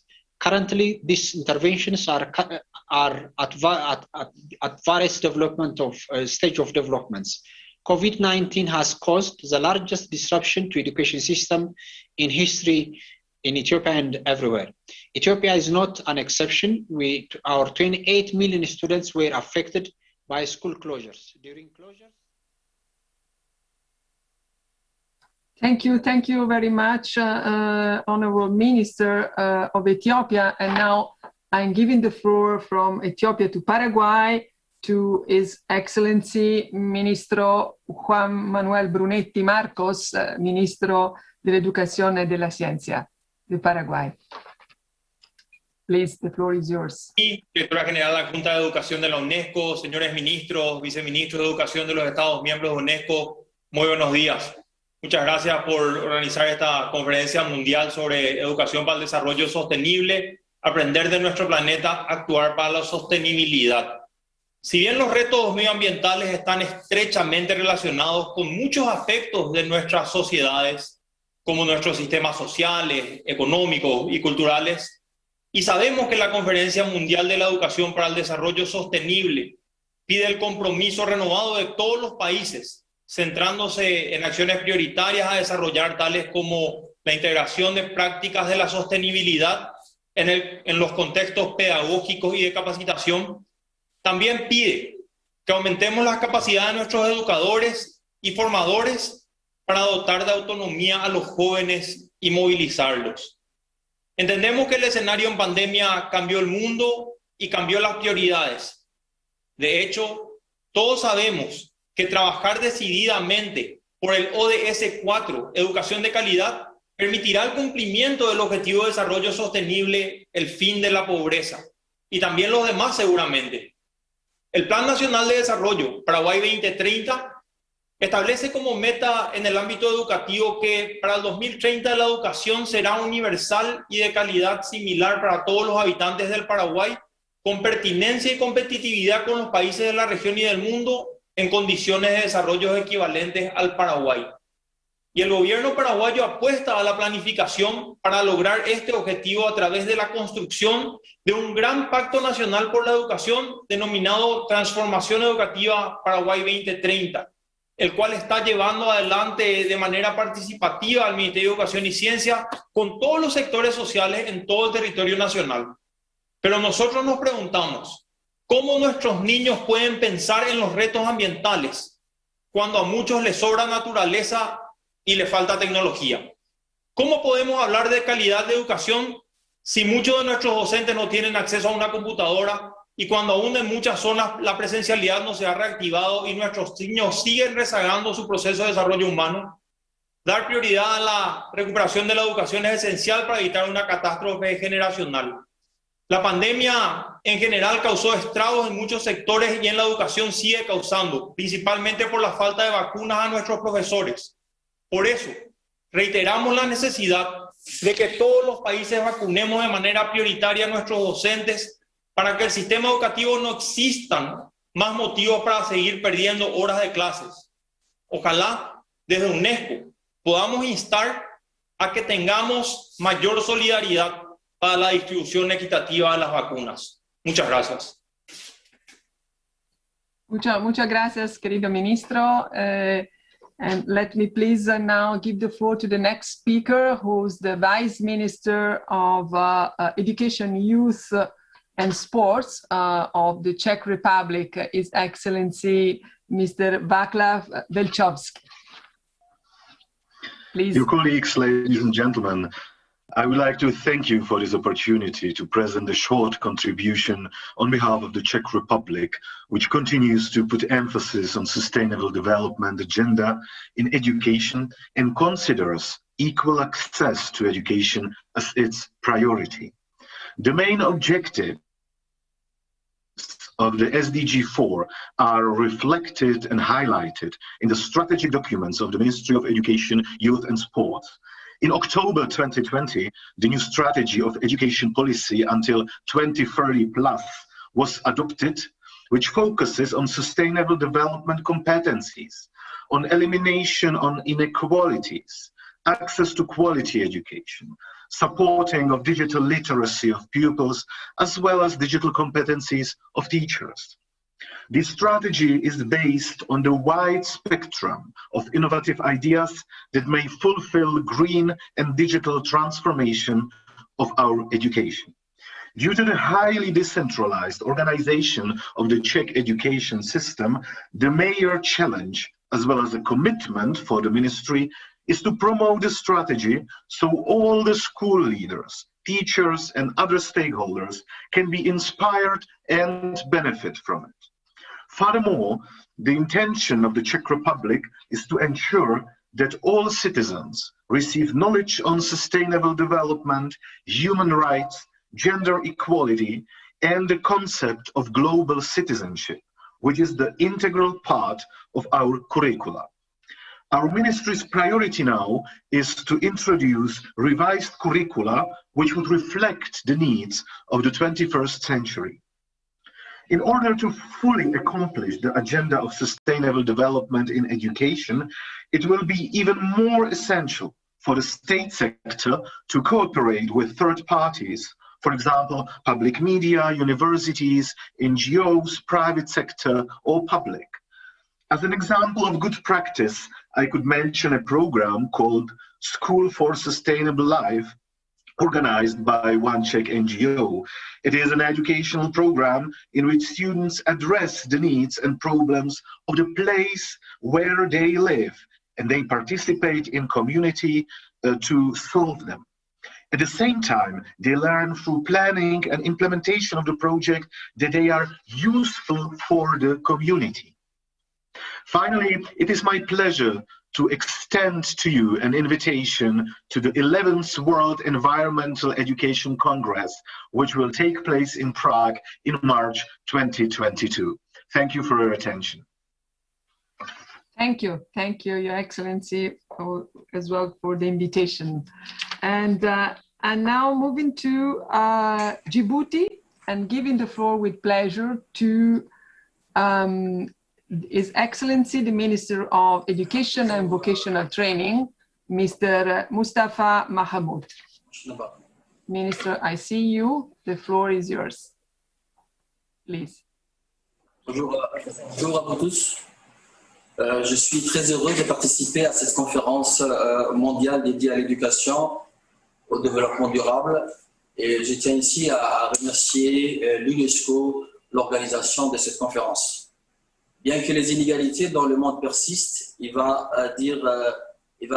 sans dire que la croissance économique relevée dans plusieurs régions du monde impacte, et ce, de manière de plus en plus prononcée, l'équilibre écologique mondial, et les premiers effets dévastateurs ont chamboulé déjà la vie des millions d'hommes et de femmes.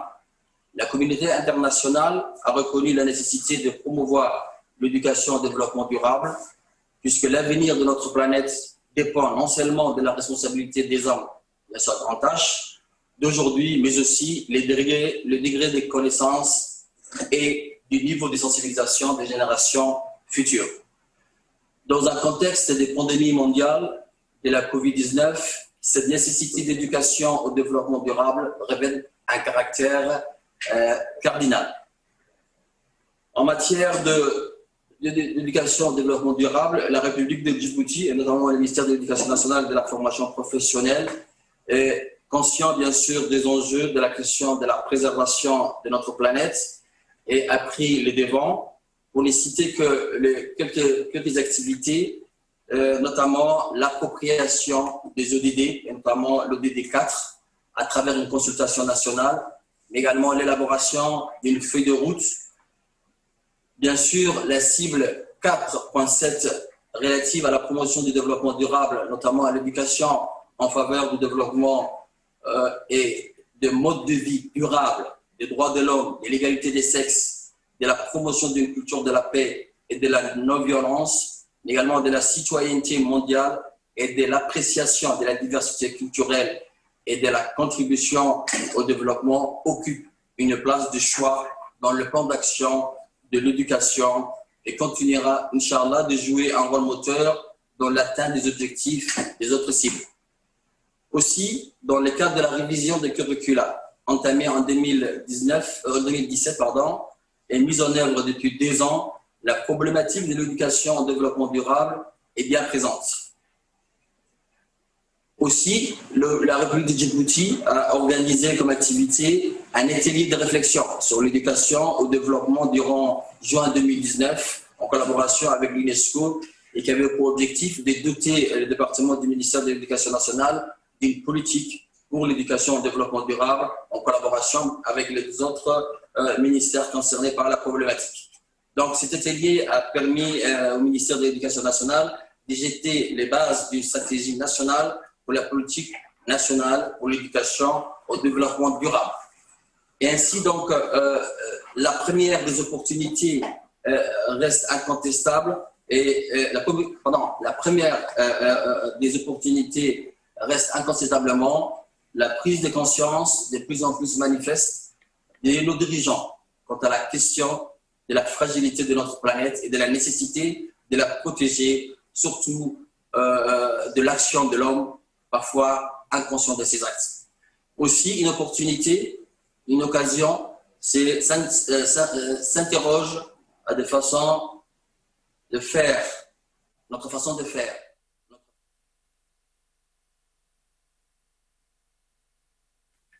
Merci beaucoup, Votre Excellence, pour votre contribution au panel.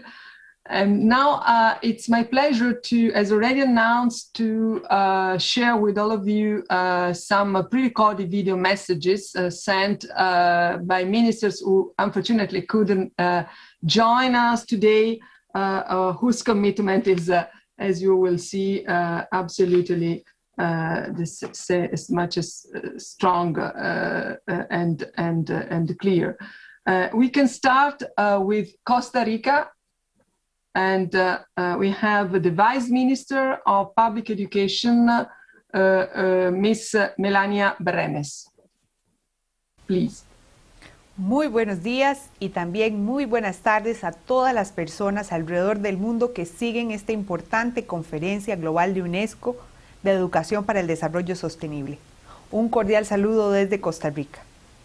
En el año 2021, el Ministerio de Educación Pública de Costa Rica y su Consejo Superior de Educación aprobaron para nuestro país nuestra política de educación para el desarrollo sostenible, totalmente alineada con los objetivos de desarrollo sostenible mundiales en los que Costa Rica como país de manera integral se comprometió a apoyar hace algunos años.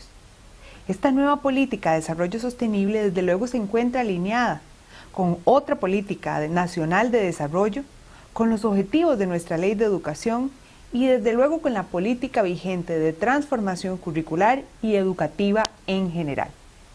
El proceso de construcción de esta política educativa fue un proceso participativo en donde empoderamos a la comunidad educativa, aprovechando obviamente las herramientas digitales para la consulta, pero que realmente esto derivara en un producto con el cual toda la comunidad educativa se sintiera involucrada.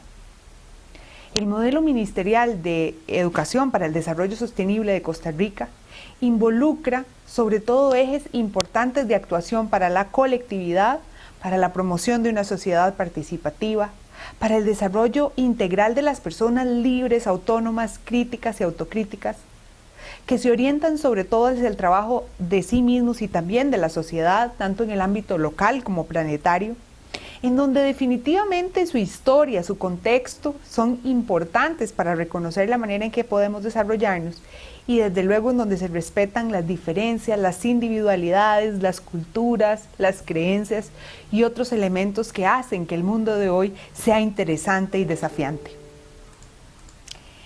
Esta política que actualmente está vigente es un acuerdo, como les mencionaba, del Consejo Superior de Educación y fue aprobada este año.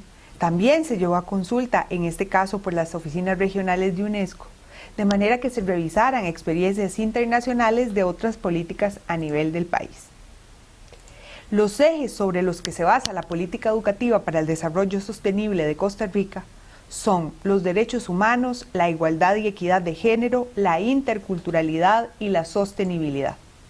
Nuestros principios, desde luego, que tienen también que ver con esta creencia de la solidaridad, la participación ciudadana, la promoción de la convivencia pacífica y la protección del ambiente.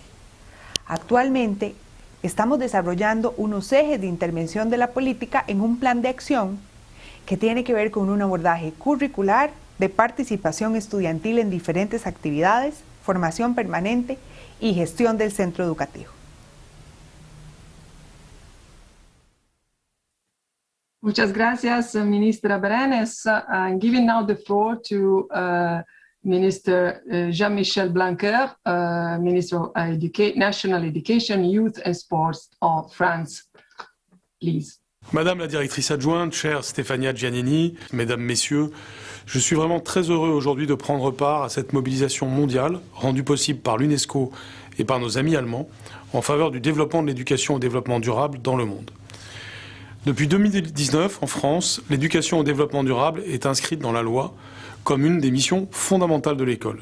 C'est à la fois un grand progrès pour notre école et pour notre société, parce que face aux enjeux croissants de climat et de biodiversité que chacun connaît, il est plus que jamais fondamental d'apporter un socle solide de connaissances scientifiques, factuelles, fiables, rationnelles, pour donner aux jeunes générations des clés de compréhension, encourager leur engagement et les préparer à leurs responsabilités de citoyens. Cette éducation au développement durable en France, c'est une éducation transversale, c'est-à-dire qu'elle s'appuie sur toutes les disciplines. De la maternelle à la terminale, elle est ainsi, et depuis l'année 2020, intégrée dans toutes les matières, parce qu'elle fait appel à tous les types de connaissances. La biologie, l'histoire-géographie, l'éducation morale et civique, la philosophie, les sciences économiques et sociales, toutes les disciplines. Et cette éducation au développement durable, elle est également intégrée dans la formation initiale ainsi que dans la formation continue des professeurs. Et au-delà des enseignements, chaque école, chaque établissement doit désormais développer des projets pédagogiques dans le domaine de l'environnement et du développement durable. Des nichoirs, des potagers, des plantations d'arbres, des opérations de lutte contre le gaspillage alimentaire à la cantine ou même la réduction de l'impact énergétique de l'établissement pour ne citer que ces exemples-là. L'objectif, il est simple, il est que les élèves s'emparent de l'éducation au développement durable au-delà de la seule dimension de l'apprentissage, qu'ils vivent cela de façon concrète. Je sais qu'ils sont toujours très motivés pour cela, je le vois souvent dans mes visites d'établissement. Depuis la rentrée 2020, l'élection d'élèves éco-délégués est obligatoire pour toutes les classes des collèges et des lycées. Elle est également recommandée à la fin de l'école primaire. Nous avons donc près de 280 000 éco-délégués qui sont chargés de proposer des nouveaux projets à leur classe et de mobiliser leurs autres camarades. C'est une armée puissante au service du développement durable dans nos écoles, nos collèges et nos lycées, des enfants, des adolescents qui sont mobilisés au quotidien pour que le développement durable soit quelque chose de très concret. Par exemple, pour que la biodiversité s'épanouisse autour de leur établissement. Les élèves font des choses formidables, ils contribuent par exemple à des cantines en circuit court, ils font des nettoyages de forêt à côté de l'établissement, ou ils créent des jardins par exemple à l'intérieur de leur école. L'éducation au développement durable fait aussi l'objet de partenariats européens et internationaux, que ce soit au niveau du ministère ou au niveau régional ou au niveau des écoles. Je veux ainsi saluer l'engagement des professeurs, des chefs d'établissement, de tous les personnels pour développer de tels projets.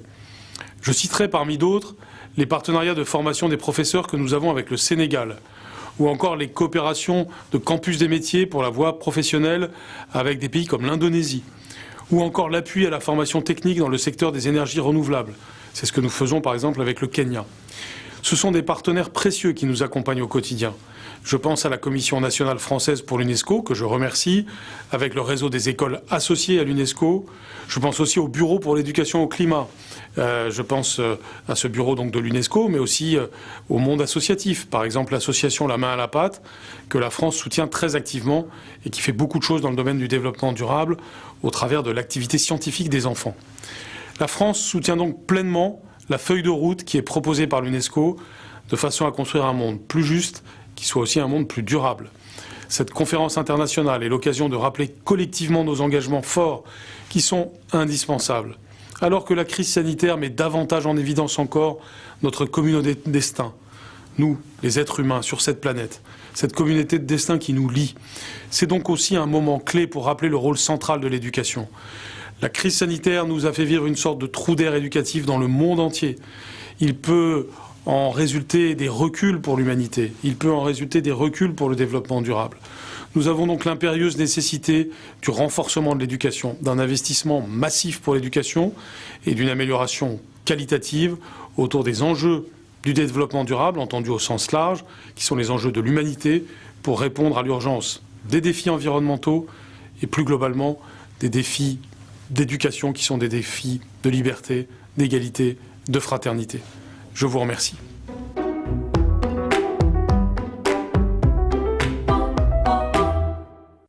Merci beaucoup, Ministre Jean-Michel Blanquer. Et now I'm giving with pleasure the floor to, through the video message, to Ms. Niki Kerameus, Minister of Education and Religious Affairs of Greece. Dear colleagues, ladies and gentlemen, it is a great pleasure to join all of you today in this most important discussion regarding education for sustainable development. There's no doubt that education can and should play a most critical role in this respect. The question is how. I would very briefly like to share with you 3 indicative avenues that I think are worth considering in this direction and that Greece is currently implementing. First, development of skills, with a particular emphasis in the entire education system starting from preschool. Education should provide students with digital skills and soft skills, focusing on the 4 C's of learning: critical thinking, creativity, collaboration, communication.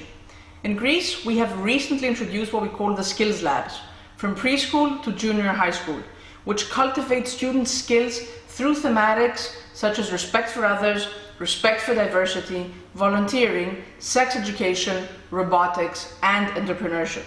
And of course, great importance is granted to the respect for the environment, making full use of the capacity of education to instill values and guide actions in order to create an environmental consciousness that will place sustainability at the very heart of our society. School curricula must also aim at cultivating the 4 C's and developing skills as opposed to simply transferring knowledge. Our students certainly have to learn, but they also have to learn how to learn. Second avenue, intensifying preschool education. The years up to 6 years old are proven to be most critical in the development of the human mind. Investments in preschool education have long-term positive outcomes with benefits beyond the field of education, including psychological well-being and social participation and inclusion. In Greece, we have recently expanded preschool education to also include 4-year-olds. And third, improving the link between education and the market, the actual needs of the market. For vocational education and training, we have established mechanisms to upgrade education models and to tie them in the most effective way with the actual needs of the labor market and of the local communities. To that end, we are building mechanisms to diagnose such needs and then adapt both curricula and occupational profiles. In this way, we wish to provide alternatives to our youths to combat unemployment with quality jobs in a digital and green future.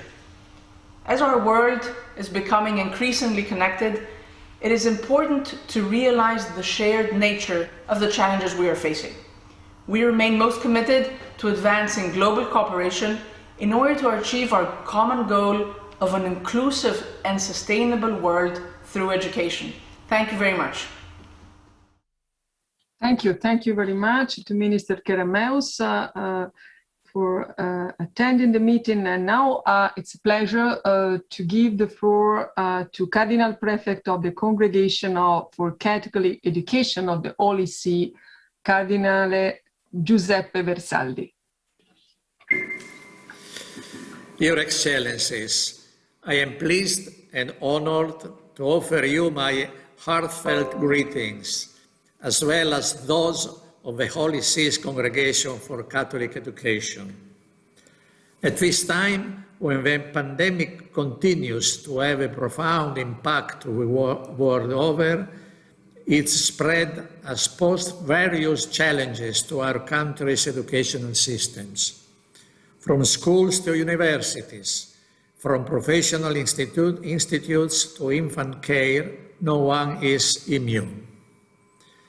Everywhere we have sought to respond quickly to this problem by means of online educational platforms and distance learning. In this emergency situation, weaknesses have emerged regarding the evident difficulties, both economic and technological, suffered by many families. We are also seeing the complication of instruction within our schools and universities that are cut off from in-presence relationships. In light of the call for an integral ecology, as expressed in the encyclical letter Laudato Si, Pope Francis launched the Global Compact on Education, according to which political and technical measures must be united with an educational process that favors a cultural model of development and sustainability based on fraternity and the alliance between the human being and the environment. This compact aims to reinforce the themes of democratic citizenship, peace, and non-violence, interreligious and intercultural dialogue, as well as service learning, responsible and human economy, intergenerational encounter, and international cooperation in order to ensure inclusive quality education and promote lifelong learning opportunities for all. From the common standpoint of Sustainable Development Goal 4, the center of educational process is the human person, with her or his dignity and freedom, as the tradition of Christian anthropology teaches us. In his message on Global Compact on Education, the Holy Father also underlined how a pandemic has been a precipitating factor in an educational crisis that has already been going on for some time, but has not yet been given sufficient consideration.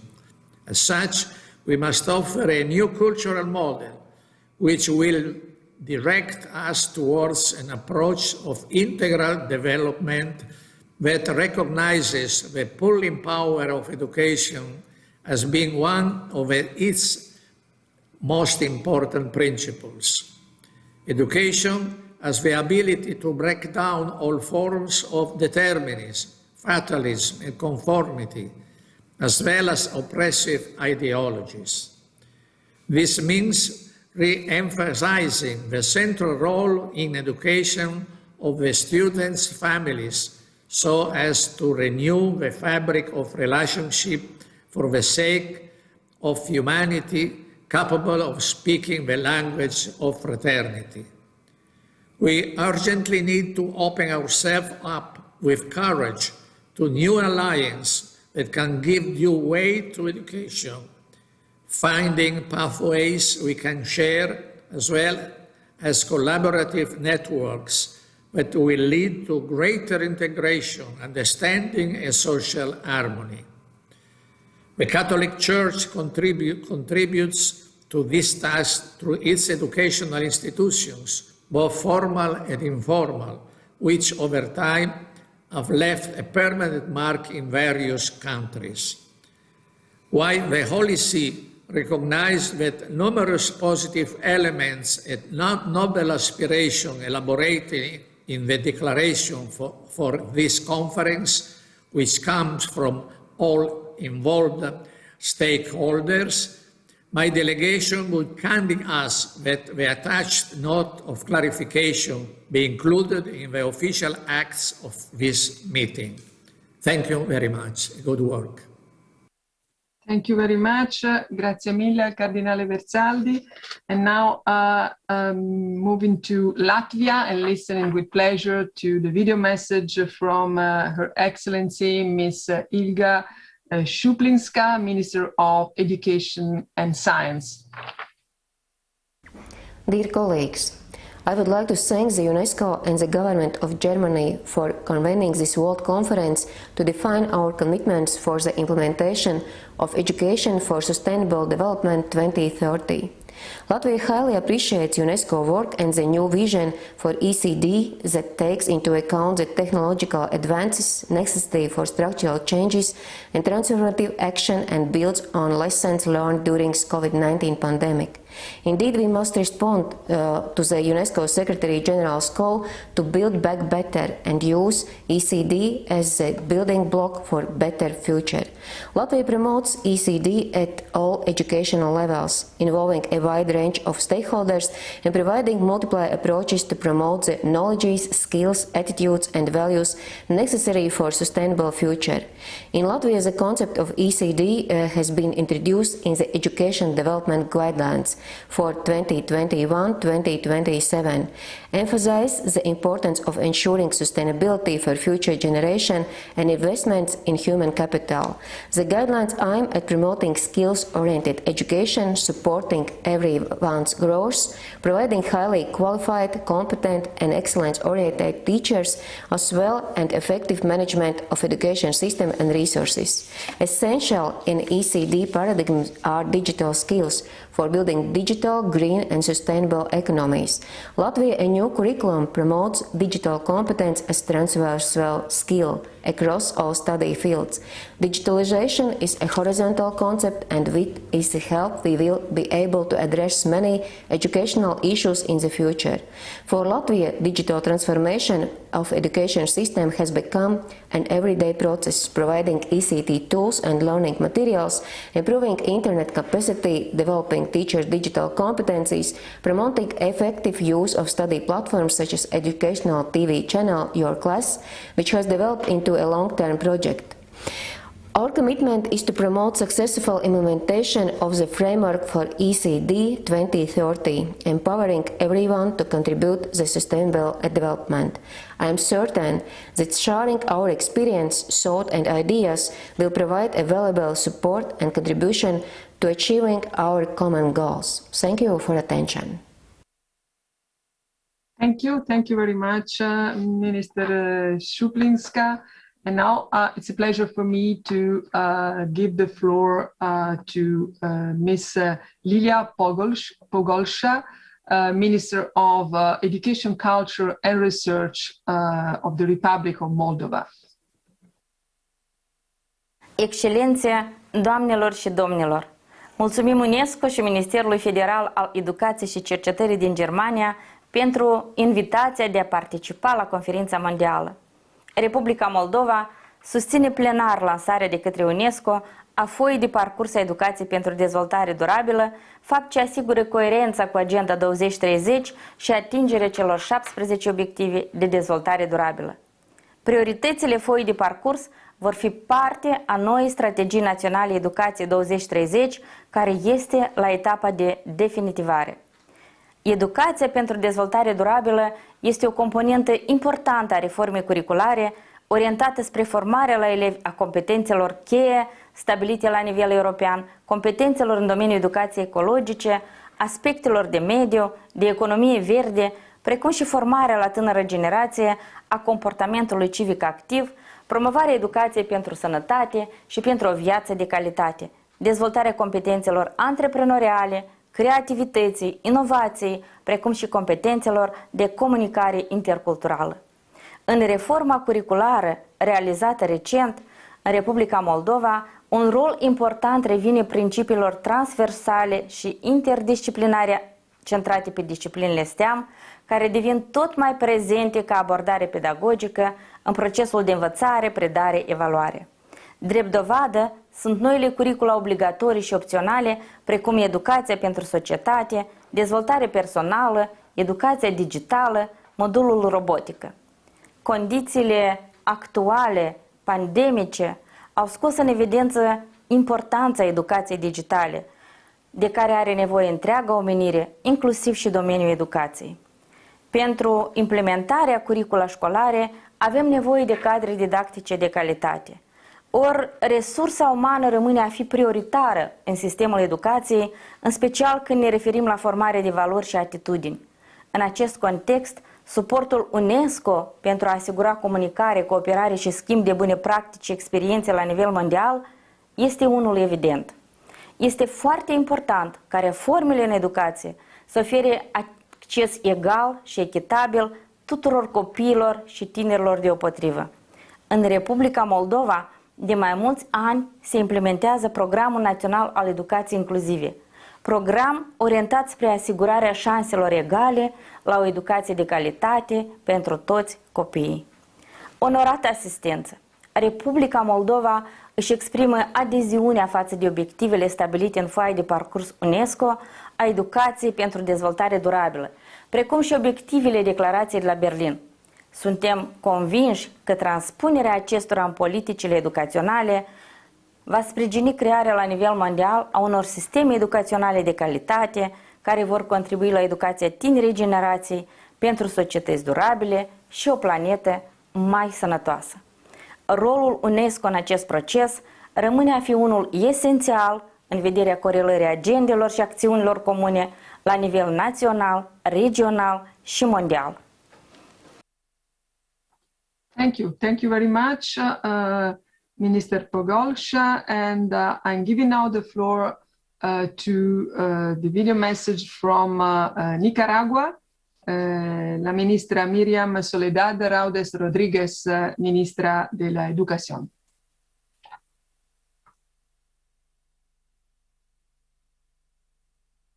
Estimados ministros y ministras, estimados representantes de la Organización de Naciones Unidas para la Educación, la Ciencia y la Cultura, nuestros saludos de paz y bien. Nicaragua es el primer país firmante de la Declaración Universal del Bien Común de la Tierra y de la Humanidad, asumiendo con este compromiso deberes coincidentes con nuestra Constitución política. Es así que asumimos compromisos de establecer modelos de educación, producción y consumo que garanticen la vitalidad y la integralidad de la Madre Tierra.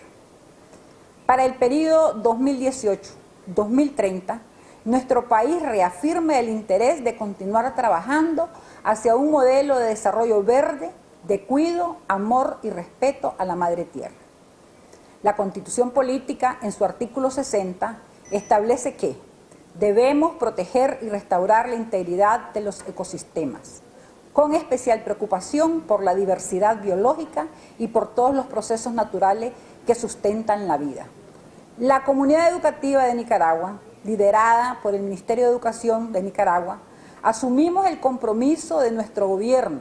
Hemos incorporado en la currícula educativa, a través de planes y programas que se desarrollan en los distintos niveles educativos, el tema referido al cuidado, protección y conservación de la Madre Tierra como un valor humano en la formación integral de los estudiantes.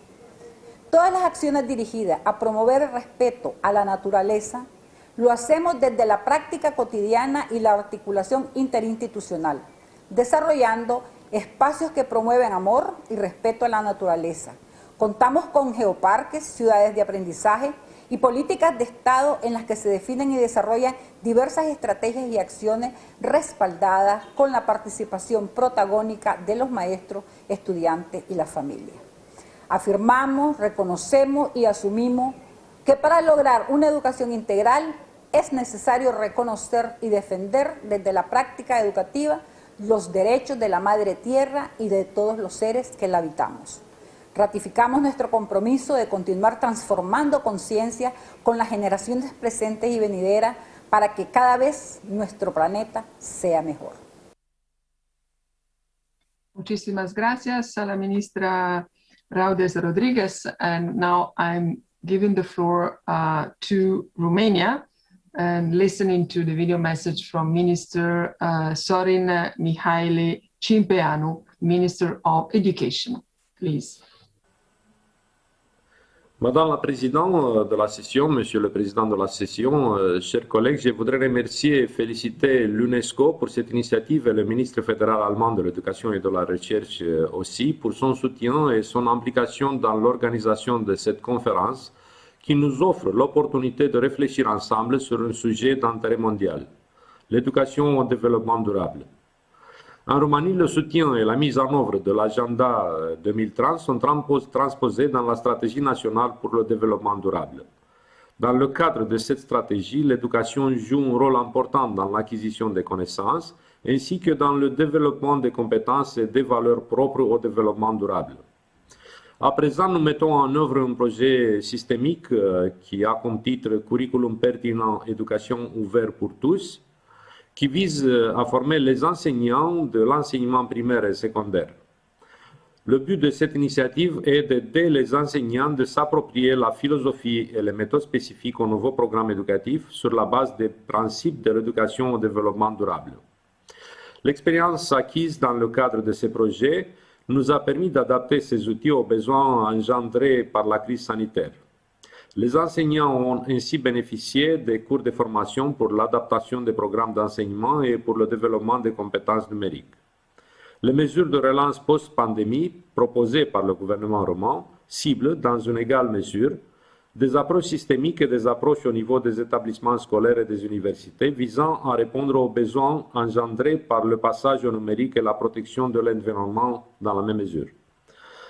Le rôle clé des universités dans le développement durable des communautés est assumé par leur participation à des projets et des initiatives soutenues au niveau national et dans les partenariats transnationaux établis dans le cadre du programme Erasmus+. Je voudrais porter à votre attention deux expériences nationales pertinentes. Le Geopark Hatzek est un laboratoire en plein air pour l'éducation formelle et non formelle destiné aux élèves et aux étudiants. L'expérience agréable qu'il offre aux visiteurs leur donne l'occasion de comprendre et d'apprécier la nature et les valeurs culturelles. Afin de promouvoir l'apprentissage interdisciplinaire, grâce à la coopération de plusieurs institutions, on a également créé le réseau informel EduGeopark. Le mois dernier, on a lancé le projet Éducation à l'auteur, dont l'objectif est de donner accès aux étudiants à un contenu éducatif attractif sur les objectifs du développement durable. Les cours donnés par des enseignants qui se trouvent dans des cadres naturels spectaculaires sont transmis en temps réel en utilisant y compris des images filmées avec des drones. Chers collègues, la Roumanie réaffirme son engagement ferme à participer à l'effort mondial visant à accroître la résilience et la réactivité des systèmes éducatifs. Nous soutenons la vision présentée dans le rapport mondial « Le futur de l'éducation, Future of Education » et poursuivrons nos efforts au niveau national pour renforcer le rôle de l'éducation en tant que bien public mondial. Je vous remercie. Merci beaucoup à la Roumanie, Monsieur le Ministre Cimpeanu.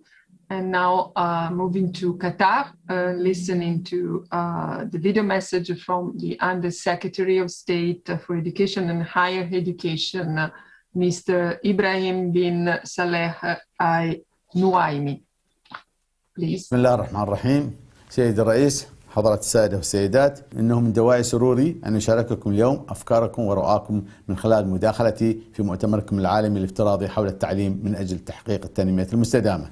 إن تحقيق التعليم لأهداف التنمية المستدامة ليست مقصورة على نظم التعليم المتعارف عليها، ولكن لابد أن تتسع مظلتها وفق منهجية التعلم مدى الحياة، فتشمل تعليم الكبار والتعليم التقني والمهني والتعليم العالي وتدريب وتأهيل المعلمين والوصول للمتعلمين جميعا على حد سواء بغض النظر عن الجنس والعمر، والعمل بخطى حثيثة لتحقيق التعليم للفئات المهمشة في العالم أجمع. وإيمانا من دولة قطر بأن التعليم من أجل التنمية المستدامة هو تعليم من أجل مستقبل مشرق للجميع في كل زمان ومكان ومراعاة للبيئة، فقد قمنا بعدة مبادرات لتحقيق تلك المقاصد، خاصة مقاصد الهدف الرابع وغاياته، حيث تم تشكيل لجنة عليا ضمت جميع الأطراف ذات الصلة بالشأن التربوي والتنموي بالدولة لتأمين الترابط والتكامل بين التعليم وأهداف التنمية المستدامة. كذلك حددت رؤية قطر الوطنية 2030 الاتجاهات العامة للمستقبل، ووضعت التغير المناخي ضمن غاياتها المستهدفة لتحقيق التنمية البيئية، والتي تعد إحدى الركائز الأربعة التنموية في رؤيتنا الوطني. سيدات والسادة،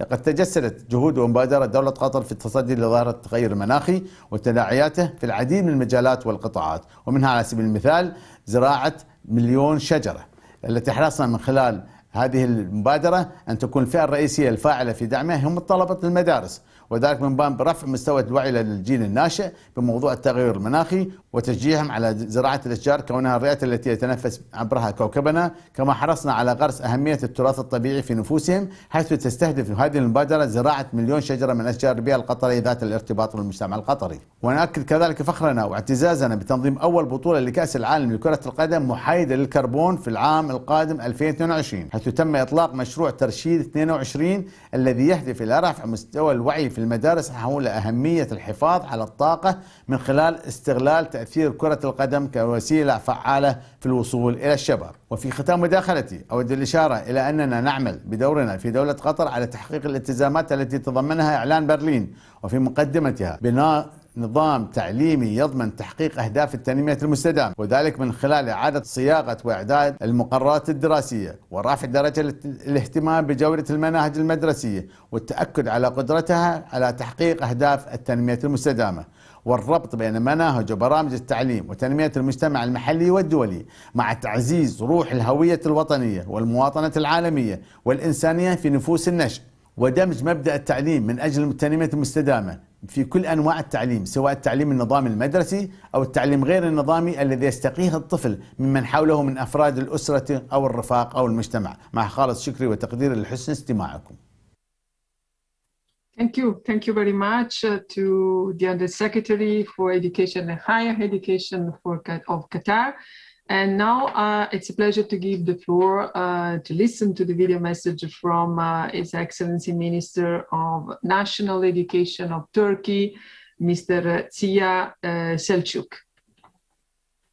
Madam Director General, distinguished ministers, ladies and gentlemen, I would like to thank UNESCO along with Federal Minister of Education and Research of Germany and the German Commission for UNESCO for organizing this important meeting and inviting us. We believe in the fact that education is the most powerful tool that may change the way we think and behave. In order to realize this transformation, we believe that it is a must to restructure the education systems and education processes according to the principles and approach of sustainable development. In Turkey, we accepted 2023 education vision in order to realize the revolution of the Turkish national education system. We attach special importance to sustainable development goals in our vision document and build its strategic targets and actions upon the inclusive and equity education.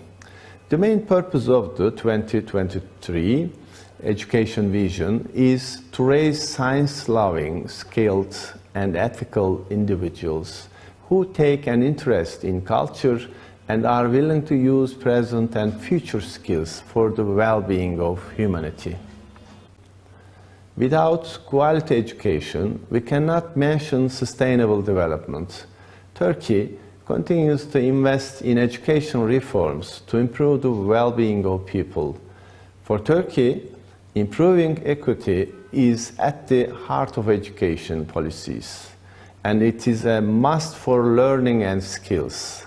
So, Turkey accelerates its efforts on the way to achieving SDG 4.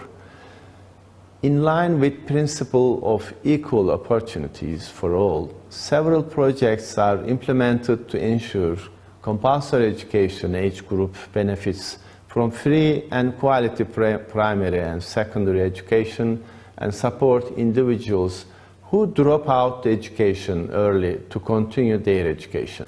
Turkey is ready to support UNESCO in its mandated role as the lead agency for the coordination and support the implementation of ESD for 2030 framework. I believe that this meeting will help us to accelerate our actions while transforming our education systems with an education for sustainable development approach. Thank you for your attention. Thank you very much to Minister Selçuk and Turkey. And now I have the pleasure to give the floor to listen to the video message from the Minister of Education of Sudan, is Her Excellency Miss Tamador Tirfi Awad El-Krem. السيد رئيس المؤتمر، أصحاب المعالي والسعادة، السيدات والسادة الحاضرون جميعا، أود في البدء أن أعبر باسم حكومة السودان عن بليغ شكرنا وتقديرنا لما بذل من اهتمام ورعاية متميزة في الإعداد والترتيب لهذا المؤتمر الذي نتطلع أن يخرج بنتائج فاعلة تعمل على تحقيق وتعزيز ضمان التعليم الجيد المنصف والشامل وتعزيز فرص التعلم مدى الحياة للجميع وضمان استدامة المستقبل التعليم. وعلى مستوى التخطيط لمستقبل التعليم أؤكد أن أهداف وقايات التعلم 2030 كانت الهيكل والنموذج لتصميم الخطة الاستراتيجية للتعليم الحالية. لذلك تسعى استراتيجيتنا لتوفير خدمات التعليم للأطفال خارج المدرسة وتحسين البيئة المدرسية ومراجعة وتنقيح المناهج والأنشطة التعليمية وربط ذلك بمخرجات تقييمات التعلم والتغذية الراجعة من المعلمين في المدارس وتوفير الكتب المدرسية ومراشد المعلمين، ابتكار وسائل تقنية لتأهيل وتدريب المعلمين، التوزيع العادل للمعلمين بين المناطق وزيادة الإنفاق الحكومي على التعليم والوصول لمجانية التعليم الأساسي، توفير وجبة مدرسية للطلاب، إدماج التعليم وشموليته لكل الأطفال بما فيهم الطلاب المعاقين والأطفال في مناطق الحروب والنزاعات، إضافة عام إضافي لسلم التعليم، الاهتمام بالتعليم الفني والتقني والتوسع فيه. ولنصل لهذه الغايات توجب علينا أن نقوم بزيادة الإنفاق الحكومي على التعليم واعتماد نظم لتقييم التعلم وتوظيفها لتنقيح المناهج وإعداد استراتيجيات تدريب المعلمين، وكذلك التنسيق الكامل لجهود المنظمات والهيئات الوطنية والعالمية والإقليمية لتعزيز آليات للتنسيق والتعاون وحشد الجهود وتوزيع الأدوار حول تحقيق مرتكزات وأهداف الخطة الاستراتيجية للتعليم، وكذلك تعزيز تبادل الخبرات والمعارف والتجارب الناتجة والتعاون الفني في مجالات التربية والتعليم والعلوم مع الدول الأصدقاء والجيران. نعمل بجد وإخلاص في تنفيذ وإنزال البرامج أعلاه على أرض الواقع، ولكننا نواجه بتحديات عظيمة ينبغي التحسب لها ووضعها في الحسبان ومراجعة الخطط لاستيعابها وتطوير آليات تخفيف حدة المخاطر الناجمة منها وتأثيره على تحقيق أجندة الهدف الرابع للتنمية المستدامة وبذل المحاولات للسيطرة على آثارها. في هذا الوقت يمر السودان بظروف اقتصادية قاسية جراء الإجراءات الاقتصادية التي تمثل أهم مطلوبات إعادة إدماج السودان في الاقتصاد العالمي، والتي أثرت على كل ما له صلة بالتنمية في كافة القطاعات بما في ذلك التعليم الذي يعد البوصلة الرئيسية المحركة لعجلة التنمية، مما يؤثر على الطلب للخدمات التعليمية وخصوصا في مناطق النزاعات والهشاشة ووسط القطاعات الفقيرة ومحدودة الدخل. السيدات والسادة الحاضرون جميعا، باسم وزارة التربية والتعليم أؤكد لكم التزامنا التام بالسعي الجاد لتحقيق الهدف الرابع للتنمية المستدامة وتعزيز ضمان التعليم الجيد والمنصف والشامل وتعزيز فرص التعلم مدى الحياة للجميع وضمان استدامة مستقبل التعليم وتوظيف الخبرات والإمكانات المادية والبشرية وتكثيف التشاور والتنسيق والتواصل مع المؤسسات الحكومية وكافة قطاعات المجتمع والمنظمات والهيئات الوطنية والدولية والإقليمية لتمكين كل طفل داخل السودان من حقه في التعلم. Thank you very much to Madam Minister our Delcrim. And now I'm giving the floor and listening to the video message from Minister of Yemen, Minister of Education, Mr. Tarek Al-Akbari. السيد رئيس المؤتمر، السادة أعضاء المؤتمر، الحاضرون جميعا، أسعد الله أوقاتكم بكل خير. فكما أنا سعيد اليوم بالمشاركة في أعمال مؤتمر اليونسكو العالمي للتعليم من أجل التنمية المستدامة، ونحن في الجمهورية اليمنية في مثل هذه الظروف الصعبة والمعقدة أحوج ما نكون لمثل هذه الفعاليات لنتبادل الأفكار التي تهم العملية التعليمية والتربوية، ونتطلع ونتعرف على التجارب التي خاضتها بلدانكم ومنظماتكم وهيئاتكم، والخبرات التي اكتسبتها، وإمكانية الاستفادة من تلك التجارب والخبرات، كما أنها فرصة سانحة مناسبة لعرض التحديات التي تواجهنا في بلادنا. الحاضرون جميعا، لا تزال الحرب في بلادنا والتي تصاعدت وتيرتها منذ انقلاب الحوثي على مؤسسات الدولة تترك آثار سلبية على التعليم بشكل عام وعلى تعليم الأطفال بشكل خاص. فقد فرض هذا الواقع الذي تتم فيه العملية التعليمية إلى تعرض مكونات التعليم ومدخلاتها إلى الكثير من المشكلات والصعوبات، فشريحة الأطفال تتعرض إلى التسرب من المدارس ولا يوجد لديهم بدائل أخرى.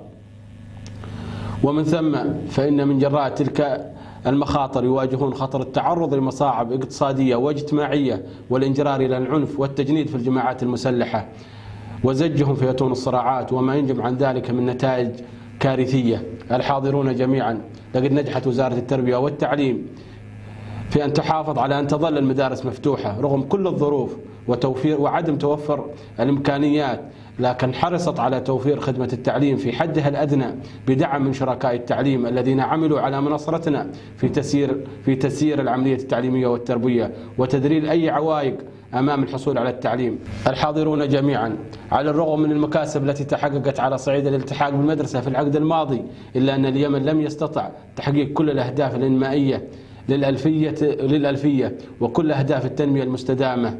والهدف الرابع الذي يخص التعليم، فأهداف التنمية المستدامة 2015-2030 تم تدشينها وإقرارها والبدء في تنفيذها في العام 2015، عام تصاعد وتيرة الحرب والانقلاب في بلادنا والمستمر إلى يومنا هذا، وهذا لم يساعد على التنفيذ بالشكل المطلوب. ونحن في وزارة التربية والتعليم نبذل كل جهودنا لتنفيذ الهدف الرابع من أهداف التنمية المستدامة في إطار خططنا وأنشطتنا والمؤامة قدر الإمكان بين كل من سياساتنا وتشريعاتنا والتعليم من أجل التنمية المستدامة 2030. السيدات والسادة الحاضرون جميعا، أتمنى لمؤتمركم التوفيق والنجاح وأن ينظر لواقع التعليم في بلادنا باهتمام يساعدنا على تخطي المراحل والصعوبات التي تقف أمامنا جميعا لنتطلع إلى شراكة في المستقبل بشكل أفضل. Thank you very much to Minister Al-Akbari. And coming now to the last speaker today, Minister Ali Hamid Muklif Mukshin, Honorable Minister of Education of Iraq. Please. بسم الله الرحمن الرحيم. السيدات والسادة الحضور، مع حفظ الأسماء والألقاب والعناوين، السلام عليكم ورحمة الله وبركاته. تمر البشرية بتحد كبير، وهو تحدي البقاء والاستمرار على قيد الحياة بسبب جائحة كوفيد-19 وما خلفته من جراء الإصابات المتزايدة والطفرات التي حصلت لهذا الفيروس، الأمر الذي استلزم أن تتكيف المجتمعات مع أسلوب حياة جديد مختلف عن النمط التقليدي. وأول وأهم إجراء اتخذ بهذا الصدد هو تنشيط التعليم للتلاميذ والطلبة التي تواجه تحديات كورونا من خلال التعليم الإلكتروني أو التعليم المدمج، الذي لم يعد خيارا أو رفاه، بل أصبح ضرورة لكل المؤسسات التعليمية من أجل تعزيز الجودة والإنصاف والأهمية للتعليم في مواجهة مستقبل يتسم بالركود الاقتصادي والتغييرات المناخية، ولحماية وتعزيز التعليم كقوة محفزة لبناء القدرات والصمود وتسريع التقدم في جميع أهداف التنمية المستدامة 17 على نطاق أوسع. فإن التوجه نحو تحسين فرص التعليم أدت إلى استخدام أساليب وتقنيات لم تكن مستخدمة أو متبعة سابقا من قبل المؤسسات التعليمية، وكانت الغاية الأولى هو عدم انتشار الفيروس عن طريق العدوى التي يمكن أن تحصل جراء الدوام الحضوري من أجل المحافظة على سلامة أبنائنا الطلبة والهيئات التعليمية والتدريسية. أما الغاية الثانية هو استمرار العملية التعليمية وديمومتها وعدم توقف العام الدراسي وخسارة التلاميذ والطلبة مقاعدهم الدراسية.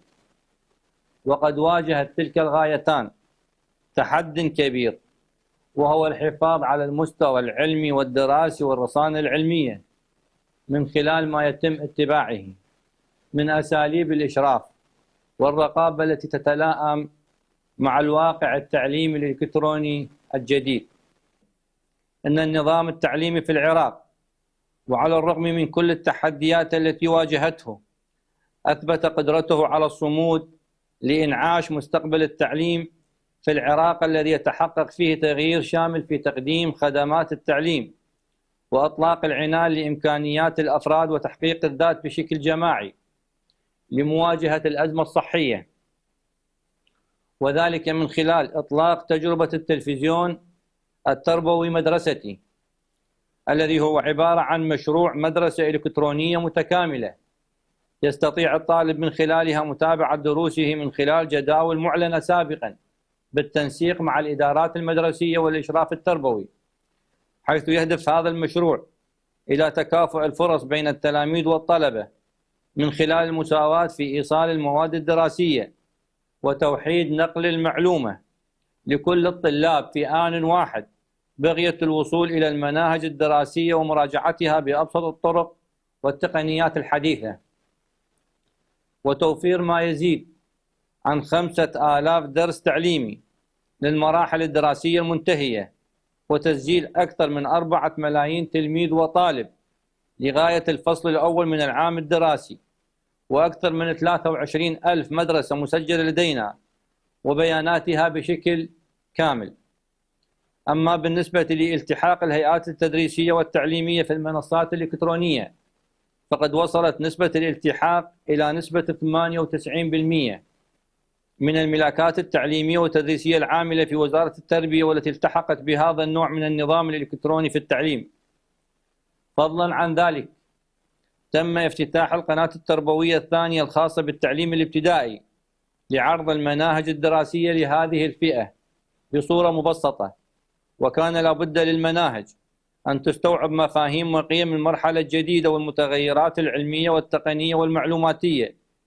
وفي هذا الإطار حققت وزارة التربية خطوات واسعة للتوسع في استخدام تقنية المعلومات والاتصال وبناء أسس العلوم والتكنولوجيا الحديثة وإدخالها في العملية التربوية، وفتح منصات تعليمية إلكترونية كمنصة نيوتن ومنصة العراق التربوية، وكذلك منصة خاصة بمدارس المتميزين في العراق التي تدرس مناهجها باللغة الإنجليزية للمواد العلمية، بما تتيح من إمكانيات في عمل الوزارة لمدارسها ولتطوير عملية التواصل والاتصال والتعلم عن بعد وتهيئة المعلمين والمتعلمين للاستفادة من هذه الإمكانيات المتاحة من مصادر المعرفة المتعددة لترجمة أهم مبادئ التعلم في القرن 21، وهو التعلم لنكون، والتعلم للمعرفة، والتعلم للعمل، والتعلم للعيش مع الآخرين. نؤكد على متابعتنا المستمرة على جهود وزارة التربية في العراق لتوفير الخدمة التعليمية الجيدة لجميع مستحقيها، وتطوير النظام التعليمي من حيث بنيته ومحتواه وشموليته لكافة فئات الدارسين والمتعلمين، والعمل على تطوير هذا النظام ومراجعته باستمرار من خلال التقييم الداخلي والخارجي، ومن خلال المؤتمر العالمي حول التعليم بشأن التنمية المستدامة. نعلن استعدادنا في مجال مسؤوليتنا الالتزام بتنفيذ التعليم من أجل التنمية المستدامة ومواكبة التحولات التي يشهدها مجتمعنا والعالم بما يضمن تحقق المنجز المعرفي الذي نسعى إلى تحقيقه وتفعيلا لدوره في بناء القدرات المستقبلية للإنسان القائمة على الكفاءات المعرفية الذي يتناسب مع الاحتياجات التنموية ويأخذ بنظر الاعتبار الترابط بين الأبعاد الاقتصادية والاجتماعية والبيئية والصحية. وختاما أقدم لكم التحية باسم هذا الوطن وأبنائه وأجياله على ما تقدمون له عبر هذا المؤتمر العالمي حول التعليم من أجل التنمية المستدامة، سائلين المولى عز وجل أن يوفقنا دوما لخدمة التعليم والإنسانية. والسلام عليكم ورحمة الله وبركاته. Thank you very much to our last speaker, His Excellency the Minister of Education of Iraq. And with this, we come to the end of this first round of the Ministerial Roundtable. I would say a very inspiring marathon through ESD, and we heard really very much interesting experiences already put in practice and inspiring reflections from the government's perspective. I would like to express my deep gratitude to all the ministers and deputy ministers who joined the session today, either live or through video, pre-recorded video messages, and who make strong commitments for the future implementation of ESD under the new global framework ESD for 2030. And this is very important, it's very encouraging. We need this political will and commitment. And before concluding, really please, two things I would like to recall of you. First, please note that the statements and video statements made by Minister today will be made available on the conference platform under Countries in Action after the session and later on UNESCO website. And last but not least, really, please visit the SDG Marketplace booths that currently live on the platform. And also we warmly, kindly invite all of you to join the Berlin Night, which is the virtual get-together networking hosted by the government of Germany. And with this, I thank you, all of you very much, and see you tonight and tomorrow for the second round.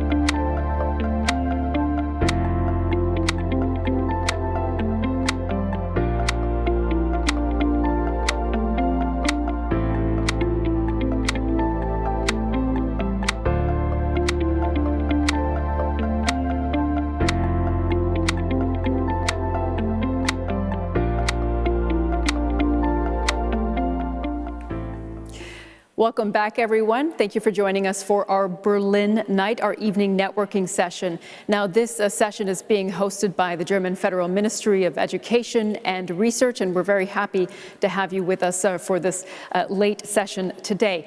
Now, usually at a conference, this would be the portion of the evening where perhaps you might mingle over food and exchange some thoughts and comments over what you heard in day one, some of your takeaways.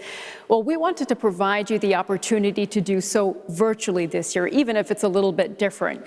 And as I mentioned, this is a networking evening. We'll talk a little bit more about that in a moment. But first, I said it is Berlin night. So let's take a look at this video about our host city.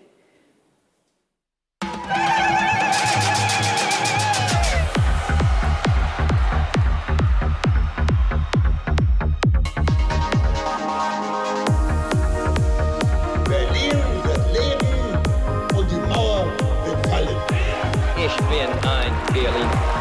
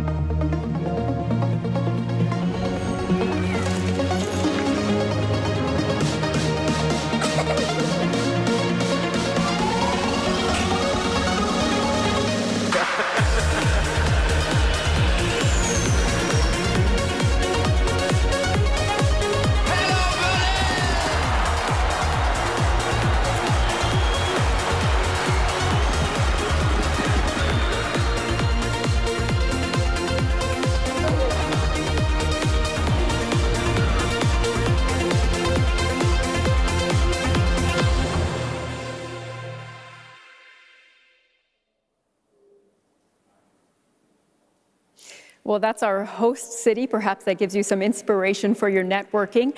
Now, if you haven't done so until now, head to the platform, the part of the platform that allows you to network, the Berlin Lounge. And there you'll find a connection to Wonder Meet. That allows you to network either informally, so among yourselves, or formally along certain topics that UNESCO and the ministry have selected that are really key to this conference. Now, this evening is also an opportunity at this point to take stock of day one. What have we heard? What have we seen? Perhaps what have we learned? We heard from ministers, for example, who laid forth their plans to put this roadmap, ESD for 2030, in place. We heard from education experts as well, who talked about some of the challenges that they face to make sustainability part of their core curricula. And we heard from a young student who showed us how young people around the world are really leading by example. So those were some of the takeaways. Now we can hear a message for inaugurating this Berlin night from the State Minister in the Federal Foreign Office, Ms. Michelle Müntefering. Sehr geehrte Stefania Giannini, liebe Kollegin Ministerin Anja Karliczek, sehr geehrte Teilnehmerinnen und Teilnehmer. Der Countdown läuft. Bis 2030 hat sich die globale Gemeinschaft Zeit gegeben, die Wende hin zu einer nachhaltigen Welt zu schaffen. Wir sind jetzt im Jahr 2021. Viel Zeit bleibt also nicht mehr. Was wir jetzt brauchen, ist eine Decade of Action. Wir müssen die Ziele der Agenda 2030 konsequent umsetzen. Nachhaltigkeit heißt, die Lebensverhältnisse auf dem gesamten Planeten zu verbessern und die natürlichen Lebensgrundlagen für kommende Generationen zu bewahren. Und dazu sind wir alle verpflichtet. Dabei gilt, Bildung ist der Schlüssel. Durch Bildung stärken wir unsere Gesellschaften, wir stärken demokratische Teilhabe und gesellschaftlichen Zusammenhalt. Und deshalb haben wir die Verabschiedung des neuen Programms Bildung für nachhaltige Entwicklung für 2030 auch von Anfang an unterstützt. Mit dieser Konferenz geben wir dafür den Startschuss und jetzt geht es an die Umsetzung. Ich kann Ihnen schon heute sagen, wir stärken Nachhaltigkeit als zentralen Baustein unserer internationalen Kultur- und Bildungspolitik. Das umfasst zum Beispiel den Ausbau unserer Wissenschaftsdiplomatie. Gerade vor einigen Wochen haben wir ein neues Programm zum Schutz verfolgter Studierender gestartet. Auch in unserem weltweiten Schulnetzwerk Schulen, Partner der Zukunft oder an unseren Botschaften weltweit ist Nachhaltigkeit zu einem zentralen Querschnittsthema geworden. Mit innovativen Projekten und Veranstaltungen wollen wir die Vermittlung nachhaltigen Lebens und Handels weiter fördern. Ganz aktuell zum Beispiel durch einen Game Jam zu den SDGs in diesem Monat. Schauen Sie doch einfach einmal bei unserem virtuellen Konferenzstand vorbei. Hier präsentiert das Goethe-Institut seine vielfältigen Aktivitäten im Bereich Bildung für nachhaltige Entwicklung. Liebe Teilnehmerinnen und Teilnehmer, it's the final countdown, so heißt es im Lied von Europe. Und in der Tat, wir haben nur diese eine Welt. Und wir haben immer weniger Zeit umzusteuern.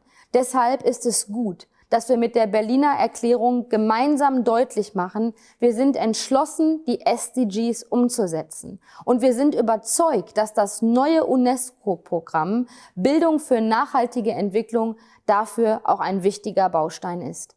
Vielen Dank an alle Organisatorinnen, an alle Organisatoren und uns allen eine gute Konferenz mit viel Gelegenheit zum Austausch und dank des virtuellen Formats sogar fast emissionsneutral. Herzlichen Dank. Thank you, Ms. Michelle Müntefering from the Federal Foreign Office for getting our networking evening kicked off here. And we mentioned that this evening is being hosted and sponsored by the Federal Ministry for Education and Research. And we now have the minister herself joining us, Ms. Anja Karliczek, for some words.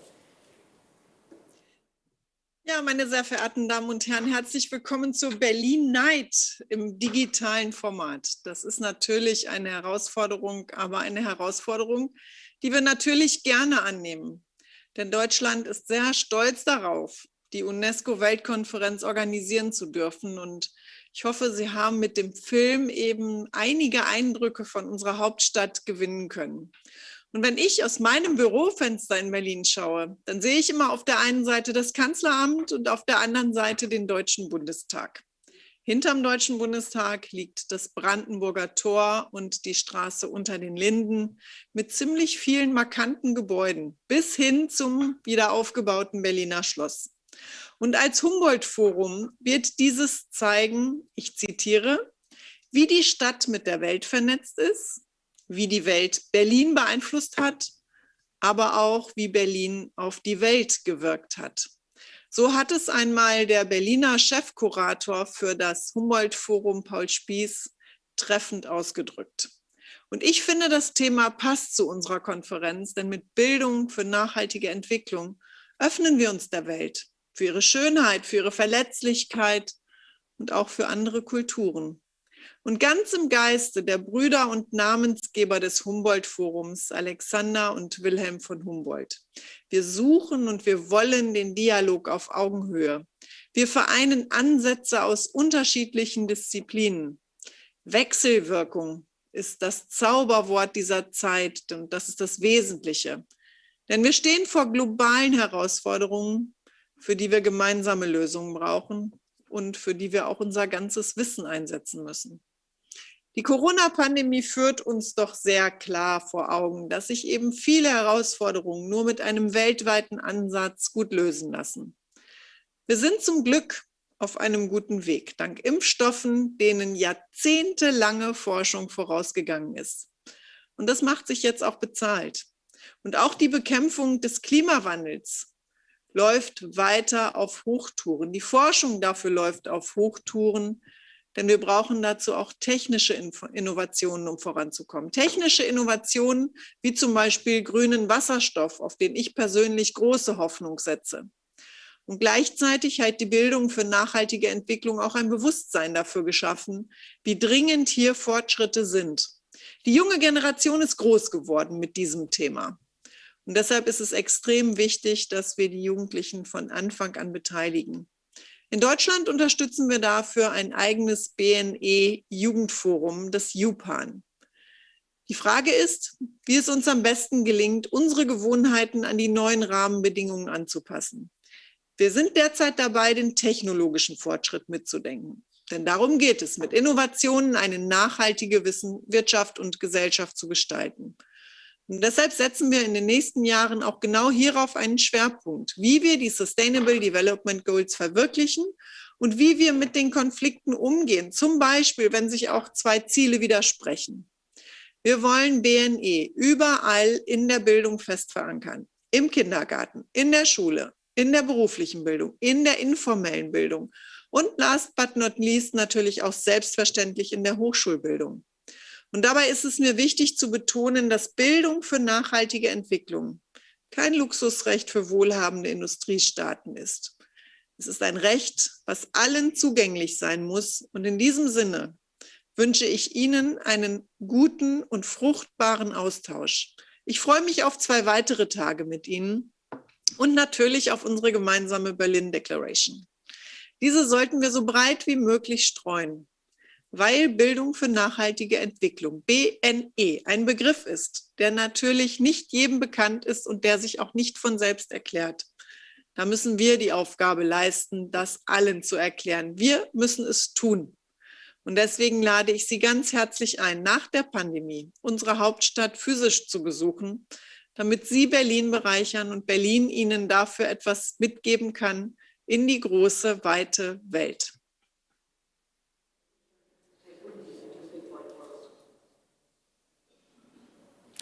Thank you very much, Minister Karliczek, for helping getting us started. And we have one more message for you to kick off this Berlin Night networking evening. I'd like to bring back in the Assistant Director General for Education at UNESCO, Stefania Giannini, who you will know led many of the sessions today. Ms. Giannini, the floor is yours. Thank you very much for giving another opportunity to briefly express once more UNESCO gratitude for Germany's hosting of this World Conference so successfully. And thanks very much to Minister Karliczek as well as State Minister Müntefering for their inspiring words in this Berlin Night networking. Not being able, as I said, to get together, I was saying in reality, talking to each other, drinking something, tasting the German food, and having a taste of Berlin as a real inspiring and innovative city. The video was really great and showcased to all of us what we are missing. I think this is something that for sure we are missing in these 3 days of discussions and reflections on the importance of sustainable development and education for sustainable development.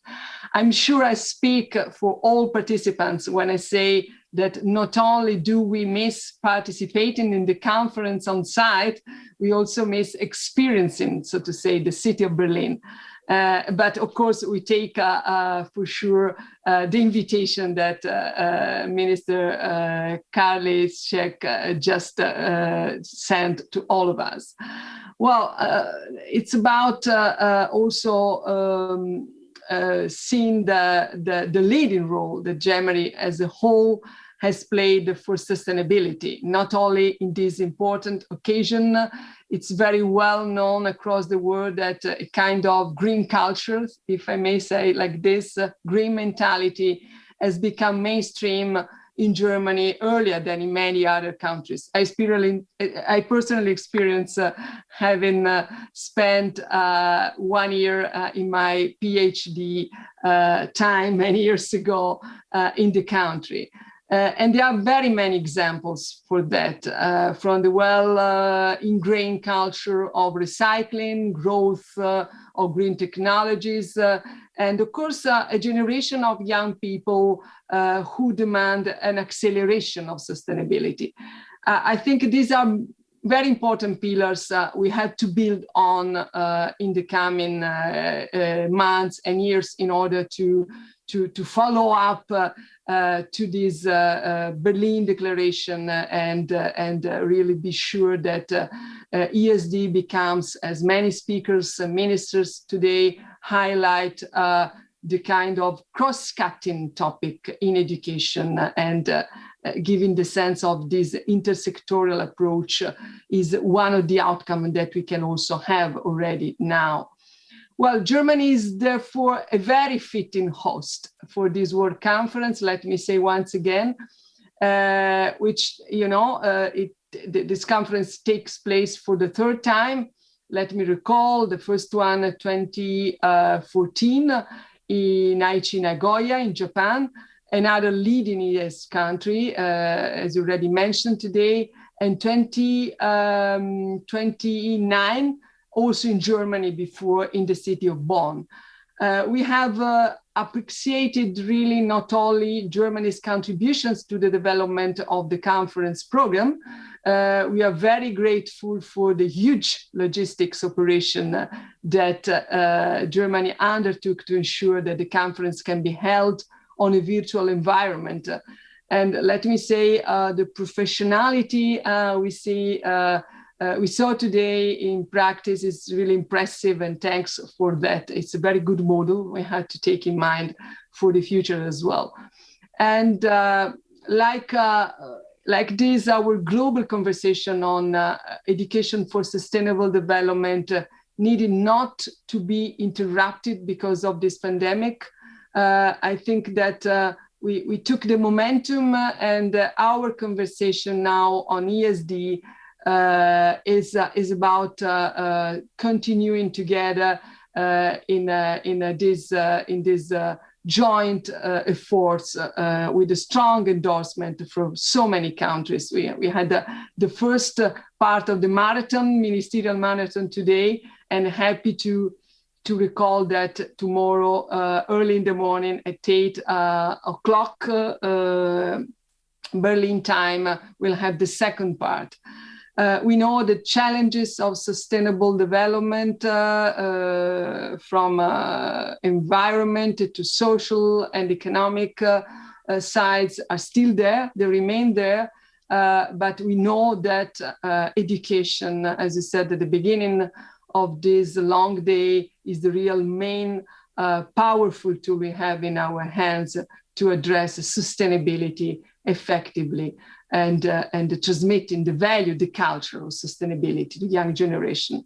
So thank you very much, all of you. Thank you, Minister, for making the conference possible and very successful so far, and for your great hospitality. I thank you very much, all of you, and I wish you a nice networking gathering, virtual gathering now. Thank you, Ms. Giannini, for that input. And I think that's a nice way of putting it. Perhaps this evening can be something of a taste of Berlin, even if you can't be here on site. And as Ms. Giannini said, there's been so much input through the course of the day with all of the sessions and panels. Perhaps some of that can inspire and inform your networking. And we encourage you really to take use of this platform, to use the next few hours to network among each other. And we hope that you can have some fruitful discussions there. Now, before we leave you to network, however, we did want to leave you with one more special item, a musical performance from a band that you might have seen a little bit earlier today in our program, Doreen Ben David. And this is a song that was part of the contest, Your Song for One World. And the song is called Lovers of the Earth. Enjoy.